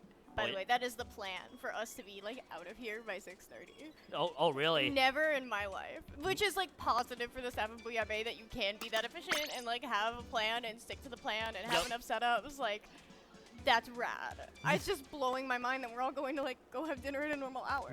Right? We'd all love to be out here and get dinner at a reasonable time, right? Right. That'd be awesome. Land day. Everyone traveling tomorrow is saved, myself included, yourself included. Yup. Anyway, back on topic. no worry. I was about to yap more about lands, but I think both teams had other ideas. Yeah, they're ready to go. They won't let me have my discussion about lands and locals ever. Not at least for about a few seconds. Splash, by the way, is being used by Zeal. Blaster's on the Zimmy as well. There's our Deco. There's Goose, by the way, on the Neo Luna Blaster. So there is an Ultra Stamp on one side, and that it's just a crab tank actually for Daytali. The only thing is Bubble and the crab tank being used as specials instead. Okay, I like that because then maybe they were having trouble with Lucas coming out from Swagger, you know, so having that bubble to deny that, I mean, that's rad. And also, you can possibly bait your opponent using their veil or their hammer. But now we gotta see if they do more value. I mean, Swagger just points out right now. Swagger just got a few more. That Zeal just completely stuck in the corner there. Already even more points on the board so far here as we do get to see Swagger, 5th Gen, Goose, and Luna. The rest of the group is able to put them into the corner. That's 2 members down, by the way, because Goldchild and Blaster both went down. And Skep, this is almost looking to be almost a somewhat carbon copy, except not really for 6 points. So Zeal, they never use the grabbing, has to retreat, realizing that there was a no percent wave for them. Skep. Yeah, Goldchild here pushing and trying to get the 5th on 5th Gen, does manage to do so with the help of Low Whale. Blaster goes in, caps that zone, and the bubble is there to set up jumps for 52.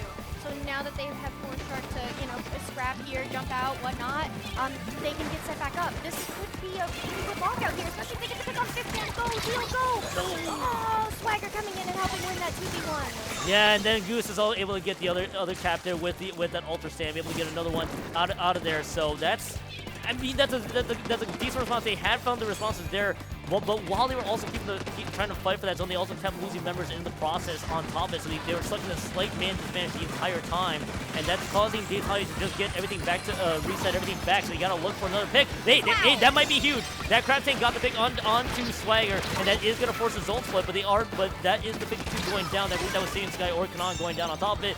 This is looking at least a little better here, Skep. They are holding the control of the zone, but for how long being the question. Zeal coming in, trying to deal with Swagger on that left side. It looks like Swagger tries to drop and take that fight, but I guess, yeah, there we go. They drop, they don't get the pick, then they go down and trade. I don't really know what's happening because everything is happening on this left side of the map. Shark does manage to retake here. They know Zeal is in that back right side. Zeal knows to try and rotate out because that spot can be very difficult to recover from. But alas, Shark very quickly back in control. Relatively even though halfway through the game. Low penalties, not really below in the single digits. We're chilling.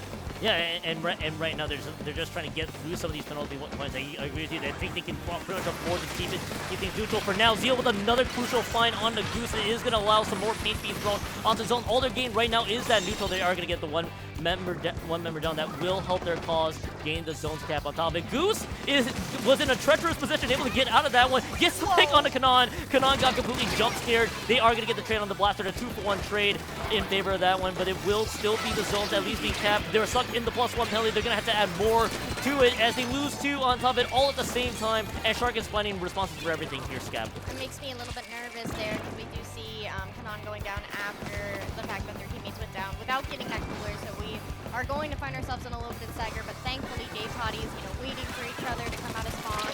Fortunately, the team is 52 again in the pen as Shark clears penalty here. With this crab and this bubble, they are able to go, but they're going to need to get going relatively soon. And you can see Swagger shorting on that right side. Swagger doesn't get the pick, does start backing Zeal. Thankfully, the benefit of this bubble beautifully placed in order to shield the crab to get that cap, buying themselves time to take a deep breath and try again. But they gotta see what they can build off of it right now. They at least forced a lot more penalty points, 45 exactly being the barometer here, but now they are losing. They're just losing so many members in front of it. I think Kadan's just trying to look for so many angles to catch Shark off guard, but Shark has been able to find them in every step. And now two members going out of respawns. They're going to get 2 more on top of it. This is going to give Shark a lot of opportunities. Oh my gosh, the Zuka gets Kanon from a massive lob there, and this could be Shark being able to put the exclamation mark on this push here as they're looking to see if they can clean out a few more members. Blaster drops to the Ultra Stamp. That should be GG, well played. That's going to be the 3-0. Shark advances to grand finals there, Scab. Very convincing win as Luna shows off for the camera. Aw, look at them. Cutie patooties. Yeah, no, beautiful games. All right. We get it. We get it, champ. Oh my goodness! Thank you so much, Luna. I mean, I was thinking the first game would give us an entertaining set. Then you get two counter picks, all flat maps, very interesting. And then Shark was able to find responses for both of the counter picks they had.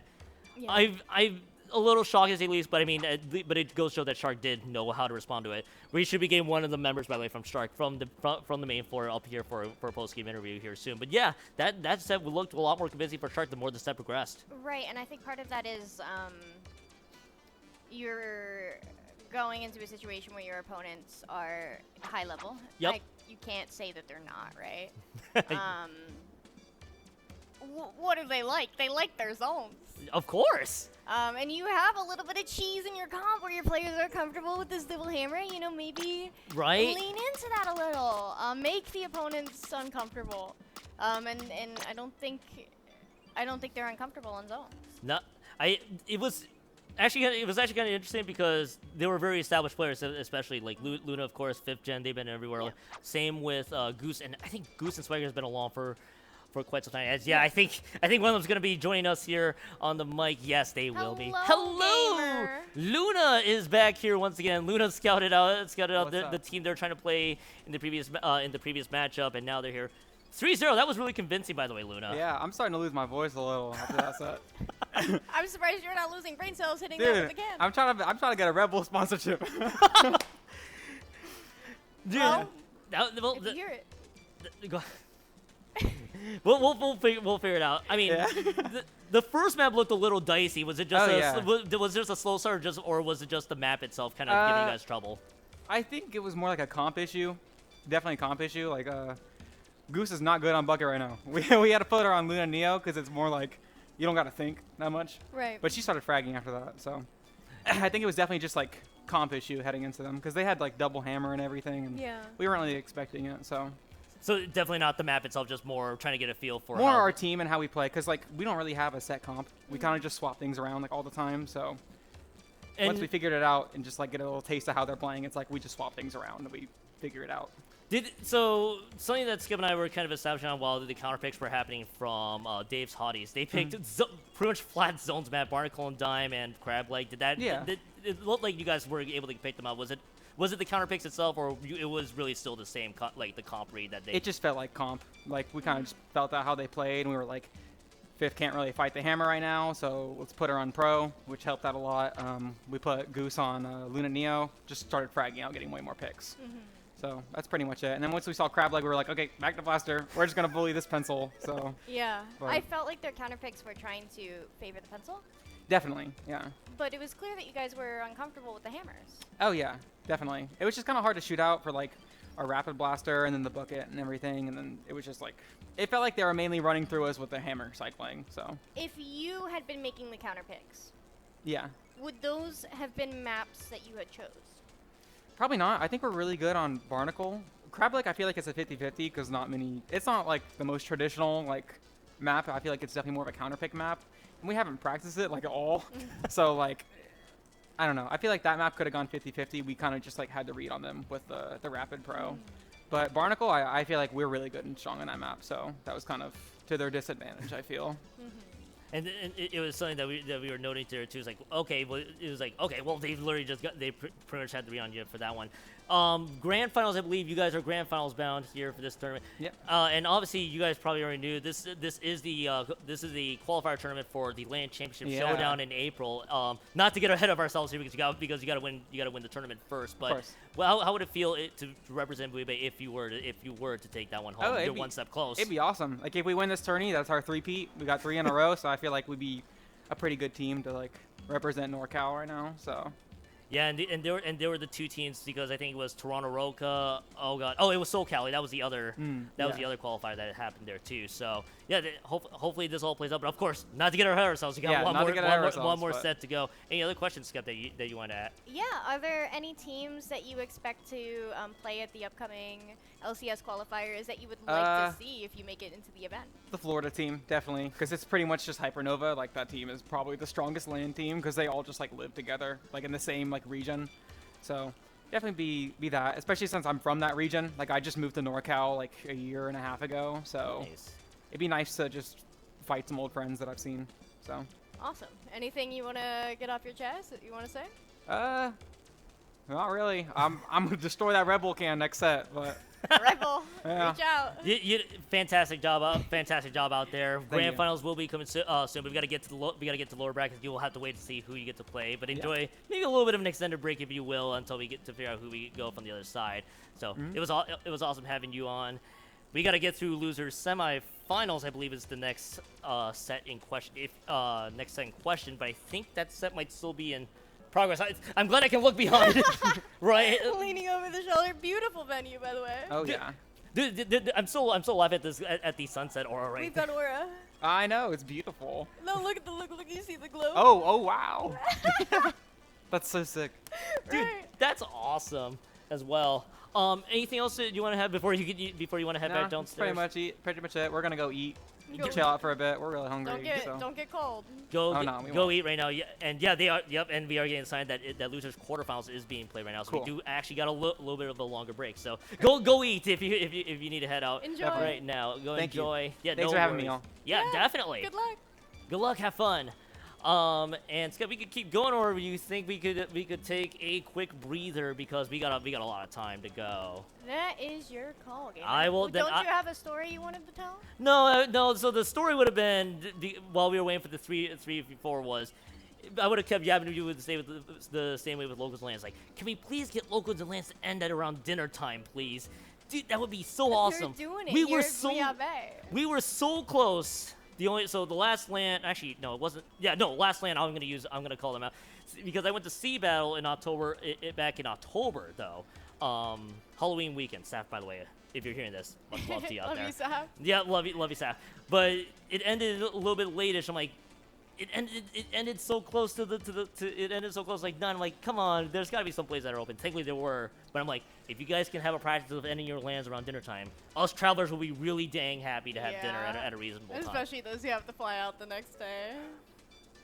But Don't we they're do- doing it here. I'm so shocked. I'm so proud. I'm like, like I've never seen such an event. Dude, the event space is still huge. And again, this is my first time here. I was talking to a lot of the veterans here who've been around Booyah Bay long enough because they're in the next the area to the right, which is where all the PCs are in the Guildhouse. Yeah. That's where we're at, by the way, the Guildhouse, and that's where their entire land was. They actually got enough for this particular land to get the much bigger space over here. Dude, It's really shout outs to cool. them. The venue's amazing, by the way. Oh. I think I dropped one of the plushies. Speaking of differences between this land and other lands, I'm from Arizona. I'm kind of sort of representing Sunset Surge in terms of where I'm from. People here are so much quieter. I don't know, like if it's the high ceilings or what it is. It's just you don't have people screaming at each other from across the station, which is something we most certainly have in Arizona.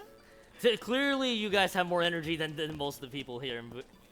Oh, they're sweetie pies. They're all sweetie pies. They're just cool people right now. I'm not gonna lie.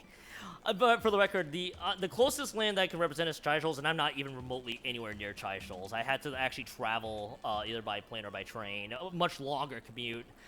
Understatement of the year, by the way, to even make it out here. Mm-hmm. And of all the places I could have flown out to instead of Chai Shoals, I love y'all. No, it's all the way out here in San Jose. I'm actually happy I'm able to make it out here. On top of it, I would love to keep yapping with you. I gotta save my energy for the rest of the block. So I will ask for a quick break just so I can keep my voice intact. They found out you were gonna be here, and we're like, put him on the whole combo. Spoilers! I'm covering all of the bracket stages all the way to the very end. So, yeah, we gotta get out. I think Yeah, we're gonna call for a break. I think they're cool with that. Yes, we are. So we'll be right back because quarters is still being active right now. We'll be back for loser semifinals on the other side. We'll see you guys in a bit. Thanks. Love you guys so much. We're out of here.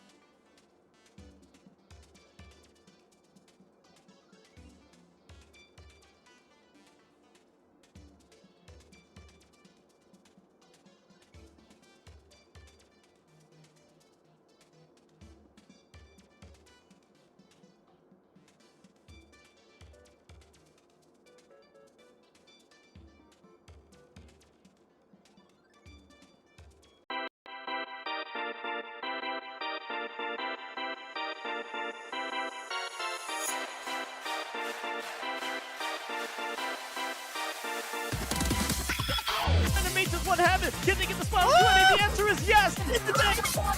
It's not over. Patient here, and they need to. Good shots coming from Ivy. Two incredible shots, but it's not enough. They let them get the cap there for a minute, but oh. Team is taking the lead. Oh my It's gonna be a gosh, knockout. Okami! Are they gonna make it to the basket? They get it off, but no! Trying to pick on Nerd. It's a wipeout.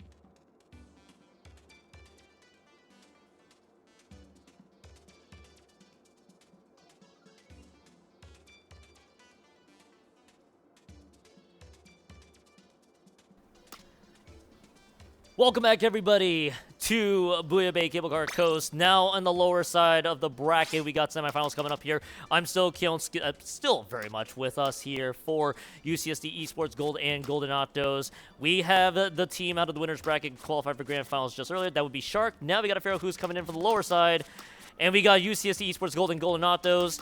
Golden Octos, we talked about it before, are on some kind of run right now in the lower brackets. Understatement of the century. They've kind of been the underdog that no one was expecting. Well, okay, I'm sorry. That no one was expecting to make such a deep run. Yeah. Like, then that's reality. Like, okay, go mess up the comm blocks. You know, kings, queens, non-binary rulers. Like, which is awesome. So, low-key, am rooting for Golden Octos because if they win, I get to stay on for finals. So we're gonna pull the curtain here a bit. So the comm block after this, which is gonna be losers finals, and the rest of the way features NATO. NATO is on a massive heater with their Octobrush run in Golden Octos. So. Yeah. What is more impactful is not just lower bracket run, it is basically to keep Skep on in the comm blocks a little. That's what's at stake. That is what truly is at stake. We have UCSC Esports Gold, which at this point, being in the CCA long enough, I know the squad has gone through some. I say turnover, it's graduation. They graduated from the college. So we got Nuriam Nuami being the holdovers. Darkrai and Lav are the two new people added to the group right now, at least for this particular land. If UCSD does it again, they get to play the two other UCSD folks and Dave's Hotties next. Yeah, so it's a rematch, though. That's what's at stake for UCSD Esports Gold. They get the match up. I think I'm ready for loser semifinals. They got 10 seconds, by the way, to get ready. So, Skep, I hope you're ready as well. I was born ready. How about you, Kyone? I am very much born ready. Maybe for this particular moment. Previous moment's still the same. All right, we're about to cue right in. It is Mako Mart Zones, of course, tried and true. Yes, here, let's get the show on the road. UCSC Esports Gold, of course, on the gold color side. Golden Octos is going to be on the blue color side. Okay, Uame, you are not my pal DRF. You cannot be playing the Tri-Saucer Nouveau like this, but that's what you are playing. I do see Blasters. I do see the Octobrush. The Dynamo, which I'm happy to see from Golden Octos, but the Octobrush from NATO, which I meant before. NATO's been on an insane run. I want to see how this all starts out. Two members, by the way, down right away from Golden Octos, but Golden Octos somehow still get a cap in the zone, but not for long here. Scott, 20 seconds in, and right now with UCSD Esports go for the first sustained flush. Something a little bit of bias here, where one of the teams gets the gold color, and they're both named gold black. Noob goes in, tries to pop that bubble, does get taken out, but it's just the leader on the side of UCSD Esports Gold, and so Golden Octos coming in and getting that cap. Noob does go down on that right side, but anything to apply penalty this early in the game, UCSD for getting us more cells. Yeah, and that wipeout effectively will get them that secured zone. This can give them a chance to actually kind of get everything, to get themselves set up around mid. There is some bomb damage, but that's going to be recovered just in time. Lav's going to be planted on that right stack. Now we got to see if NATO can actually catch everybody by surprise. Is able to catch them off guard entirely. That was a great play from NATO as they take out Lav. But UCSD Esports go down 2. They do lose their dream. They did lose NATO in the process. The control only dropped for about a few quick seconds. Trip strikes being thrown in as almost in a panic state, and UCSD Esports Gold, unbelievably Skep, they retain control of the zone. Pro on that right side trying to threaten the crowd, does throw a bomb, doesn't manage to pick with it. We just see Nerdy Adam, I think with the bomb, splash combo there, getting the pick. NATO coming in on that Zipcaster. Also getting taken out by Adam. Adam aura farming on the right stack, whatever it's called. Wow, beautiful from UCSD, and now Golden Octos has one shot, one opportunity, right back in. One shot, one opportunity. This is your best chance, Golden Octos. You got to rush right in as they are trying to paint the zone furiously. UCSD Esports Gold also understanding it. It's 2-for-2 trade, but the recap is going to be the one that seals it. UCSD Esports Gold, they take home game number 1 here in losers semifinals. There's that celebration. Got to absolutely love it. Adam, once again, critical picks at the very end to seal it. Yeah, no, beautiful picks from Adams. Wonderful pop-up. What? Pointing to what I think is one of the Pokemon, actually, in that waterfall. I might be, actually. You know what? I love people that decorate the Anything after Gen 3 is not relevant. Sorry. I agree, by the way. Splaboomers on the mic. We are way too old for this, I think. Take that as you will. That's the first game. If you guys were just tuning in, we did cover winners finals. That's counterpick. There are no counterpicks. We got our standard set of maps right now. It is going to be Hagelfish Market. Tower Control, I was about to say Inkblot because my brain's been an Inkblot TC brain for quite some time, but Hagelfish TC being the next one. But what a fiery start, really, from both teams to kick off loser semifinals. Yeah, it was explosive. Right. Beautiful picks from the Dynamo, you know, to try and break back in.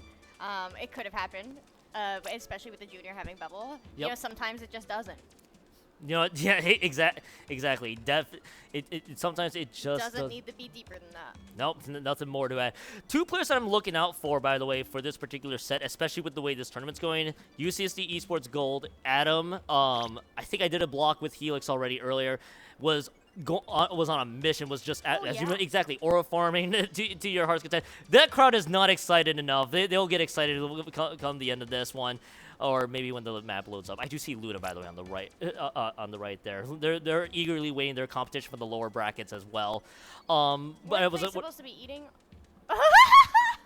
I think they are supposed to be. They literally did say they were supposed to be eating. Did they bring the food back? I think that's food.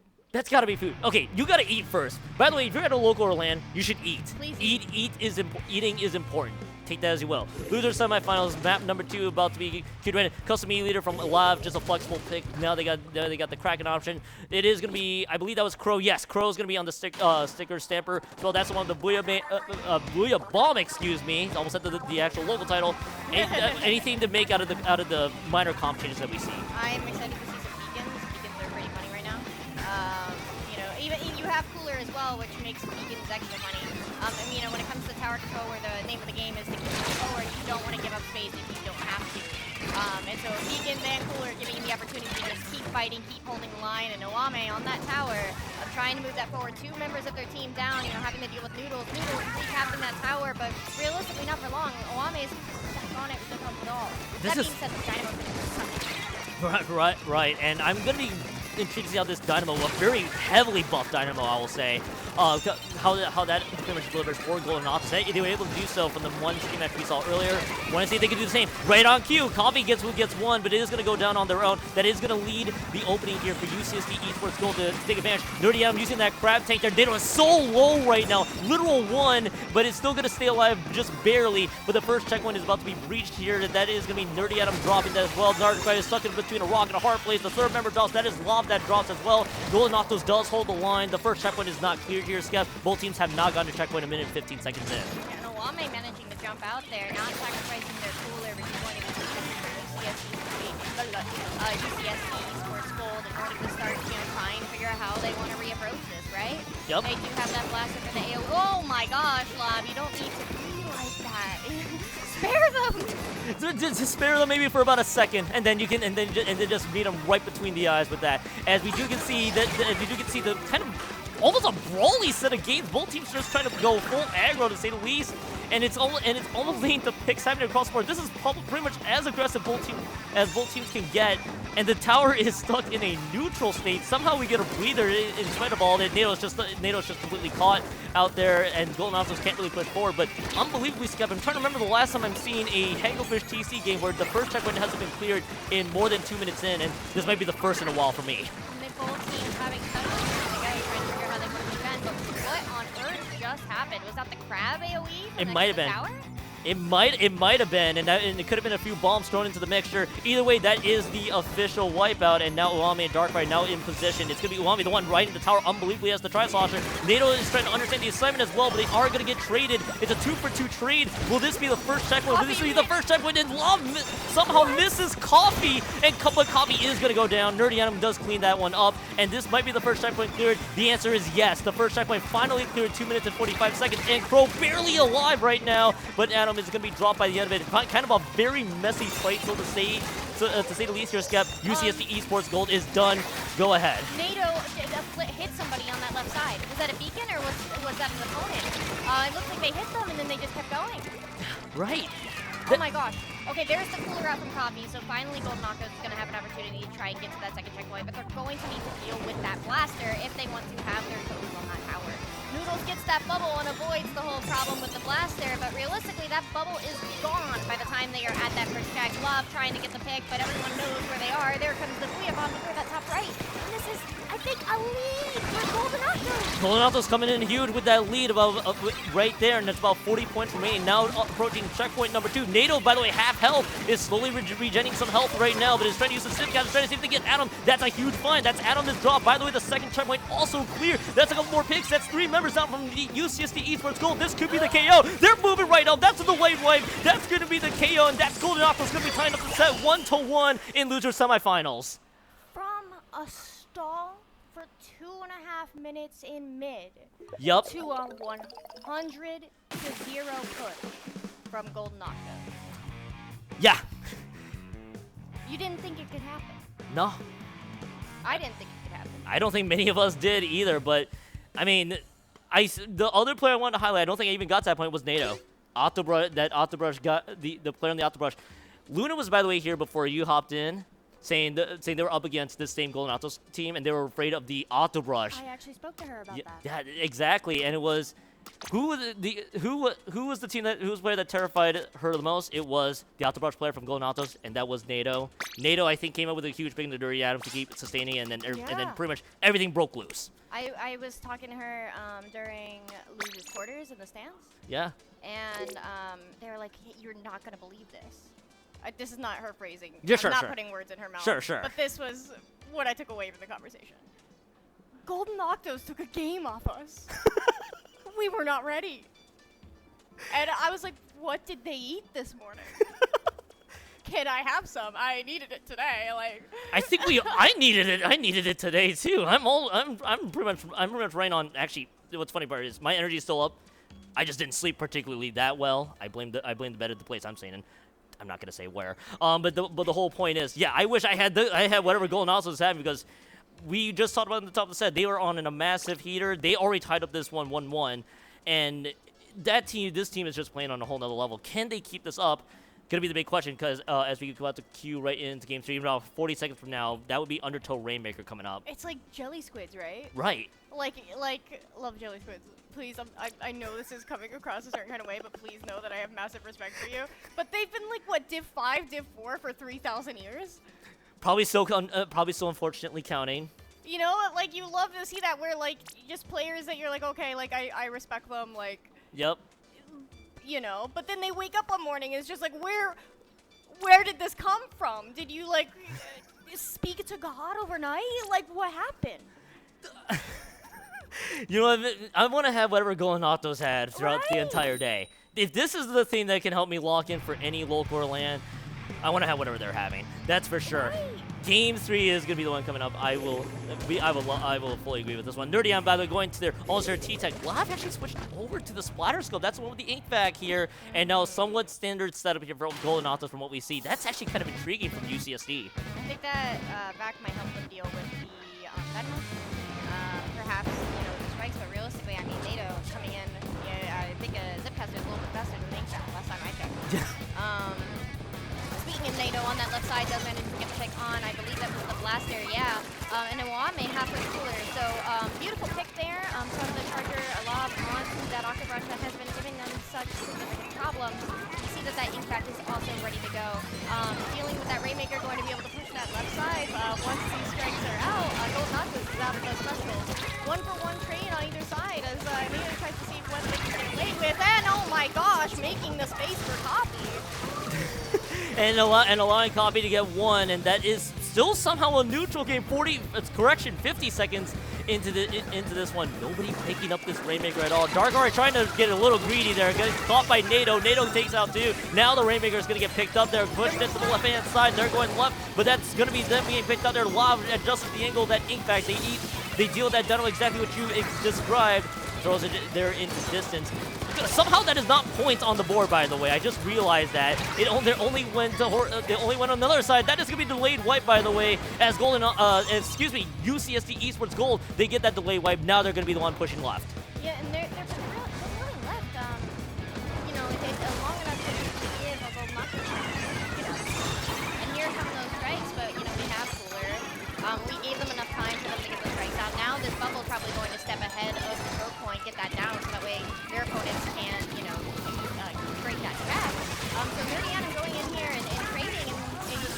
is the pick on Noodle, so now this is their check, but not before NATO has anything to say about it. And everybody else is out of spawn anyway by the time that comes out.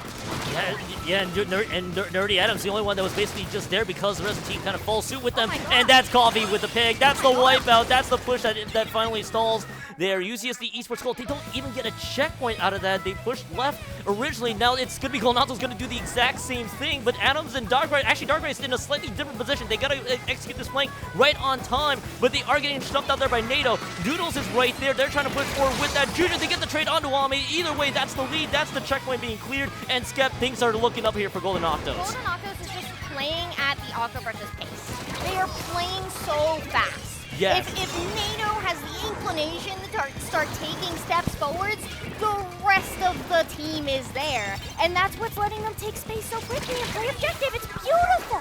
And by nailing NATO to play with pace and letting NATO do what they need to do, it's exactly how Golden Octos gets down to that 24 points range. They were just going full aggression the entire way through, but now does UCSD Esports Gold have an answer? That's the big question. They got two specials available right now. One of them being the ink back here. They do eliminate two out of the board. That's, I believe, a delayed wipe if I'm not mistaken there, and that is going to be UCSD Esports Gold. Stubbornly going to the left-hand side of the map. Everybody's going to be rotating left. They know that this is happening. But can Coffee get a critical pick on Nuami? The answer is no. Checkpoints have been cleared. Both teams have cleared through their checkpoints here, Scap. But now we have strikes coming out as Golden ends up grabbing the Rainmaker. Oh no! Oh no! Wait! They're gonna grab here. It's just Noodles. Noodles doesn't get the pick. Oh no! Wame's pulling lead here. Here comes Coffee. Does manage to get the pick on the Rainmaker, preventing this from being worse. But regardless, UCSD Esports Gold has pulled lead, and now they're fighting with Pop with an Octobrush. That's just not going to happen.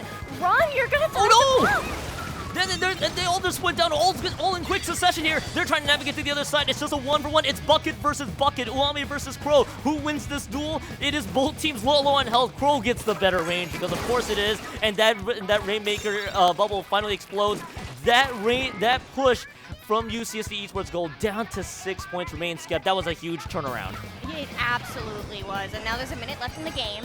They're 1-1. Someone wants to pull lead here and make things a little bit more dicey for the rest of the set. So getting these picks on Golden Octos is huge because the longer they're down, the less opportunity they have to try and go for a push. NATO's jump is camped between the back and the bucket. And so Owame, realistically alone in mid besides Love back there, now Nerdy out of swimming in, but they have all of this space under their control. Golden Octos needs to make some sort of choice, and they need to have the players alive. Having the backline off the table is huge for them.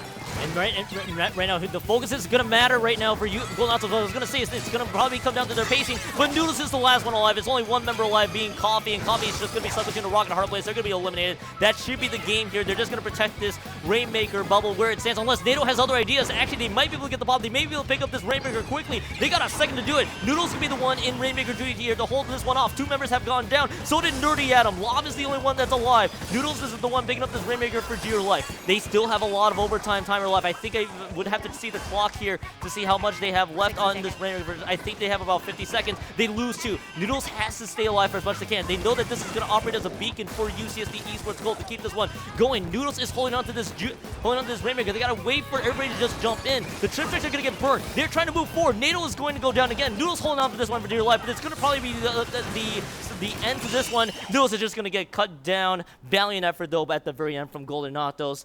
And Skep, UCSD Esports Gold, one game away from advancing to losers finals. That push to 6 remaining was dirty. Yep. Because in order for them, 6 is, I believe, the final checkpoint. Yep. So they have to, swim up that checkpoint, and that's just so hard. I mean, it is Undertow. Anything could happen. It is Rainmaker, right? We say it all the time. Of course. But that's such a... That's a lot of pressure. I felt the pressure from here. Maybe I'm projecting. You play in high pressure situations. I did for Riptide as well. So no, I absolutely get it. And we know things that the audience don't know. They have definitely screwed up the camera. The camera. We might have a little bit of extra time to cover that one. But that push, by the way, with 3 members down from Golden what was it? Golden Octos going 3 down when the checkpoint got cleared from UCSD. Like the worst timing ever. Yeah. Because UCSD had all the control on the board. Right. just push forward, and now because it was 6 points remaining, Right, those you got to make it all count the at the end. strikes coming out from the slosher, I think Crow on Golden Octos, right? Those strikes coming Yep. out, and then at that moment, I think they died to a Booyah. Yep. That timing of it, and then the respawn where they drop into the Rainmaker pop. I understand how scary that is. 'Cause Yeah, you for sure. You don't want to let them pop because then they're gonna get paint. They're right next to the checkpoint. But realistically, I mean, UCSD, they have like a lot more DPS Definitely. to work with. Definitely. We are going to get a little bit of extra time here because for those who may not be fully aware, they swapped one of the spec cams into the active player slot for Someone for must have Golden DC'd. Autos. Yeah, someone decided to hit the table. Yeah, the little tier. They hey, you're gonna have to production crew, you're gonna have to play for you're gonna have to pinch it in short notice. I hate to break it to you. See what you can do. See what you can do in 2 seconds. I hope your gaming's as good as your spec cam, Toshi. Yeah, but that's why we're gonna have a little bit of delay. But Scott, this has been quite an entertaining set, and I could realistically see this going to 5 games, actually. Yeah, I definitely see it going to 5 games. I don't. I might have cursed them, by the way. Just pointing that out there. Blame me for that. Okay, so Inkblot is Yep. the plat. I think underneath basket, it is relatively claustrophobic, and people do kind of have to fight their instinct to drop on it. And with it being that claustrophobic, when you have a comp that has a lot of chip damage, you can really benefit from that because it's such a small space. We're having lights turned on. Yeah, it is now. If this was Arizona, we probably would have been outside in the sunset. My eyes will adjust shortly. Yeah, so also pull the curtain here. We're getting the lights turned on because it is now officially evening time. I'll be able to manage. Oh, the production group was like, wait a minute, how do lights work for a hot second? Lights are mythical to say the least.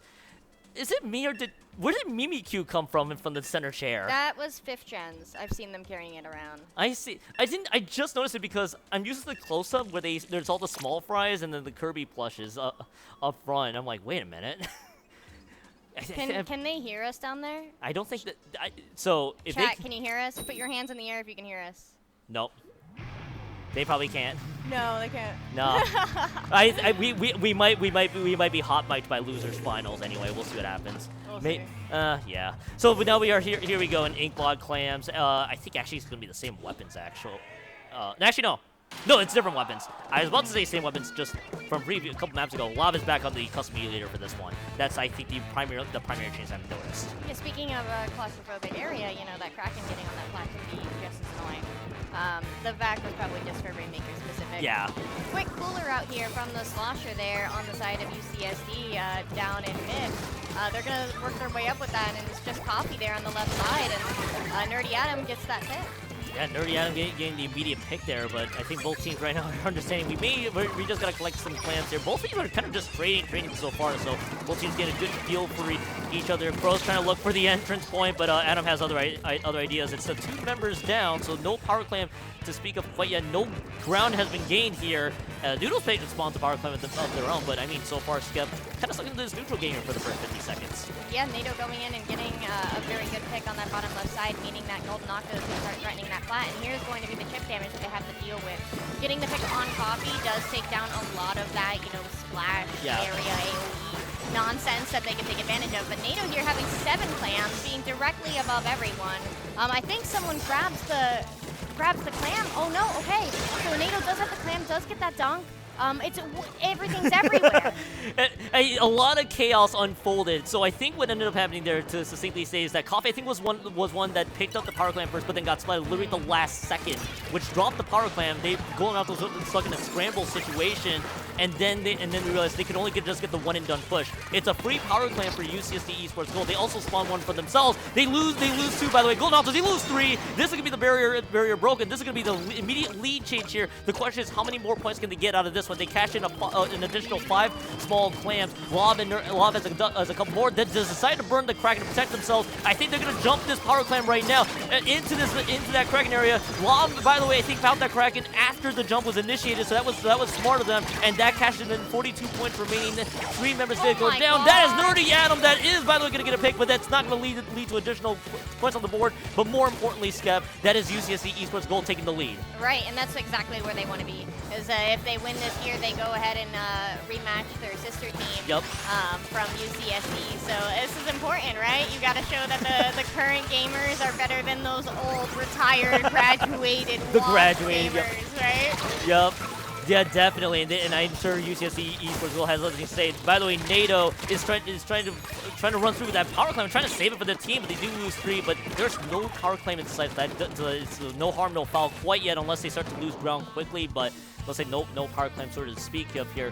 2 minutes and 12 seconds left to go in this one here. Skep still very neutral so far, and that free climb still stuck there for Goldenopus. Goldenopus is still trying to make something happen. That's NATO. That's the backline drop. That's the Uami that drops as well, and that is 3 members down from UCSC Esports Golden. But Adam is lurking large, and able to take out Crow on the other side. That was a great play by NATO, but Adam is trying to flank and is actually going to cut them off by surprise. But here's the problem: there is no additional clams. Exactly what you called out. It wasn't worth it. If someone picks up the free clam, that is going to spawn an additional one. They could very well do it here, but no, they will not. They're going to keep the free clam as it stands. So all that it did, Skep, it only just took out 10 penalty points, nothing more than that.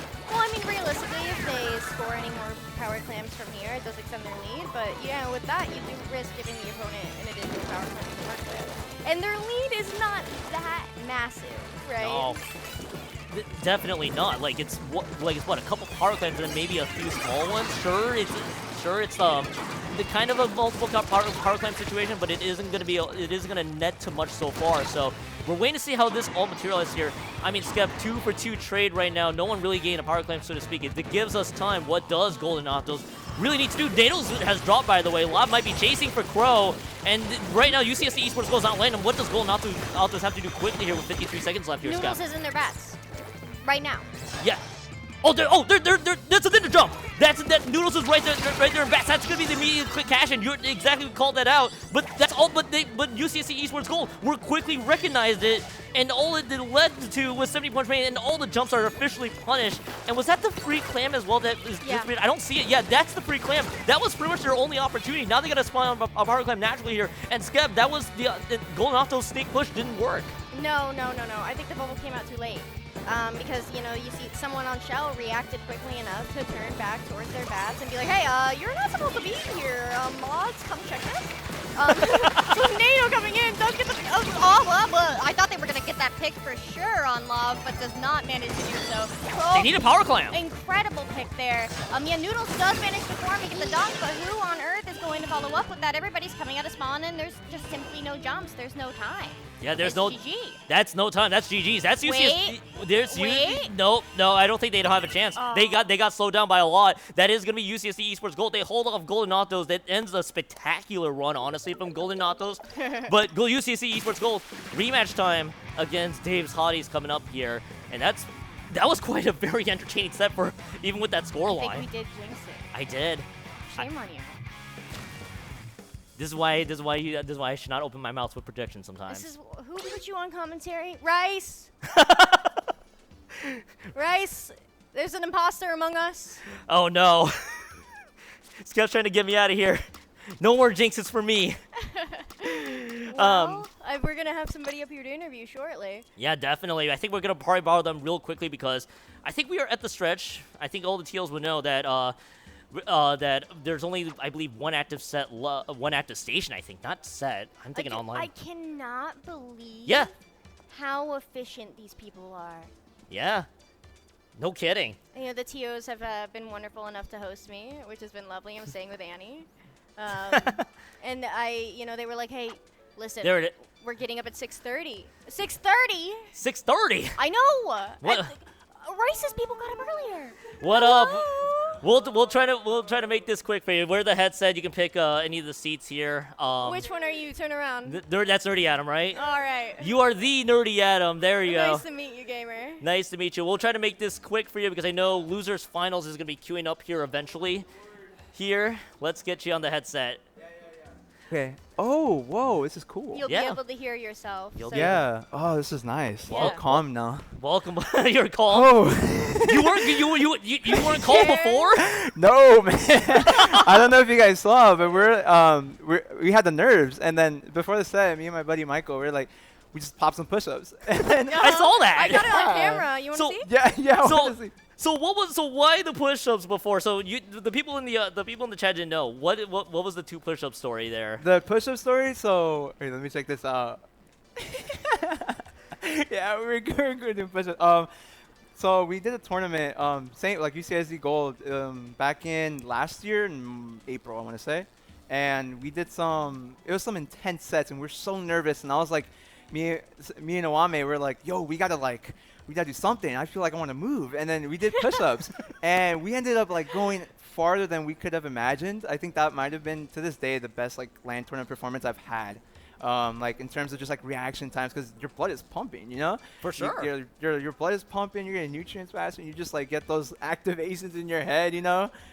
So we're like, let's just do it again, and it worked. Yeah, we had a lot more responsiveness from everyone, talking more, a lot more. I don't know, just it wasn't just me holding the steering wheel, you know? Everyone had a role to play, and everyone played it out really well. So I was really proud of them. How are you guys genuinely feeling after that set? That was actually a lot. I felt like that was a very tense and very close set. Yes. Despite the score. How are you guys feeling now? Most definitely. No, we're honestly keeping up the momentum here. We just want to keep the ball. We might see us do another set of push-ups before the set. I was gonna ask. Because we really are determined to take it as far as we can. Seeing as the 2 new players on our team are really relatively new to the comp scene, so I kind of want to push them beyond to what they think, and kind of give them that result, or give them that inspiration and guidance, just to kind of push up, you know? Yeah. How do you feel fighting against your seniors next set? Again. Again. You know what's funny about that is that one of them is a traitor. Blaster, right? Blaster's a little traitor, man. He's he's supposed to be playing with us, but obviously it's we have a 5-man roster. I was like, it's fine, you know, we're having fun. We'll go as the school team, and he'll have his fun with Dave's hotties.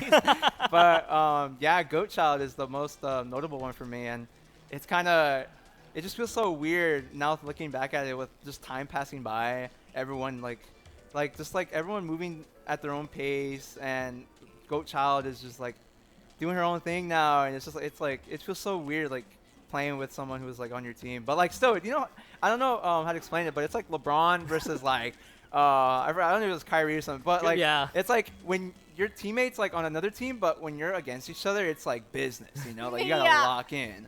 So I 100% get it. One quick question here before we probably need to get you back downstairs, with the push-up ritual. Yeah. I want to talk about UCSC Esports Gold, because I know Gold Child recently graduated. I believe recently graduated this past year. Very recently. You're having to rebuild kind of from I wouldn't say rebuild. You're having to get new people to join your team from the trenches, especially with a team that's been historically Division 1 in CCA. So how do you build upon? How do you keep this program running? Honestly, I'm still keeping up the I say rigorous training, but I try not to, because of course we're still a school and we have to prioritize our academics. So I try to teach these guys just a balance. I think that's what kind of we're working on, is do this first, and then if we play Splatoon for these X amount of hours, we usually do 2 or 1. We just play your heart out. Those are the only 2 hours you kind of have in the day, and that's the only time you get to play. So it's if you don't play ever again, play your heart out. So I would say we're still trying to keep up that little training, solo queue, scrims. We're all separately doing our own little looty teams, ball up top, you know. Then we're with Origin Pulse, or he's with a group of people, and then there's a Blaster with his team, and everyone's doing their own thing. So although we don't get to play together all that much, we definitely we still have our mechs warmed up and stuff. We're all still playing the game together, having fun. So I think that's what's the most important, is team bonding. I think that's what a lot of people kind of neglect a lot when you're in a team, is you want to be comfortable with these people. So yeah, that's pretty much it. What's your favorite team bonding activity? So we go to Raising Cane's. That's what we did. That's why Candy Essentials here. We go to Candy Essentials night. I'm a little saddened. I want Candy Essentials, but it's Dave's Hotties. Dave's Hot Chicken. But yeah, we usually I didn't know that was the joke. Yeah, it's like a baby. It's like the sister team of like Candy Essential. So I don't know. We find ourselves eating a lot of fried chicken and just having laughs. And then after we get ice cream, gotta you can't go out and not have ice cream. There's always room for dessert. Like chicken and waffles.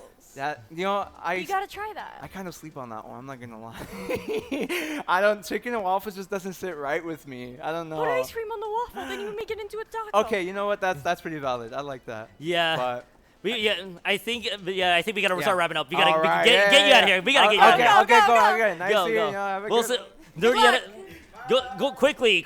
We gotta get Nerdy Adam out of here.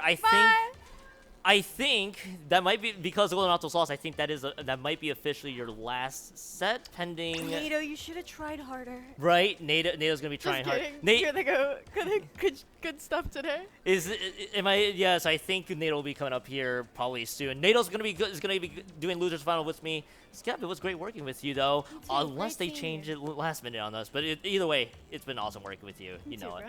Yeah, I Stay love out of it. trouble. Yeah, for sure. Quick break. We'll try to make this really quick. When we come back, losers finals will be here in a few seconds. We'll see you in a bit. I think. Unless, yeah, there you go.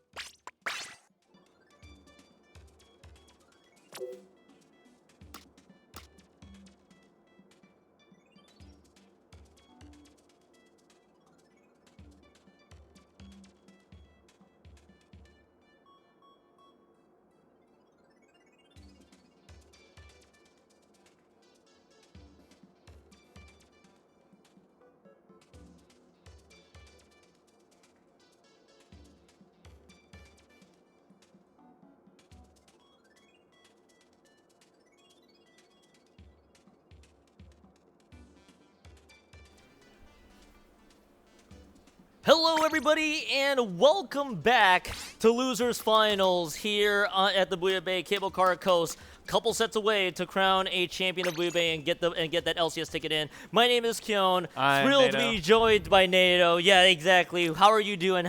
Doing well, you know, just came off of 4th place match myself, and we had to fight one of these incredibly good teams, UCSD Esports Gold, and they were pulling out all the stops against us, I'll tell you that. The leader, the T-Tech, the bucket, everything, every single kit in the arsenal was on stage today, and I think we're going to have a really good showing between these two teams here, UCSD Esports Gold, and also it will be Dave's Hotties on the other side who are coming from the winner's side. Yeah, Dave's Hotties is going to be the team that just lost to Shark, the team that I think a lot of people have eyes on for being the team to beat here.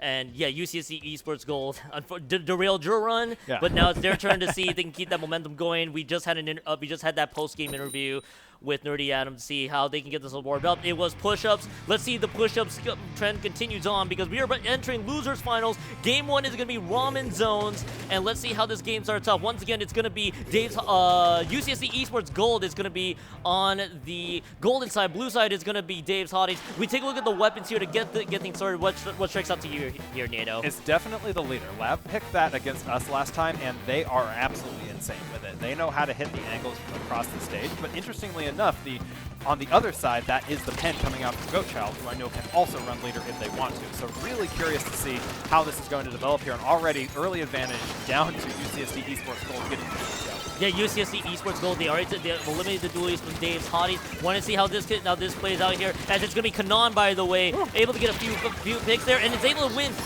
against Nerdy in the 52 gal duel there. It's going to be 79 points remaining, and this could be a chance for Dave's Hotties to get the retake here. That's what they're going to be able to do, and that's going to be 96 points remaining. An initial good start, but Dave's Hotties might be looking for a better push here, Nato. Yeah, you know, interestingly enough, Dave's Hotties actually did go 2 down there, and UCSD Esports Gold is just applying the pressure as much as they can. That is a 3 down. We will see a ton of position being taken here. I don't know if they know this player is down here on the right-hand side. I think they vaguely have an idea, but they definitely need to get them out of here to avoid a flank.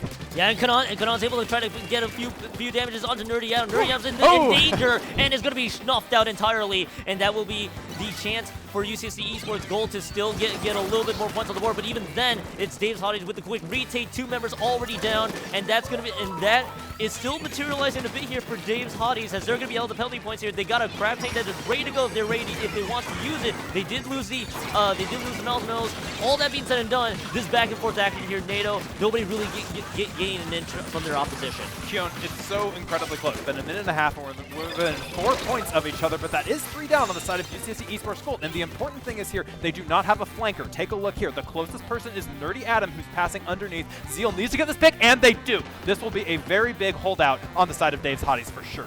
And Dave's Hotties will be able to swipe lead the exact same way. It's going to be Blaster, Zeal, and Goldchild. They're all formed 3 in front here, with Kanan trying to catch any stragglers from the right-hand side, trying to see if they can do anything about them. But UCSD Esports Gold still trying to play with all their power. They do get a cap of the zone. Now Clear's being dished out. Trip Strike's being thrown right towards the plat there, and Kanan, I think that jump got punished because of the Trip Strike that was there. Darkray is going to drop as well. 2 members have gone down on both sides of the fence. UCSD Esports Gold is only going to lose control for just a tiny bit here. Nato, this still is a decent opportunity for UCSD Esports Gold. Dave's Hotties looking for the response. Yeah, UCSD Esports Gold is probably going to get the lead here unless they can get 1 or 2 picks, and the answer has happened. Blaster is already down. They do get the lead, but there are now 3 down on the side of UCSD Esports Gold. This is going to go right back towards Dave's Hotties. Right back to Dave's Hotties.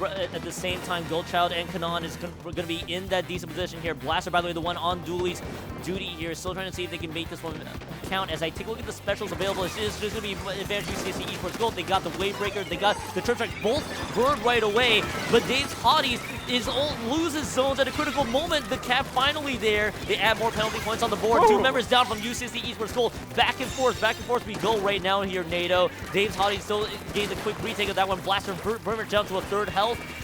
even so here, NATO, it's Dave's Hottie Silver taking control. They might be getting a lead change here. Maybe that pick against Blaster is going to slow them down. Yeah, you know, the pick on Blaster is a big deal because Doolies is a very annoying weapon that will always be in your face because they're so hard to kill. However, here, now that they got them down, Zeal's looking to come out huge and able to get Nerdy Adam, and another one goes down. I don't think anyone is going to risk jumping in this bubble here. That is lead swap in favor of Dave's Hotties, and you know, they could be pushing to knockout here if they play their cards right. If they play their card right, but I think they should be able to. The only chance that UCSC Esports Gold has is the trip strikes immediately burn. They realize the time is not going to be in their favor. They have to throw everything. The entire kitchen snake was thrown just before penalty points. Dave's Hotties has a lot of room to work with. There are 2 downs on both sides. Blaster wins the duel against Darkrai, and they're trying to move up to Nerdy Adam. Nerdy Adam has to drop to lower ground on top of it.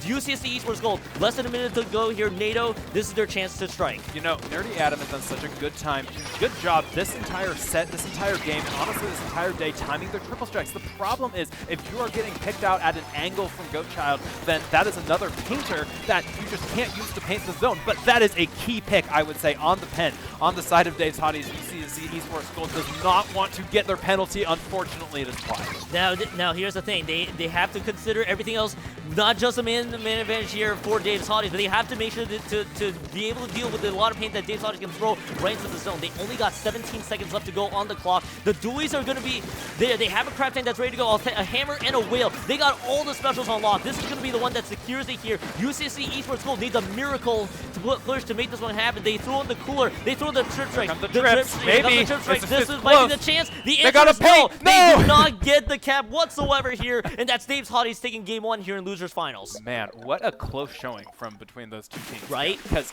like, I think it all comes down to who wins the skirmishes at the right time, right? Like, we saw Blaster there on the Doolies, just, like, being annoying and, like, keeping them off of the top of their ramp. Because if you're going to paint the zone, you have to be close enough to paint the zone. Maybe if you're a pen, you can back up and paint all the way from the perch area. But generally, if you're a different weapon, you have to be able to do it from the top of the ramp. And if there's a lot of pressure there, you just can't do that. And I think what Dave's Hotties realize is that against this comp, we have to keep them far back enough that they're concerned about coming close to zone. Obviously, everything was a slugfest, and it'll be really curious to see if they make any adjustments moving into game 2.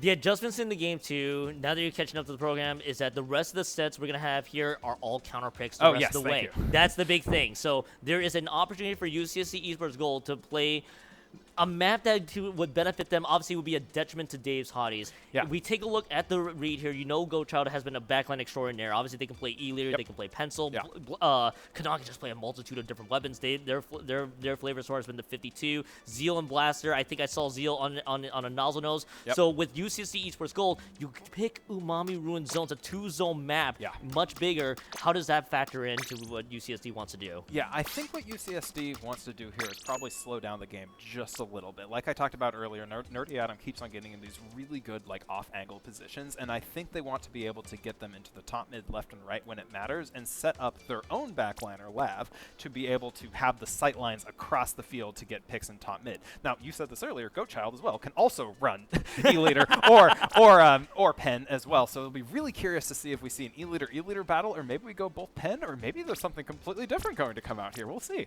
I would love to see if anything crazy gets thrown in here. I think with Goatchild being the player that always plays a backline, either a Pencil or an E-Leader, I want to see what weapon they want to do against this Dave's Hottie squad, which again they had a lot of ways that UCSD Esports Gold. I gotta remember that Goatchild's not in UCSD anymore.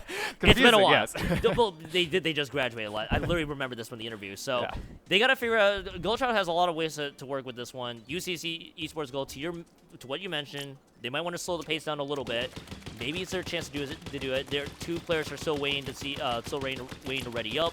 So this could be, they might be giving themselves a chance to try to figure out what their game plan is. Yeah, totally. And it's been a little interesting if you compare this zone's map to the previous one. The 2-zone is obviously the biggest thing. You mentioned that earlier, Keon. But the other deal about this one is that you can position yourself behind, you know, the blocks in mid, and you can just shark there if necessary. You can wait there for, you know, as long as you need, you know, short of being knocked out, to just either shark in top mid, or you can shark behind the block leading up to the ramp, or you can go down to useless if you want. There's a lot of options. And here's, okay, I was thinking about this earlier, Keon. Nerdy Adam on the 52, they play opening Gambit. And also, as well, we see a 52 coming out from the other side, but this is not an OG, so we have an OG versus non-OG 52 battle here.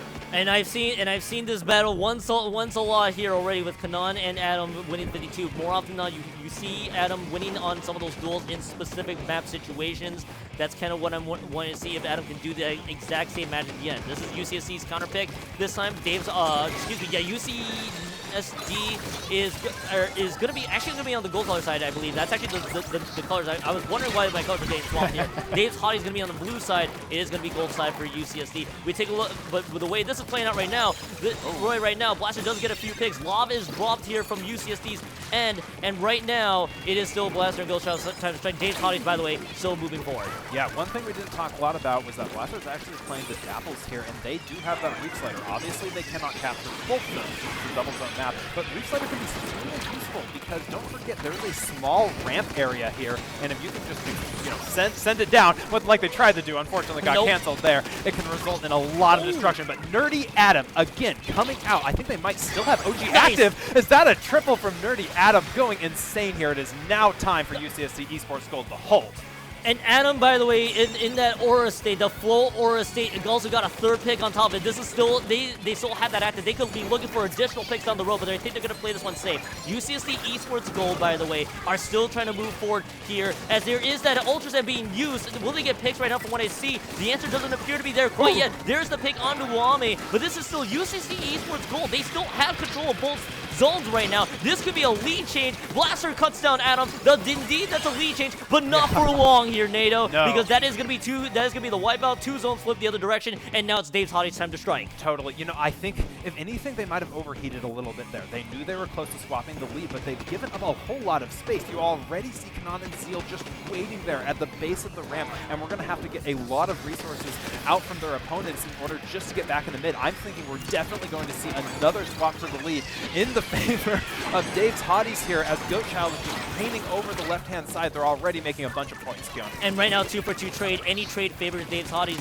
Both these stretches, that's a huge pick. That's a second pick. Zeal with a huge pick with that Ultra Sam does its job. They're trying to find Uwami, and Uwami's gonna get cut down, and that's gonna be one member down in that situation. The Respawn's not favoring UCSD Esports Gold anymore. Dave's Hottie might be trying to close this one out here in game number 2, as they are looking to clean out the additional members out of the board. 2 members have dropped, and that is going to be Dave's Hotties. They're going to be up 2-0. One more, and a Dave against Sharks for grand finals. Oh my goodness, that was a insane showing from the side of, honestly, both teams, but Dave's Hotties they got more out of the hold than UCSD Esports Gold did. You said it at the beginning. I think that was the flow aura, the triple that came out from Nerdy Adam. They had the hold on them. They were up on their plat, on their dome, but the difference is that Dave's Hotties was able to clear them way faster than UCSD Esports Gold was. They got them into a multiple down situation, flipped the zone, and then they forced UCSD Esports Gold to stagger as they came out, and that is the dangerous bit. On a map like this where you have to flip both of them in order just to apply the penalty, then, what do you do, right? And I think Dave's Hotties might be slightly regretting their choice here. Do you think they're going to switch modes, right? Because it's been zones twice. It's UCSD Esports Gold. Oh, sorry, excuse me, yes. UCSD Esports Gold. Are they going to regret this? Are they going to switch? Rainmaker? So this is the thing where they should, in theory, do it, because it was a closely contested game. Exactly to your point, I think as you mentioned, they got maybe a little too overexcited with their situation, then just completely overinvested themselves into that wipeout situation there. They could be looking for a different mode.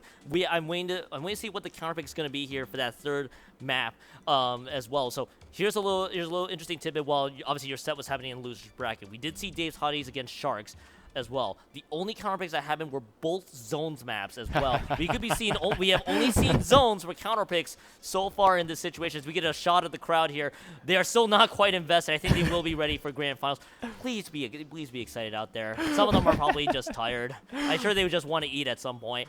But I mean, coming into the stretch, I want to see if they opt to switch modes. I think they're still trying to figure out what's going to work for them.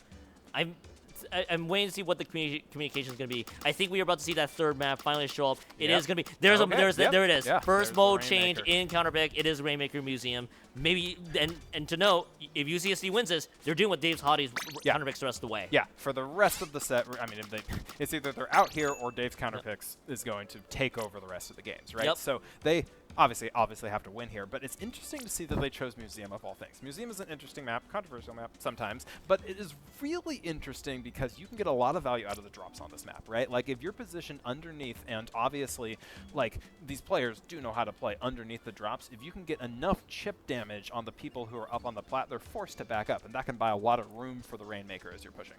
And I want to see what UCSD adjustments here will be, because the player that I've been looking out for has been Adam. Obviously, Uame's has been huge, as well as Darkrai. They both have been supporting everybody else the rest of the way. Love, obviously, the designated backliner. I want to see what they want to dish out in this critical game 3.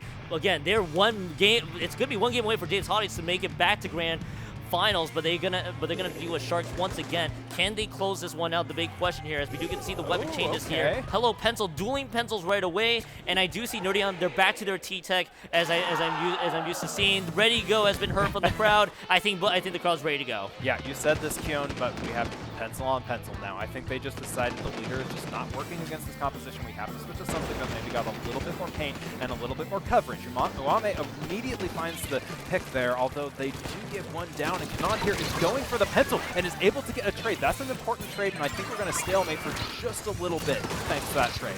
Yeah, we might. I think we're going to be seeing things maybe solve it. This is going to be disadvantage Dave's Hotties here as it's going to be UCSD Esports Gold. They do get a slightly delayed wipeout, probably a little bit too delayed there. That is going to be the Rainmaker picked up. That is going to be UCSD Esports Gold. Now, Lava unfortunately has to wait for the spinner to rotate. This is going to buy Dave's Hotties some time to actually be able to get the pick. That spinner did not play friendly there to UCSD Esports Gold. They can't get the jump in quite yet. It's only 12 points, and the respawn's not quite favoring them, and it's going to be Kanan. They're going to try to they unfortunately missed the jump. That's going to be okay. Quick little detour. This is going to be a lead change. Lead has been taken, and the checkpoint for Dave's Hotties. Yeah, good play for Dave's Hotties there not to, lose their minds if they were in a multiple down situation. Nerdy Adam going down is going to be kind of a big deal here as they pick up the Rainmaker. Thankfully, they were not able to get it much further than 42 on the side of Dave's Hotties. But if you're UCSD Esports Gold, you are still battling members on your own flat. You need to get them out first before you can do anything. And right now, Adam is still just completely jammed in their own base. They're getting picked off here because Kanan is still playing aggro here. They're losing members really, really quickly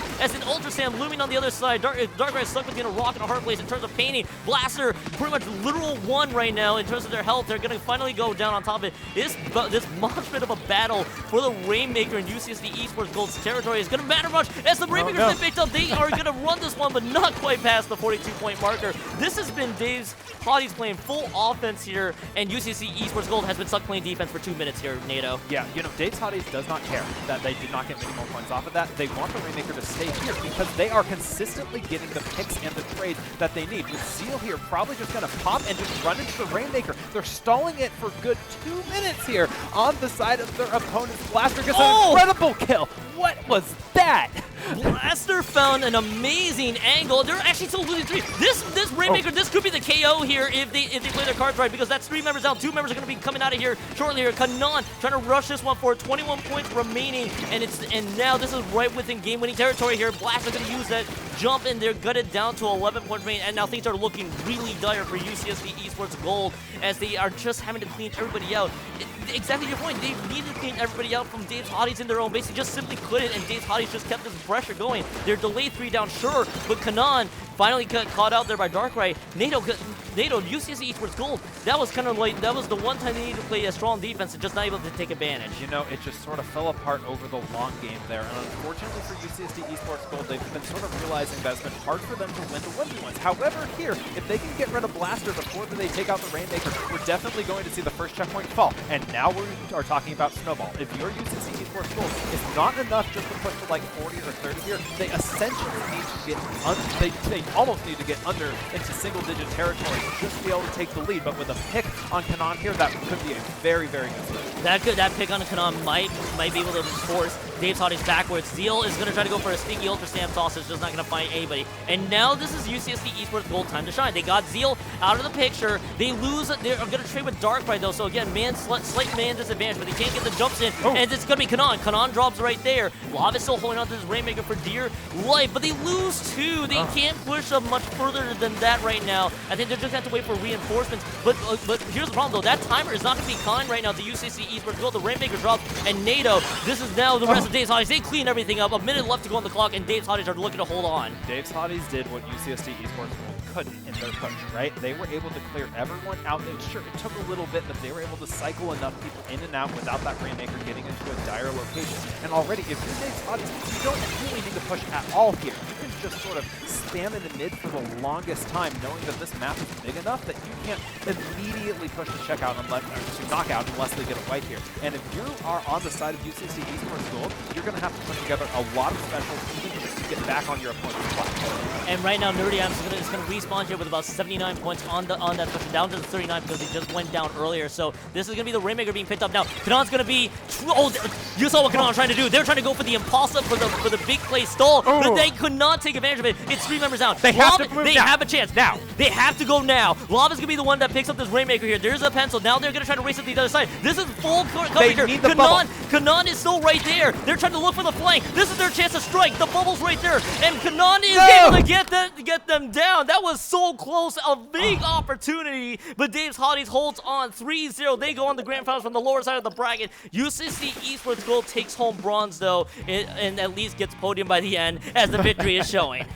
You know, Keon, they almost figured it out at the end, right? Like, they had the wipe. They had all 3 Slayers on the side of UCSD Esports Gold up on their plat, and the bubble was out. They had everything they needed. The problem is the Rainmaker was all the way back in mid, and the only way to get onto the plat in this stage is either jumping across the spinner or going all the way up the ramp, both of which take a long time to get there. And we saw they did the best they could. They swam as quickly as they could with the Rainmaker, but, you know, big map, you know, sometimes it's just not quite enough. But, you know, great showing from UCSD Esports Gold. I think moving to Rainmaker was probably a good counter pick because of how Zones was going, and it just didn't quite go their way. Yeah, and that's exactly. That was a great idea with Rainmaker, but Dave's Hotties just completely cut them out. I think we were about to bring in somebody.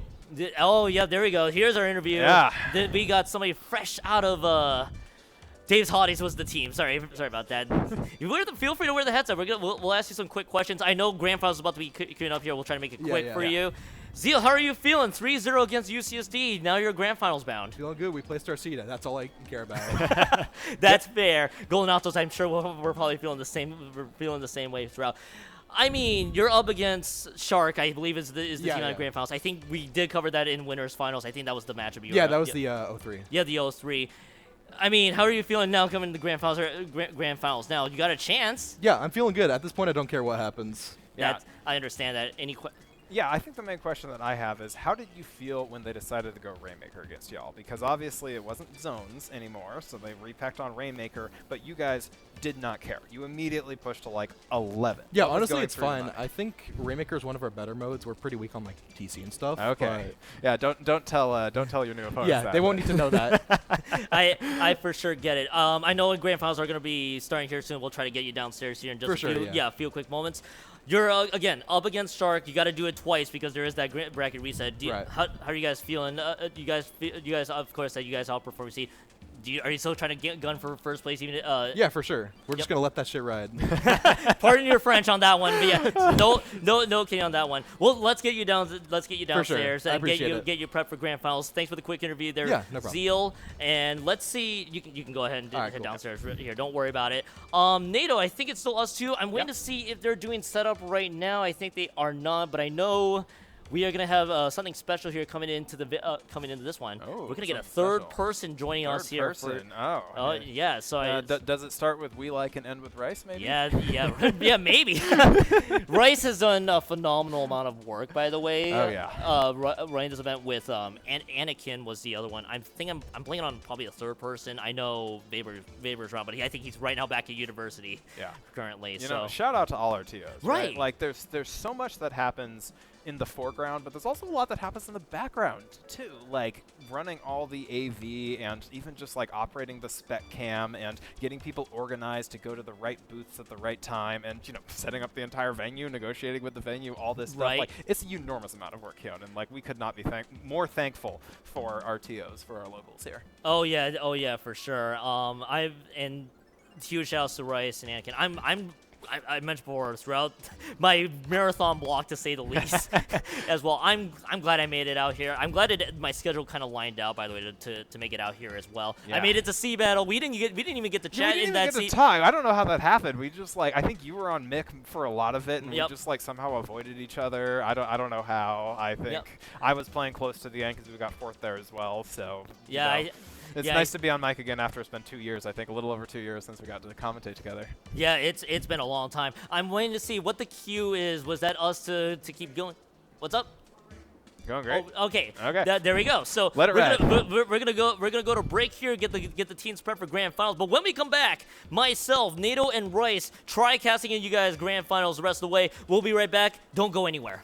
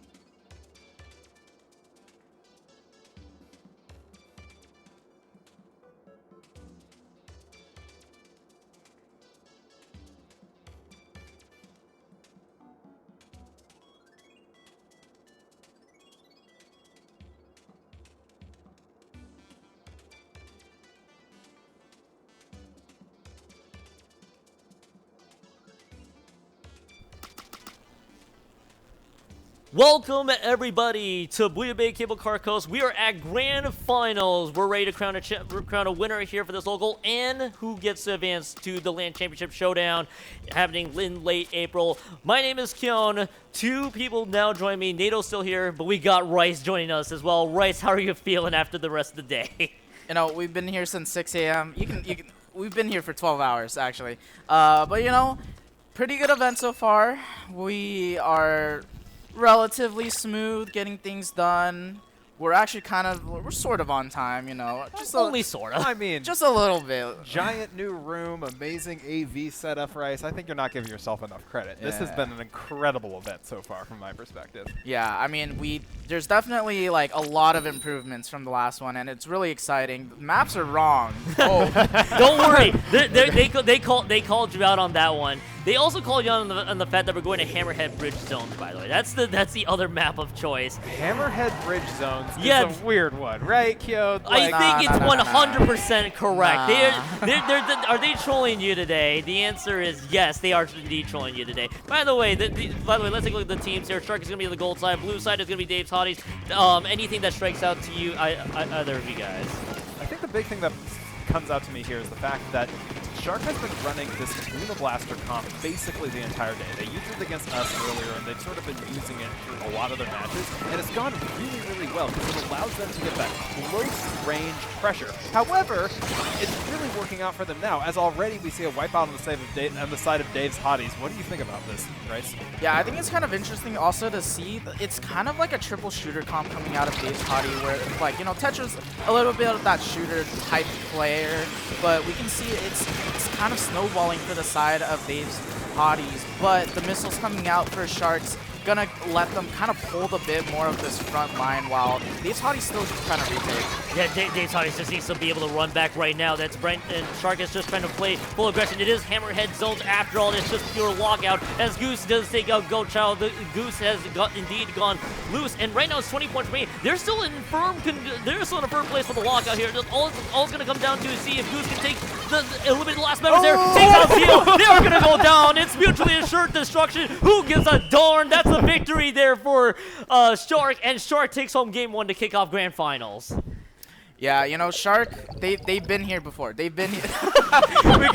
we can see Luna here popping off, but they've been here before. They've been here 2 other times, Grand Finals, starting on Zones Hammerhead. It's tradition at Booyah Bay that we got to start on the bridge. You know, we got to start on the bridge, and this team, you know, what were they last time? I think they were Address the Elephant in the Room. And the time before that, I don't remember what they were. But this team is like the team to beat at Booyah Bay, right? And they are 4 players who just know how to work together to get the game going really quickly. They like to play fast. They like to get a lot of picks. And we saw that come out in full force in that first game against Dave's Hotties. So, Kyon, do you think they're going to make a counter pick that isn't zones? Because we've seen a million zones counter picks so far. Like, are we finally going to see Rainmaker Sanity like we did last, or are we just going to be full send zones? If it's anything that I've learned from Winners Finals is it might be zones again, because that's what Dave's Hotties only knew at the time. Maybe sensibility shows here.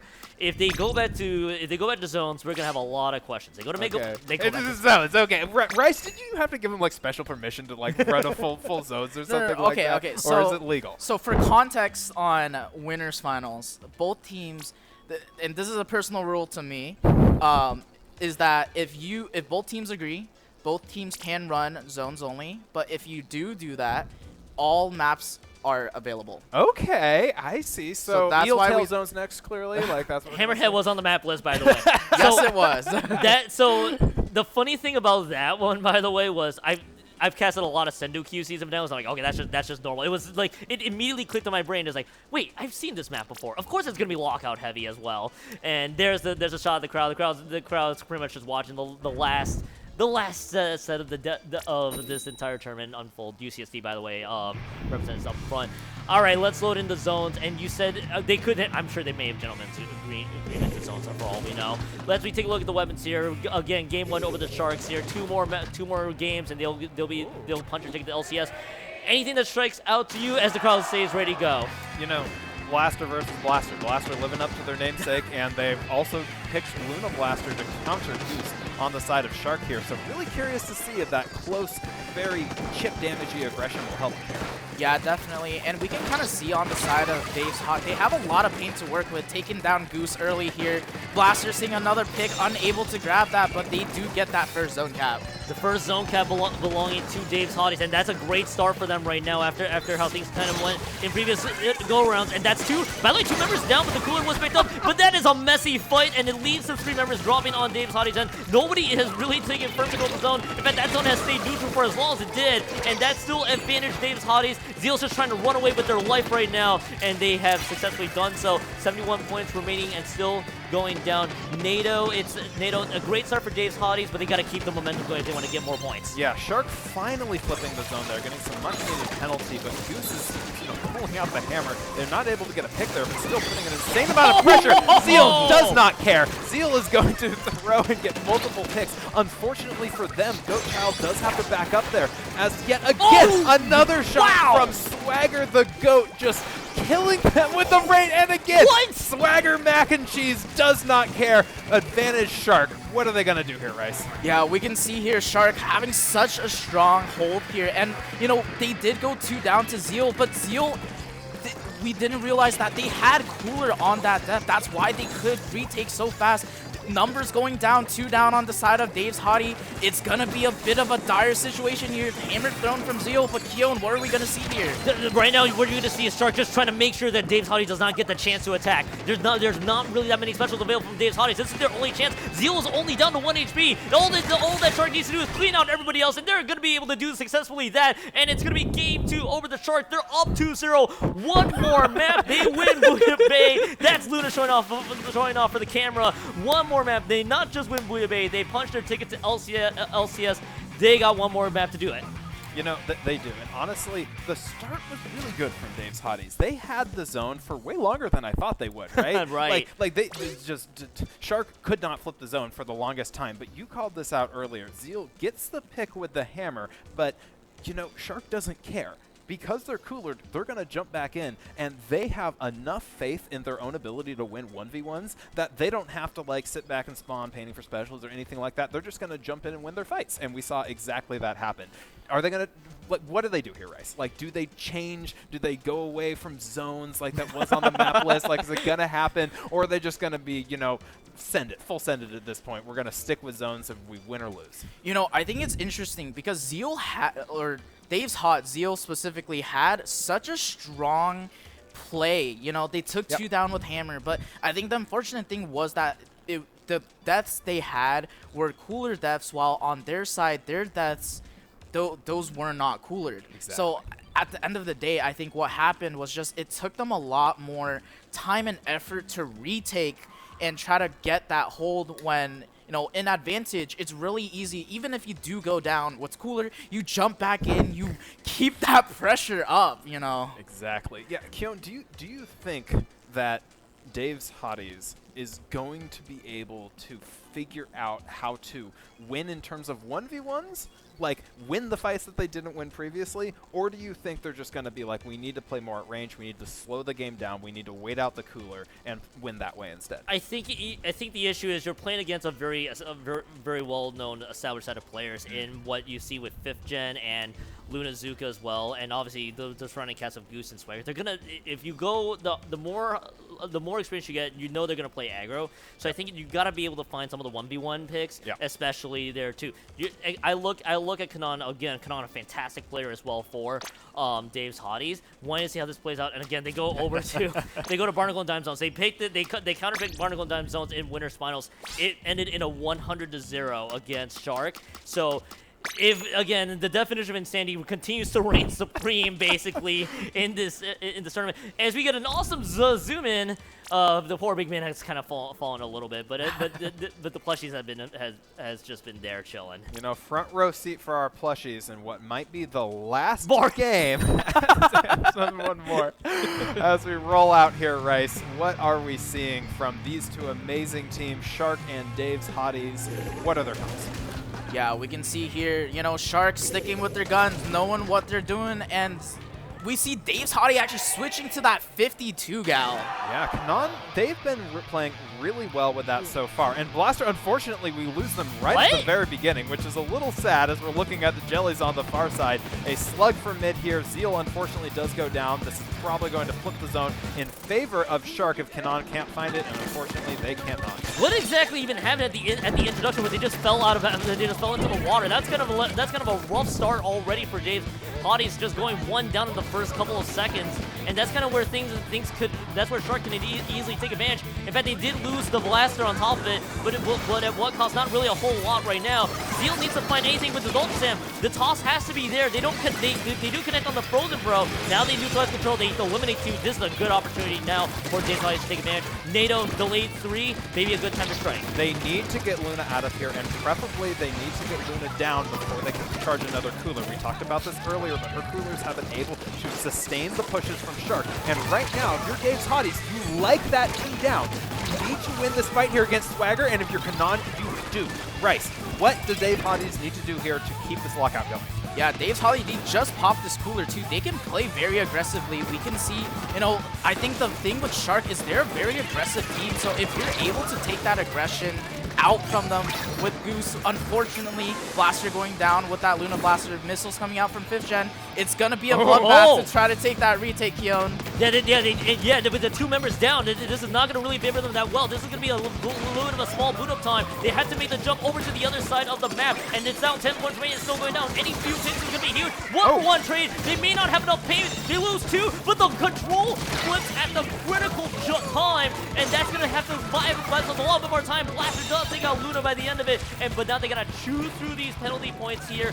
NATO, I don't know how Shark managed to get that retake. They buy themselves some time. Maybe a little bit of a lifeline for that 3-0, but right now, NATO, this is Dave's Hottie's biggest chance to get to take a map in. Dave's Hotties is playing like a completely different team here. They have been able to get what they were not able to do in the previous 2 games, which is get Shark down multiple at a time when they either don't have cooler or the cooler is on a slow rotation. However, that doesn't mean that they can sustain it, and they have to keep these picks going up. Zeal is coming up here with the hammer, does not find any value there. Rice, I think we're going to have just another scrap in mid.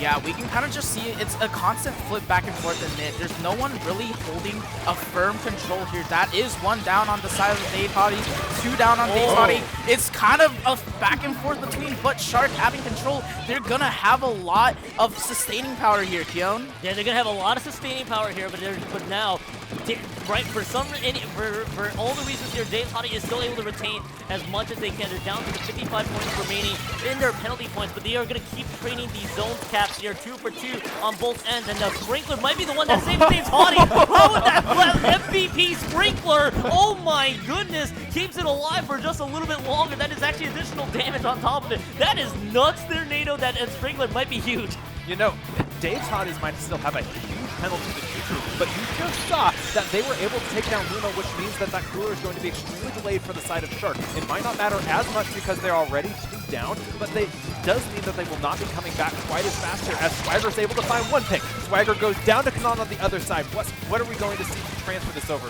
Rice? Yeah, we can see here, Kanon's trying to play that Shark angle, but Luna, or the Luna Blaster from Goose kind of sharks them out, and this is going to be a hold for Shark. There's no penalty points, so that means real points are counting down, and those missiles are going to really stop Dave's Hottie's momentum here, Keon. Yeah, those missiles being dished out there, forcing Dave's Hotties backwards. Zeal needs to land this Ultrasan, they're not able to find anybody else. Now they're pushed back. They're out of the penalty points. This is their only chance to make this one count. They lose the Blaster, that's 1 member down, and this is going to be a lot of points there. That's going to be 2 members that have dropped. Momentum has shifted in the favor of Shark, and that is, I think, a delayed wipe, and that should be potentially the game here. I think it will 100% be the game, as Shark runs through everything else. The Zuka gets a double, and that's going to be that. Shark are your winners for Booyah Bay Cable Car Coast, and they have punched their ticket to the LAN Championship Showdown in April. What a fantastic performance from Shark.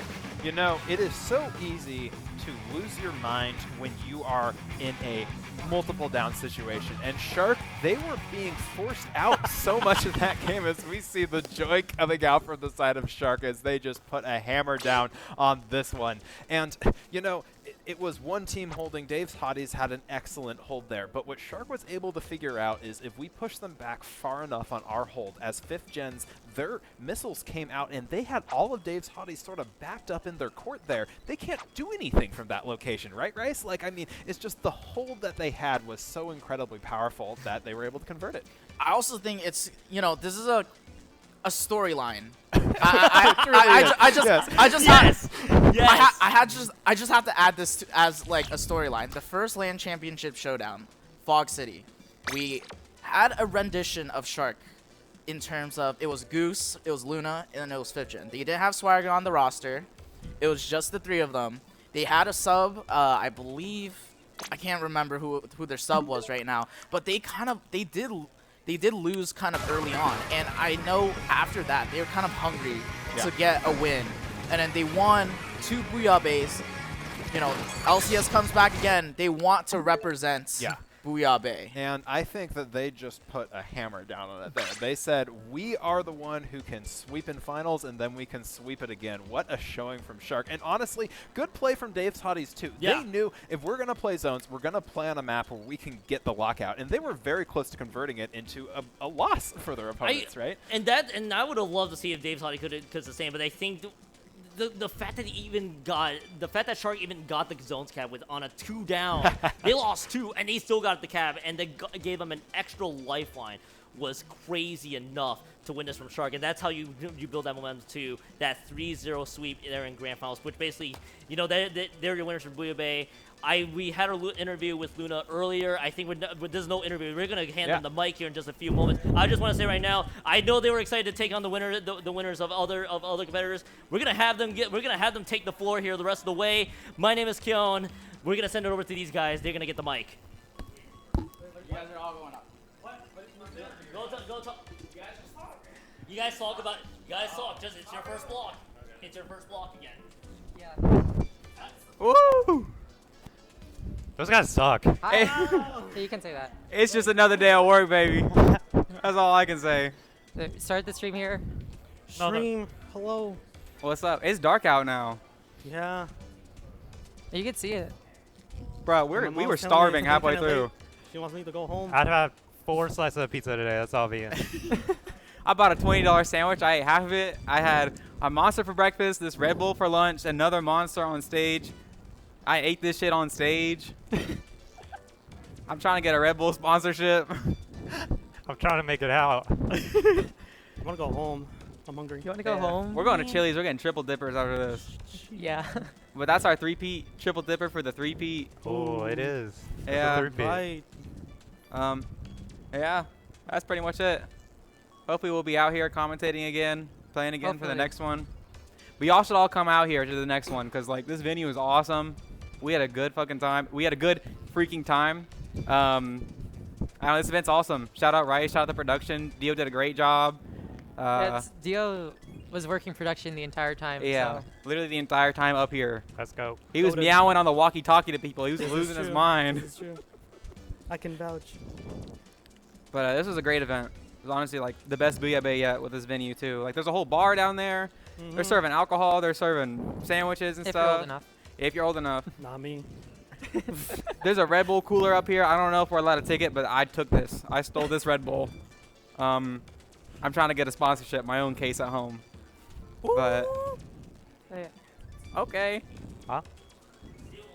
You want my headset? Are we taking them off? Someone give me one headset. Oh. Yeah.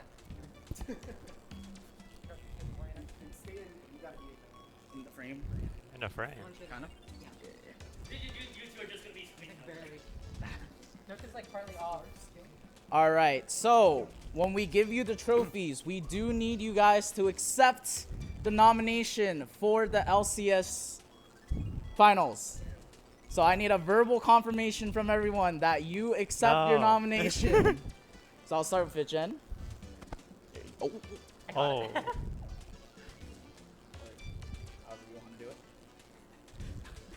You guys can figure it out. We can figure it out.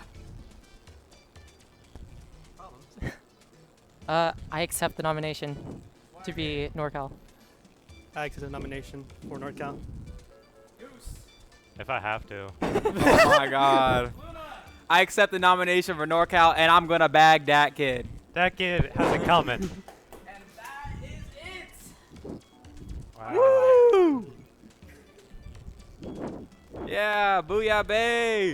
1034, Booyah Bay, bay. Yeah.